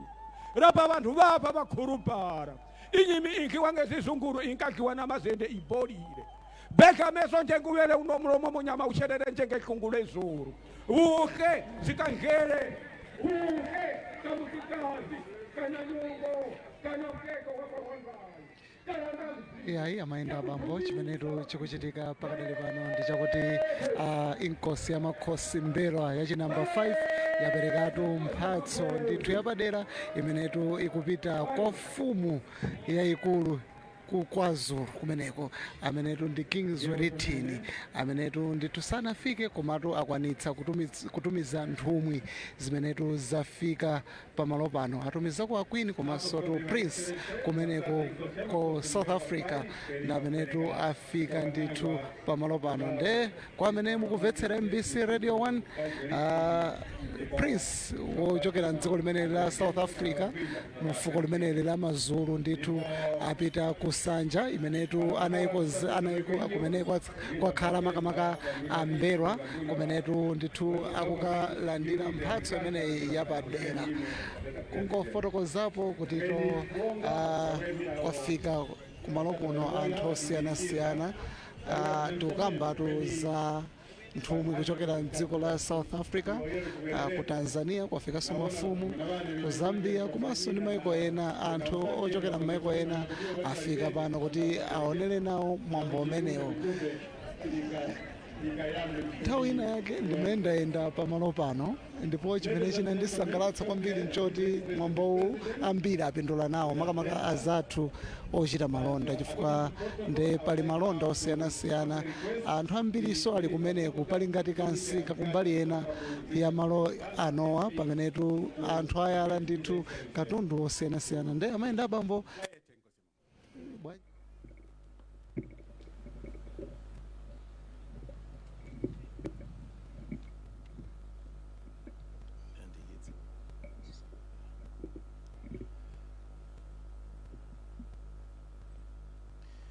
Your Excellency, Dr. Lazarus Makathi Chakwera, President of the Republic of Malawi, Your Excellency, the First Lady of the Republic of Malawi, Madam Monica Chakwera, Your Highness, Inkosi Yamakhosi Mberwa 5,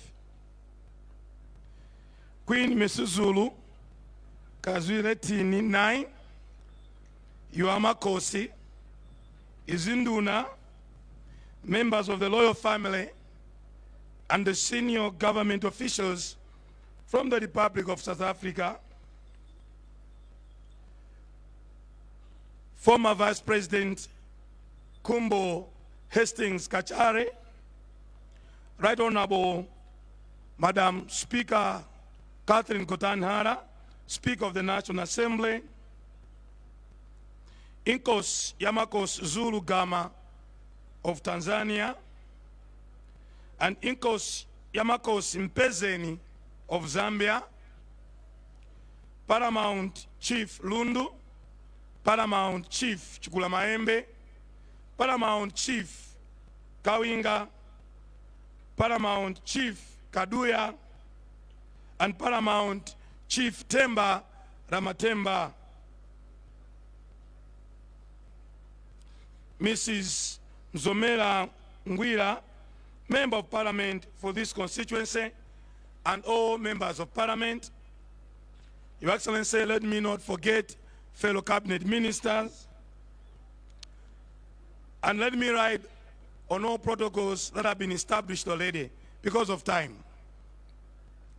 Your Excellency, my humble duty this morning, rather this afternoon, is to request you, sir, to speak to this congregation gathered here today to celebrate Umteto, a Jerengon celebration that celebrates the rich and diverse culture and traditions of the Ngoni group.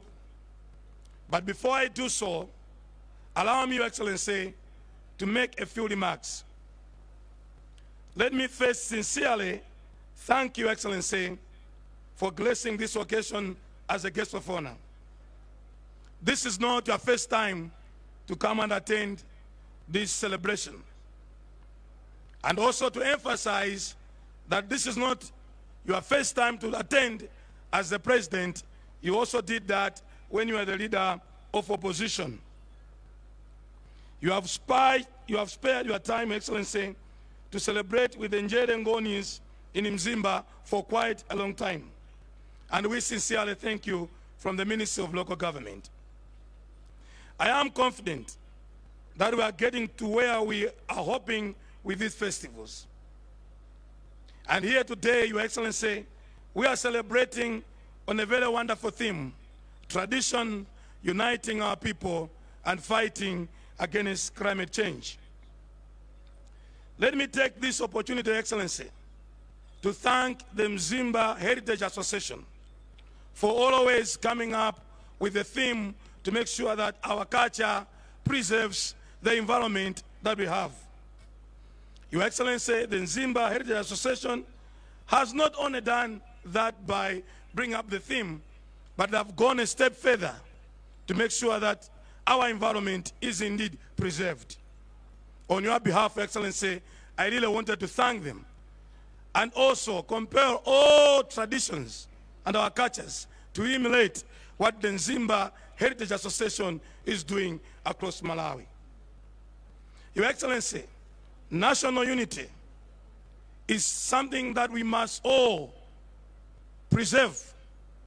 And as Inkos Yamakos Mbera 5 did allude to, we should all in Malawi make sure that unity is given the priority that it deserves. Without unity, Your Excellency, the country cannot develop. Without unity, Your Excellency, the country cannot achieve anything else that we can want to achieve as a nation. And therefore, Mzimba Heritage, for bringing this theme of unity, we will really thank you. And we want to ask all other traditions to emulate that. Allow me to say less of my speech in Chichewa. But before I wind up in English, let me thank the delegation from South Africa. You have spiced our celebration this year. For Inkos Yamakos Mpezeni, he always comes with his entourage each and every year. For Inkos Yamakos Zurugama from Tanzania, he always comes and spice this celebration every year. But for the South African delegation, you have really done us proud, and we really thank you for coming to attend this celebration. Our President watu, tukuthokozeni kopambana. Chifukwa chaka ndi chaka mukumabwera kudzakhala nawo pa chikhalidwe pa kukumbukira chikhalidwe cha mthetho kuno ku Mzimba. Chaka choka chimene munatanganidwa munandituma kuti ndidzakuyimireni. Inuyo mmakhala busy nthawi zonse, koma ikafika nthawi mumasiya china chilichonse kuti mudzakhale nawo. Tikuti zikomo kwambiri a President. Komanso sikunokoka ku Mzimba, mumatambasula nthawi yanu, mumakafikira ngakhale malo ena ngati ku chiyanja cha yawo kwa akawinga. Mmapitanso ngakhale kuja kulumpi kakhala nawo themba la mathemba. Mmapita pena paliponse mdziko muno. Ichi cha President tufuna tikuthokozeni, tikuyamikeni. Fa mukukwaniritsa chimene munanena m'mawu anu kuti mudzayanjanitsa mtundu wa Malawi. Mudzalola kuti Malawi akhala amodzi. A President ndimati ndikuthokozeni mwapadera. Kunena kuti mwapereka mathandizo osiyana-siyana pa mwambo uno. Ndipo tikuyamikeni fa mwapeputsa amene akonzekera mwambo uno. Komanso mwapadera tiwathokoze makampani osiyana-siyana ochuluka amene akugwirani dzanja kwathandiza a Mzimba Heritage Association. Makampani watamatere ndiye kuti chikhalidwe chathu chikapita patsogolo. Kwina kulikonseko tikakhala ndi nthawi yopambana ngati mene tilili pano. A President, monga maonera panotu ntchito za malonda zayenda, ntchito zokopa alendo zayenda, ntchito zoyanjanitsa wanthu mdziko zayenda. Chikhalidwe choterechi mikumano yotereyi imathandiza dziko kupita patsogolo. Inuyo a President ngati nduna ya ku local government mwapaderadera ndiwathokoze a Mzimba Heritage Association. Amafunitsitsa dziko litamayanjana, amafunitsitsa chaka ndi chaka Amalawi titamayenda pamodzi. N'chifukwa chake mumutu wa chaka chino akuti tisamale chilengedwe komanso tiyanjane ngati dziko. Dziko logawanikana silipita patsogolo. Dziko logawanikana chili kuko sichiyenda patsogolo. Komanso chikhalidwe chimayiwalidwa. Izizi zimathandiza kuti ntchito zokopa alendo zipite patsogolo. Komanso chikhalidwe chathu chipite patsogolo. Ndiwapemphe Ngwenyama Inkos Yamakos 5 ananena kuti adzatenga wanthu ena kupita ku South Africa. Ndimati ndipemphe musangotenga mtundu wanu wokha, mukumbukirenso mitundu ina kuti tikadza kuthandizeni kuphunzitsa wanthu chiyankhulidwe kuno. Pamene ona bwechambula nyina akupita, ine ngati nduna ya local government musandiwale munditengeko kuti ndizaphunzitse wanthu kuno. Akundinong'oneza ona Buhale Mkandawire ndi Agumba ndi Jacob Buhala kuti adzapita nawo komweko. A President, lero ndi tsiku losangalala kwambiri. Amalawi ali pamodzi. Tsiku la lero sitiyang'ana chibani chimene munthu amatsatira. Tsiku la lero sitiyang'ana mpingo umene munthu amatsatira. tsiku la lero timayang'ana Malawi kuti ndi mmodzi, Malawi adzipita patsogolo. Ndipo ndithokoze ndinyadire nawo limodzi ngwenyama inkosi ya makosi 5 kuti taonani pamene mukusangalala zaka 10 mwabweretsa maiko 4-5 pamodzi: South Africa, Zambia, Tanzania, Kenya, Malawi. Izizi mwachita bwino ndipo ena atengerepo phunziro. Tikuti zikomo kwambiri, mwambo uwu wakhala opambana. Chopambana china kwambiri amene wayendetsa mwambo sewu, Your Excellency, ndi mzimayi. Inkosi ya makosi Mberwa 5 asankha mzimayi kuti ndi akhale chairperson oyendetsa mwambo ngati uwu. Akuyika patsogolo inkosi ya makosi azimayi kuti nawonso azimayi miyoyo yawo ipite patsogolo. Mama Emma Kalia, Mulungu akudalitseni. Tonsefe tabwera pano mwatsogolera izizi ndi inuyo.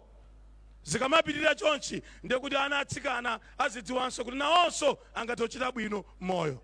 Komanso tiphunzirapo ngati dziko kuyika azimayi maudindo osiyanasiyana. A President, nthawi ndimene atithera. Kwa ife nkukuthokozani ndikukupemphererani kuti pamene mwayitanidwa malo osiyanasiyana kuti mukayanjanitsa Malawi, bwerani a President, dziperekeni. Chifukwa Malawi ambiriwa chimene amakhumba iwo nkuyanjana khala limodzi. Ochepa okha ndi amene amafuna mdziko muzikhala ziwawa. Ziwawa sizimanga mudzi, ziwawa sizipititsa dziko patsogolo. Tikayanjana ngati Malawi, tikayenda limodzi ngati Malawi, dziko lathu lidzakhala la mkaka ndi uchi. Ambuye akudalitseni nonse. Ndipo ndi mawu amenewa modzichepetsa ndiwapempha a President a dziko la Malawi, His Excellency Dr. Lazarus Makathi Chakwera, kuti atiyankhule komanso ayankhule ku mtundu wa Malawi. A President, ambuye akudalitseni. Zikomo kwambiri.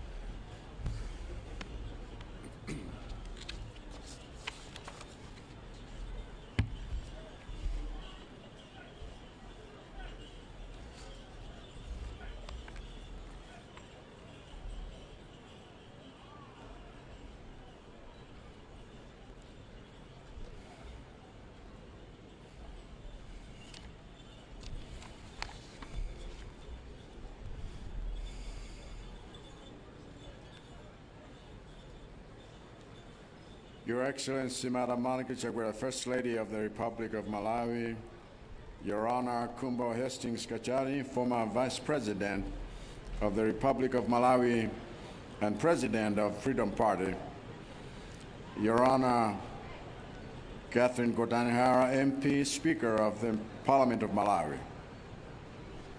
Honorable Richard Chimwendo Banda, MP, Minister of Local Government, Your Majesty, Inkosi Yamakosi Mberwa V and Her Majesty Queen Mberwa, Your Majesty Inkosi Yamakosi Mpezeni of the Republic of Zambia, Your Majesty Inkosi Yamakosi Zulugama from the United Republic of Tanzania, Your Majesty Queen Masasino Mzamo Fortunate Muyeni,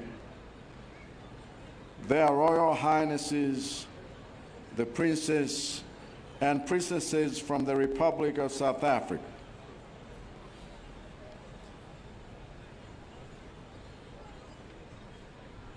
Your Royal Highnesses, Chiefs Lundu, Kyungu, Kawinga, and Chikuamaembe the 13th, Your Majesty,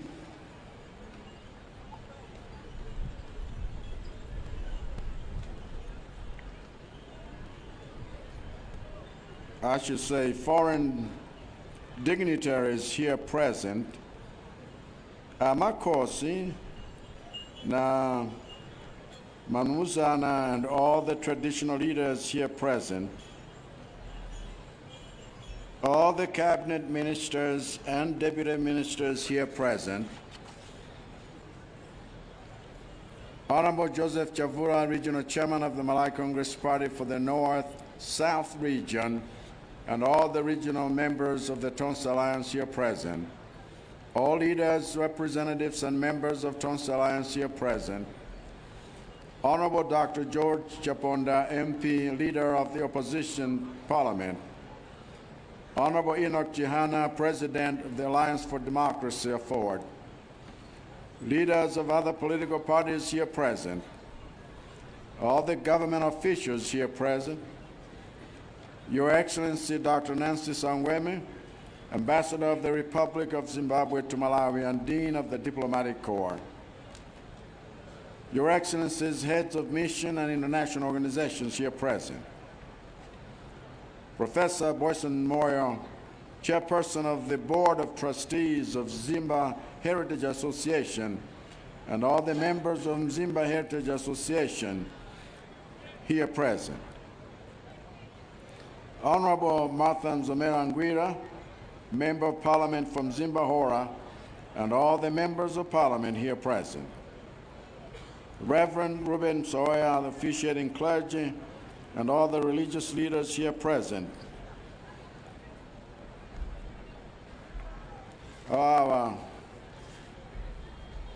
No, Mama.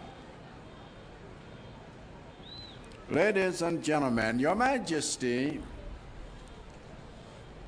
Baete Nkosi Amakosi Mbera the Fifth.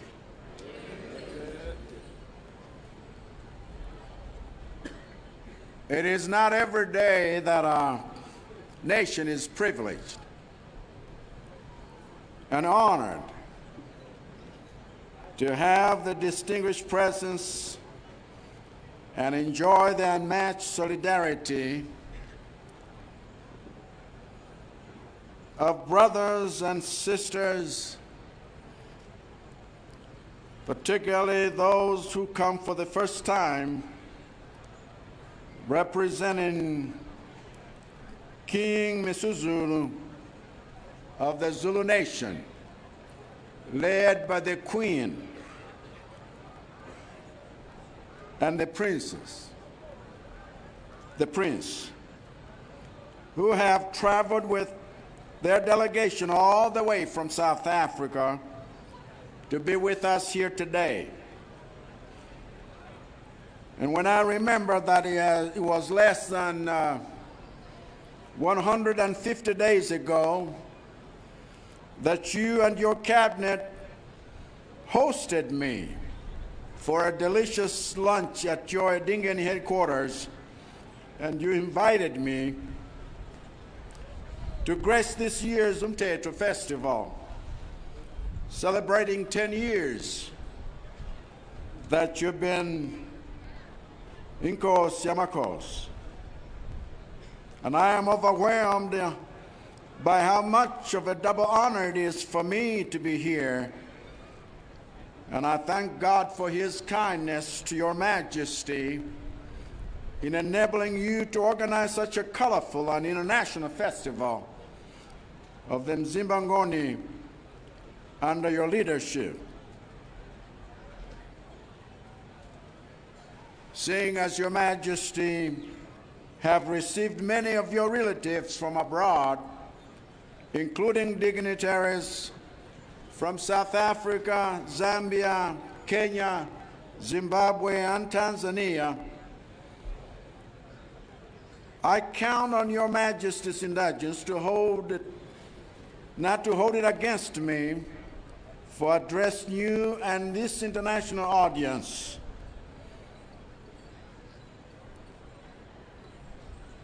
In this fashion, perhaps I should have the exception that I welcome even the Queen and her entourage, and all of our foreign guests, mchichewa takulandirani nonse ku Malawi ndi manja awiri, tampokerani na maoko awiri. Karibuni sana.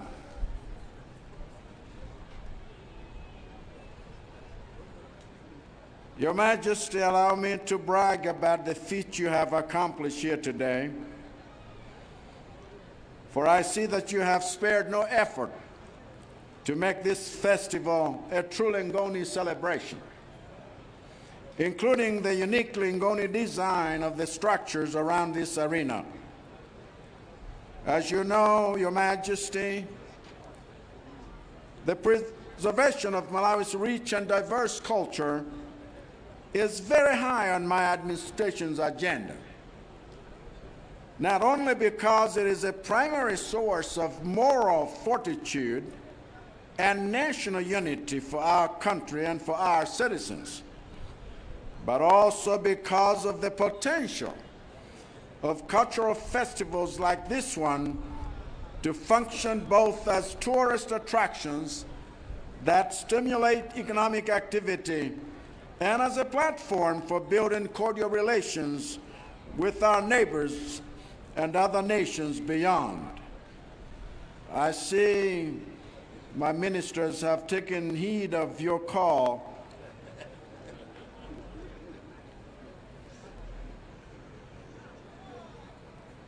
I hope they're just joking.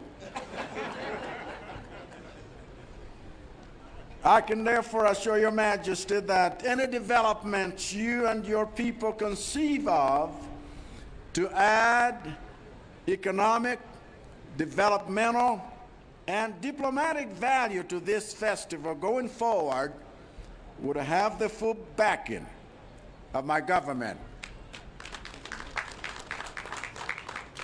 As you know, Your Majesty, my government is in hot pursuit of implementing the ATM strategy for economic transformation through increased investments in productivity and industrialization of the agriculture, tourism, and mining sectors.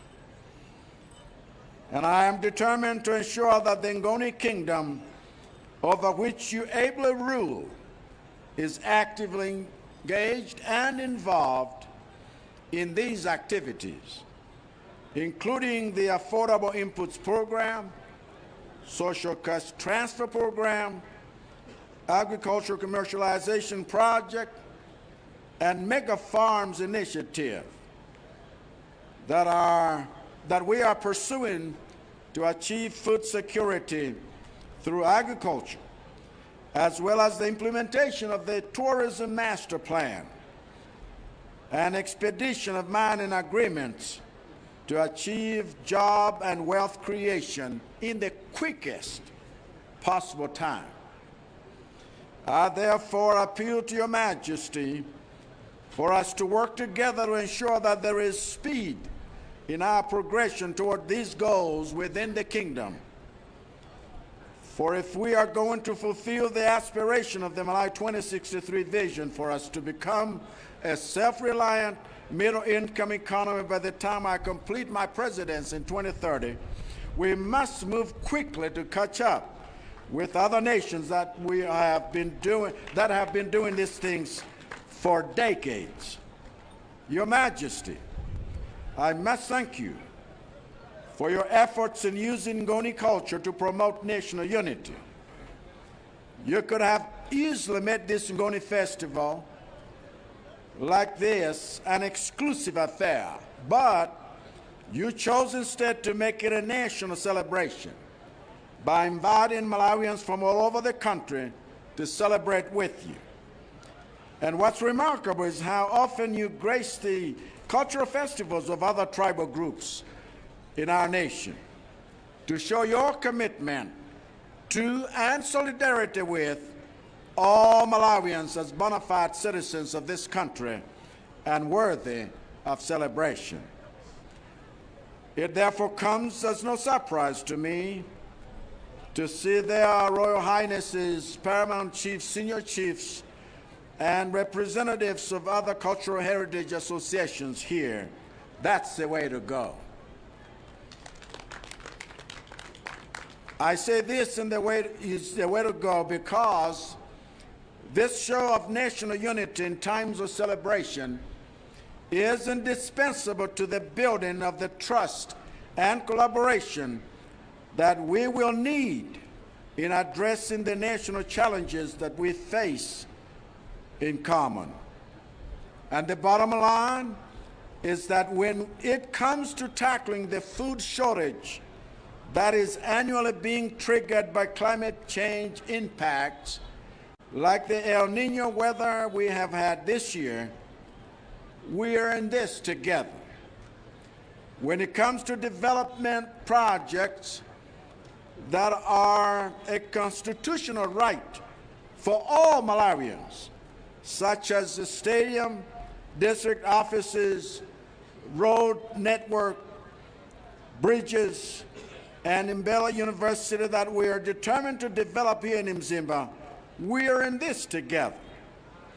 When it comes to mobilizing our citizens to register to vote so that they can enjoy their democratic and political rights by participating in the 2025 general elections, which the Malawi Electoral Commission launched yesterday, we are in this together. When it comes to improving public service delivery through governance reform measures, such as strengthening the systems, improving the policies, capacitating the personnel, and rooting out avenues of corruption across the public sector, we are in this together. When it comes to grieving together, when we suffer loss and experience such tragedies as the devastation caused by Cyclone Freddy last year, El Nino this year, and the death of our late Vice President Dr. Klaus Chilima, and 8 others 7 weeks ago, we are in this together. When it comes to celebrating all the subcultures of Malawi, regardless of tribe or religion or region, as Your Majesty have invited us to do today, we are in this together. So come or go what may, we will not allow anyone to divide us, because the only way we will build a new Malawi in which we all prosper together is by working together, and the Mteto Festival is critical in ensuring that we move into the future as one people. Mwina tapinda napo pang'ono, koma chikulu nchakuti miyambo ngati yotibweretsa Malawi pamodzi, komanso ngakhala alendo akunja pamodzi nkusangalala nafe, ndi miyambo imene imaonetsa kufunikira kwake, monga kwa mutu wa msonkhano wa lero, umodzi ngati dziko, kuti tikhoza kuyendera limodzi nkumapita mtsogolo tili ndi masomphenya amodzi. Mtundu uliwonse udziwe kuti ku Malawi nkwawo, ndipo amasuke pakuchita zinthu zimene zigwirizana ndi mtundu wawo, amasuke pakulankhula zimene ayenera kuphunzitsidwa ngati chilankhulo chawo. Tereku ndunazi za nkopeka nzija mnakamba zopita ku John, poti mnatchula chinyamata ndiye iwona akuluakulu kale.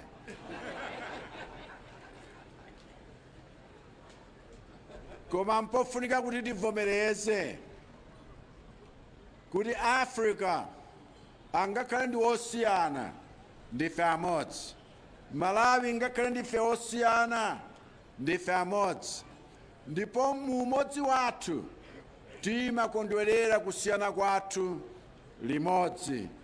Tere kuchakhala chinthu cha mtengo wapatali lero kuti tikhoza kukhala pano, koma alendo atachoka ulendo wautali kuchokera ku John, wena ku Kenya, wena Tanzania, wena ku Zimbabwe, ku Zambia, ukhala nkumeneku tiyeni alendo athuwa tisachite chipongwe, tiyeni tiwaonetse umalawi weniweni wochereza alendo mokondwera, wena madobadoba msalande zinthu ndi katundu wa alendo ayi. Tiyeni tiwaonetse kuti kuno kwathu sitichita chipongwe alendo, angakhala akasiya zinthu zawo poyera wosatenga nkumati mulungu wanidalitsa yayi. Abwezereni katundu yense adziwe kuti ngati ali wokoma mtima achiri kupatsani koma osati kumalanda zinthu za alendo. Uku nkwangoti uchereza alendo nkofunika. Nduna mwamva mmene muja inkosi watidandaulira kuti mwina tichite reorganize maundunawo, koma izo tikakambira tsiku lina. Ine anakondwera kwa basi chifukwa cha mwambo waukulu wotere. Ambuye akudalitseni nonse. God bless you all, and God bless the Ngoni people, and God bless Malawi. Thank you.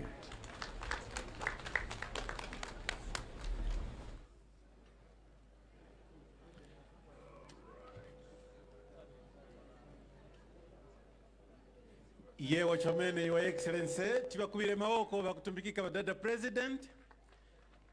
Another big round of applause for His Excellency the President for the wonderful speech. President wa dziko lino Dr. Lazarus Chakwera kulankhula pamwambo uno wa mteto Cultural Festival wa chaka chino cha 2024. So zikhale zikuchitika pano nzoti anthu osiyanasiyana amene abwera kuno ndi mphatso akhale akupereka kwa inkosi yamakhosi Mberwa wachisanu. Pakuoneka kuti pali ndandanda ndithu wa akuluakulu amene akhale akupereka mphatso zimenezi. Mphatso yoyamba ichokera kwa President amene akapereke, kenako pabwera nduna, speaker ndi akuluakulu ena amene ali pamalo pano. Ndilitu ndi mzanga kuno Chisomo Manda amene wakhalanso naye akutsatira bwino mwambo kuchoka pa nthawi imene ya President anafika pano kufika pakadali pano pakuchitika zambirimbiri ndithu. Chisomo waona mwambo wa chaka chino, mwambo usangalatsa kwambiri. Mwambo wapamwamba nzangapita tikunena kuti kwafika alendo osiyanasiyana amaikoso osiyanasiyana, koma chachikulu kwafikanso alendo aja aku South Africa kumenetu kukuchokera ndithu mfumu ya Angoni yayikulu imeneyi King Zwelithini kumene kujoni pamenetu atumiza ndithu thumwi iwo sanatha kufika pa zifukwa zina, koma atumiza thumwi kuphatikizapo Queen afika kuno mfumukazi ili pano, zimene zangosonyeza kuti ayi mwambo ulendo uno wakhala opambana mmenetu akuluakulu ambiri ayankhuliratu zokhudzana ndi mwambo umenewu.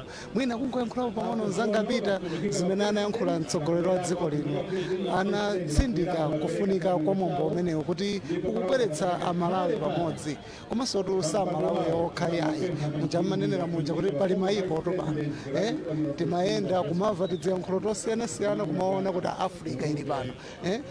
Nzanga amandiuza kuti ngakhala anthu aku Kenya kungomva basi kuti kuli mwambo umeneyo anafuna adzaphunzire kuti kodi zimayenda bwanji, angoni ku Malawi amachita motani chikhalidwe chawo.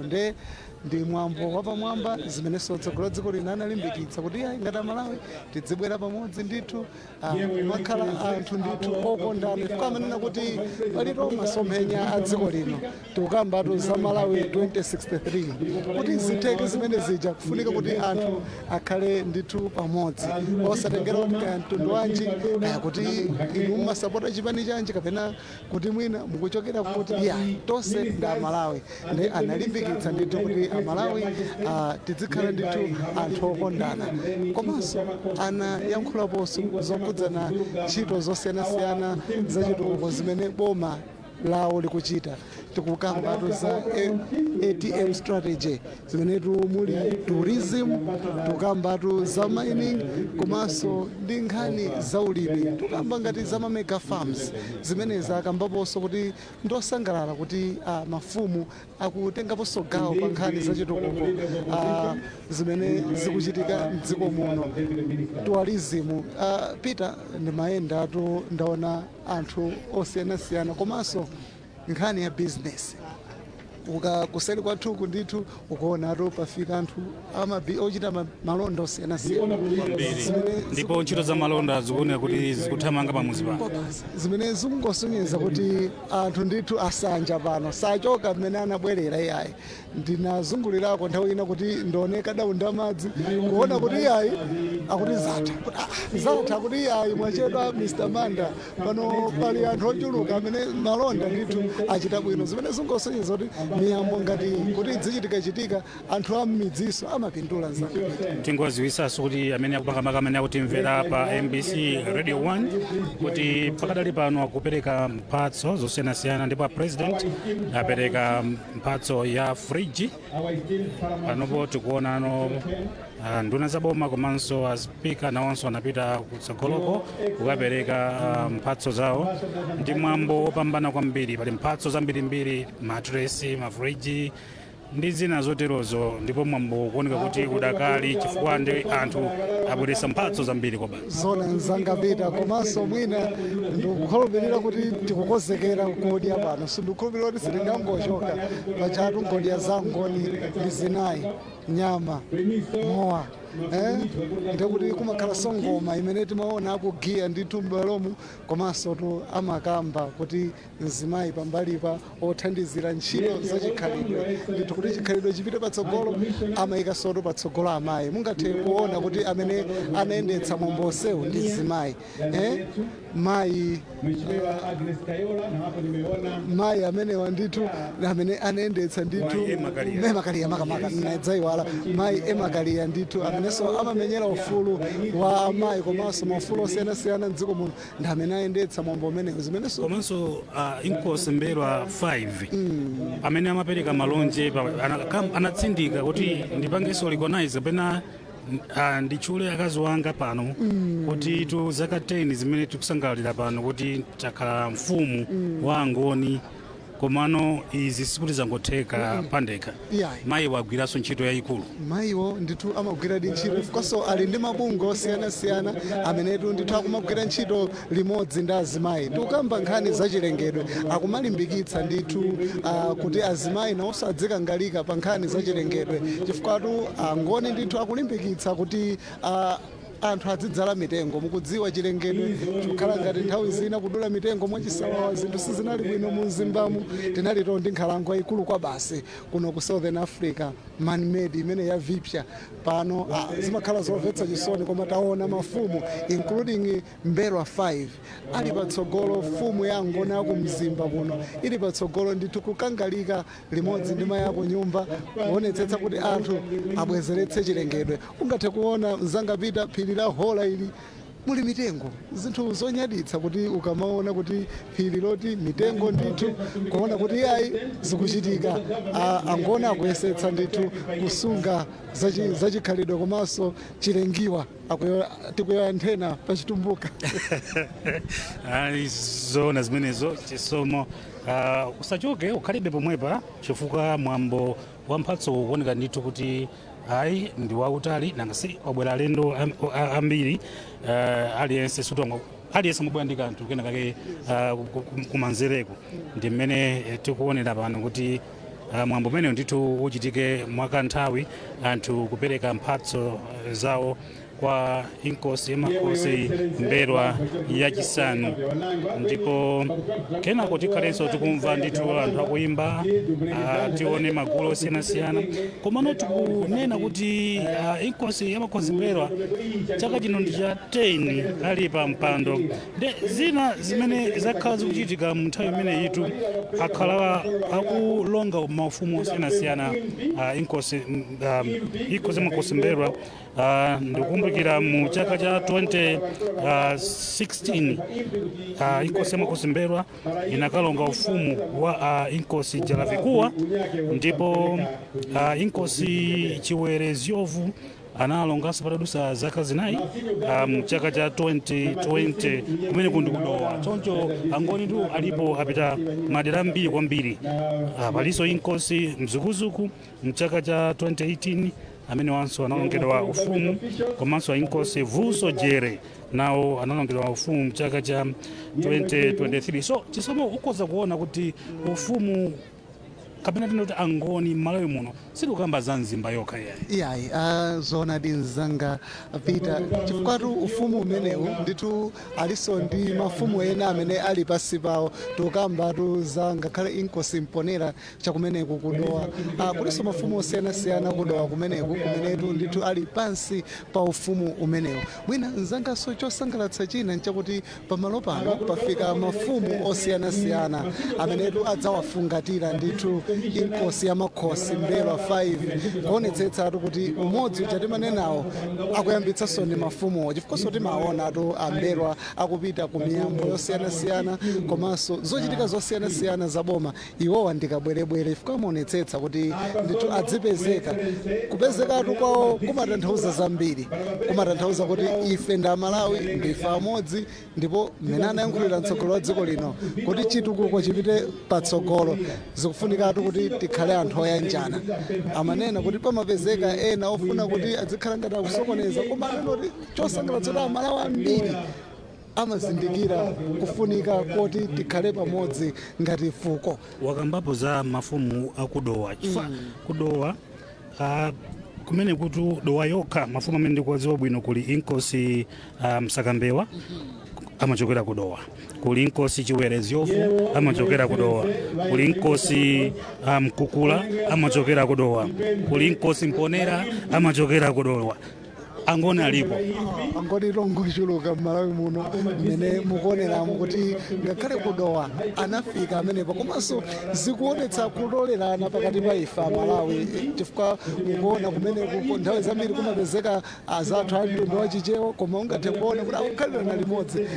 Sitinamveko kuti kuli mavuto ena aliwonse hayi nkuona kwaketu utaona ngakhale ingoma yakumchinji chigawo chapakati ili pano magulu osiyanasiyana tinadzaona nthawi ina ngakhale mafumu akulumbi anadzalowaponso ndi gulu lawo pamene tinaonanso ngakhale fumu yayikulu ya atumbuka italowa mkati chikula Maembe Khondwe Sawira inagiya nawo mkatimo kusonyeza kuti ayi mafumu akukhalira limodzi ndithu pa chitukuko cha dziko komanso mu miyambo ngati imeneyi. Komanso tikambeza a president achakwera akuoneka kuti akuyika chidwi kwambiri pa nkhani zotukula chikhalidwe chifukwa sikalekale mwezi wa Machi pa 14 Machi tinaona president atapita ku Edingeni kukumbukira nthawi imeneyi kunachitikaso zinthu zambirimbiri.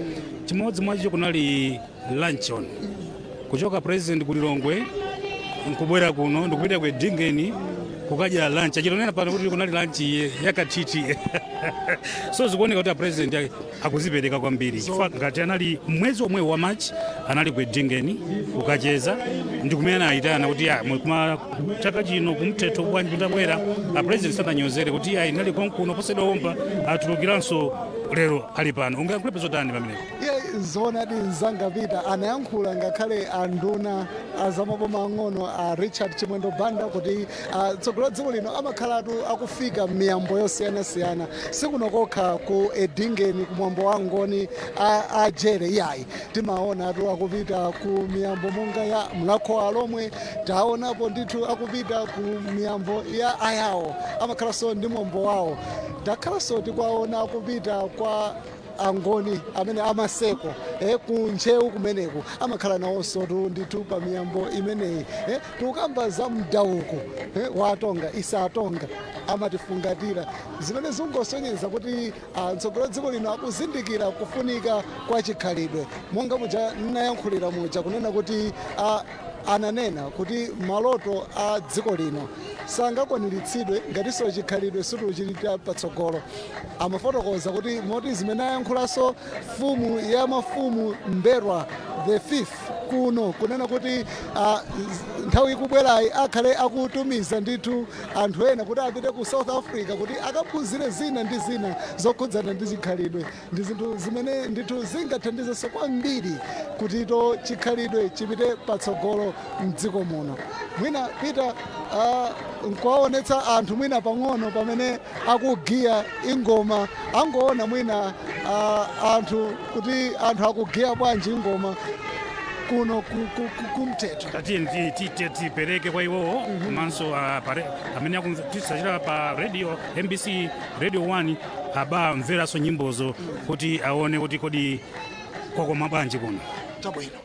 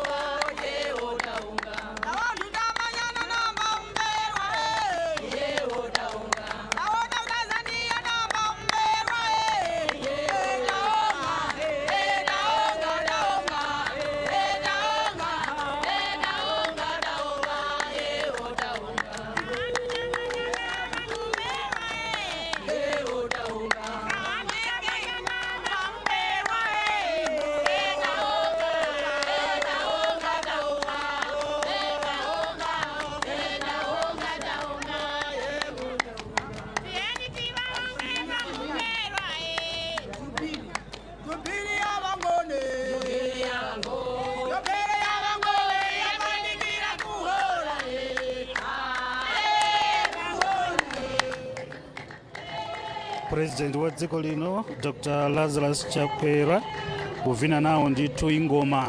Ingomatu ndi gule wankulu kwambiri, gule wosangalatsa kwambiri amene ali ndi mbiri yake pakati pa Angoni kwambiri.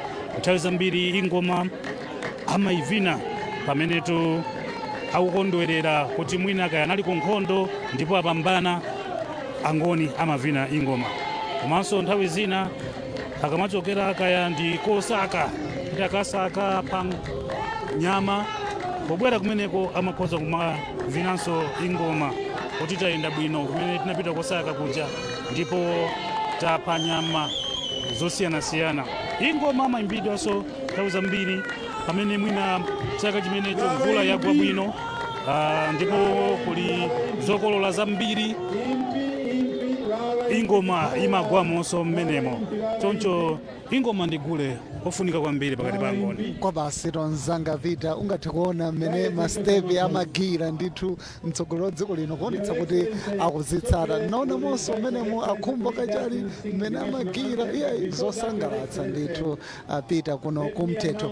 Tingowauza amene akuonera kanema otsogola wa MBC ndino amene mukumvetsera wireless radio number 1 muno Malawi, MBC radio 1, kuti ngati simunafike kuno mwaponya zabwino sanafike inde kumano ambiri akuonera TV akumvera pa radio tili nawo konkuno even pa Facebook tili live nkona timanena ati kuti ndife manthu basi tikuyenera kumangophunzitsa zinthuzi kuti zimakhala zikuyenera kuchitika moteri.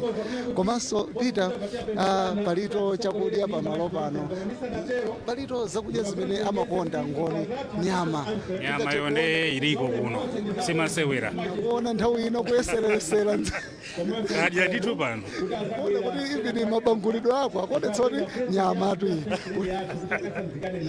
chabwino tikuwaziwisatu kutinso posedawopa tikhale tikuimba nyimbo ya fuko lathu imene iyimbidwe posedawompa pokonzekera kuti president wa dziko lino achoke pa malo pano. Choncho posiyedwa apa nyimbo ya mtundu wathu.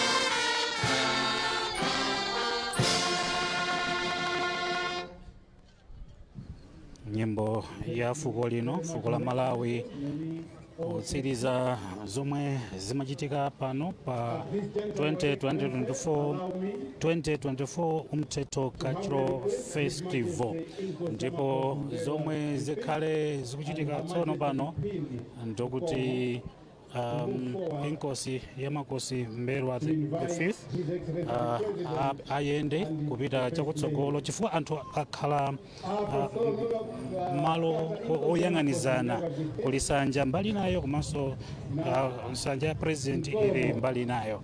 Choncho panopo inkosi Mberwa ndi amene akunyamuka ku nsanja yawo ndi mafumu ena akuluakulu kupita mbali imene kwakhala a president kuti asanzikane nawo pamene akhale akuchoka pamalo pano.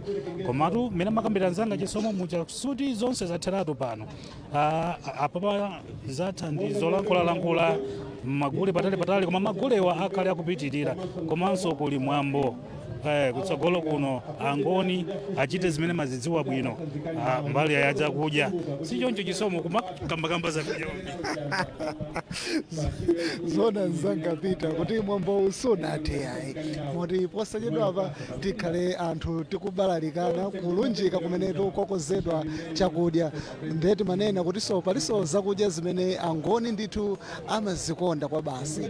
Chakudya choyamba ndi nyama, ngonito ndi nyama sungamulekanitse pambali pakhale kaphere pakhale ndithu bibida ndikuti iyayi ngoni apo mwamutha chifukwa ngoni ndi zinthu zimenezi iyayi zimakhala zinthu zonyadiritsa ndithu kupatulapo akakhutakuta chonchi kuti adya bwino ingomatu igidwa pano sote mwambo watha iyayi nde umagiya so bwino utakhuta bwino moti ndikukhulupirira kuti nafe tikhale sotu tikuyeserera kuphunzira kuti kodi maviniro ake aingoma amaenda motani.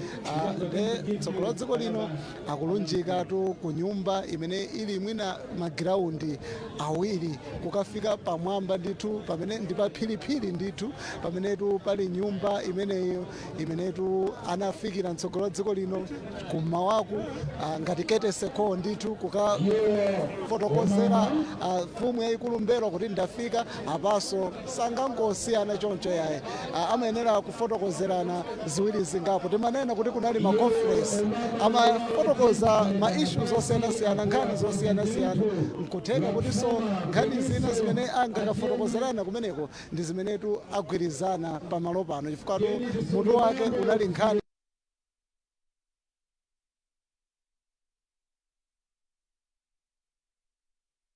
posachedwa apa Peter timaona ndithu dziko lino likukhudzidwa ndi nkhani ngati za Cyclone Freddy. Ndikukhulupirira kuti sikumwera kokha ndi mmene zikuchitira kusintha kwa nyengo kunonso tingathe kukhudzidwa ndi zinthu ngati zimenezi. Mwina kuona kwake tikuona kuti angoni chaka chino amangirira pafundo za chilengedwe zimenezi kwambiri. Takhati kumaonapo mvula ikamayamba ngakhale chigawo chakumpoto chino kuti madzi akumavuta kwambiri.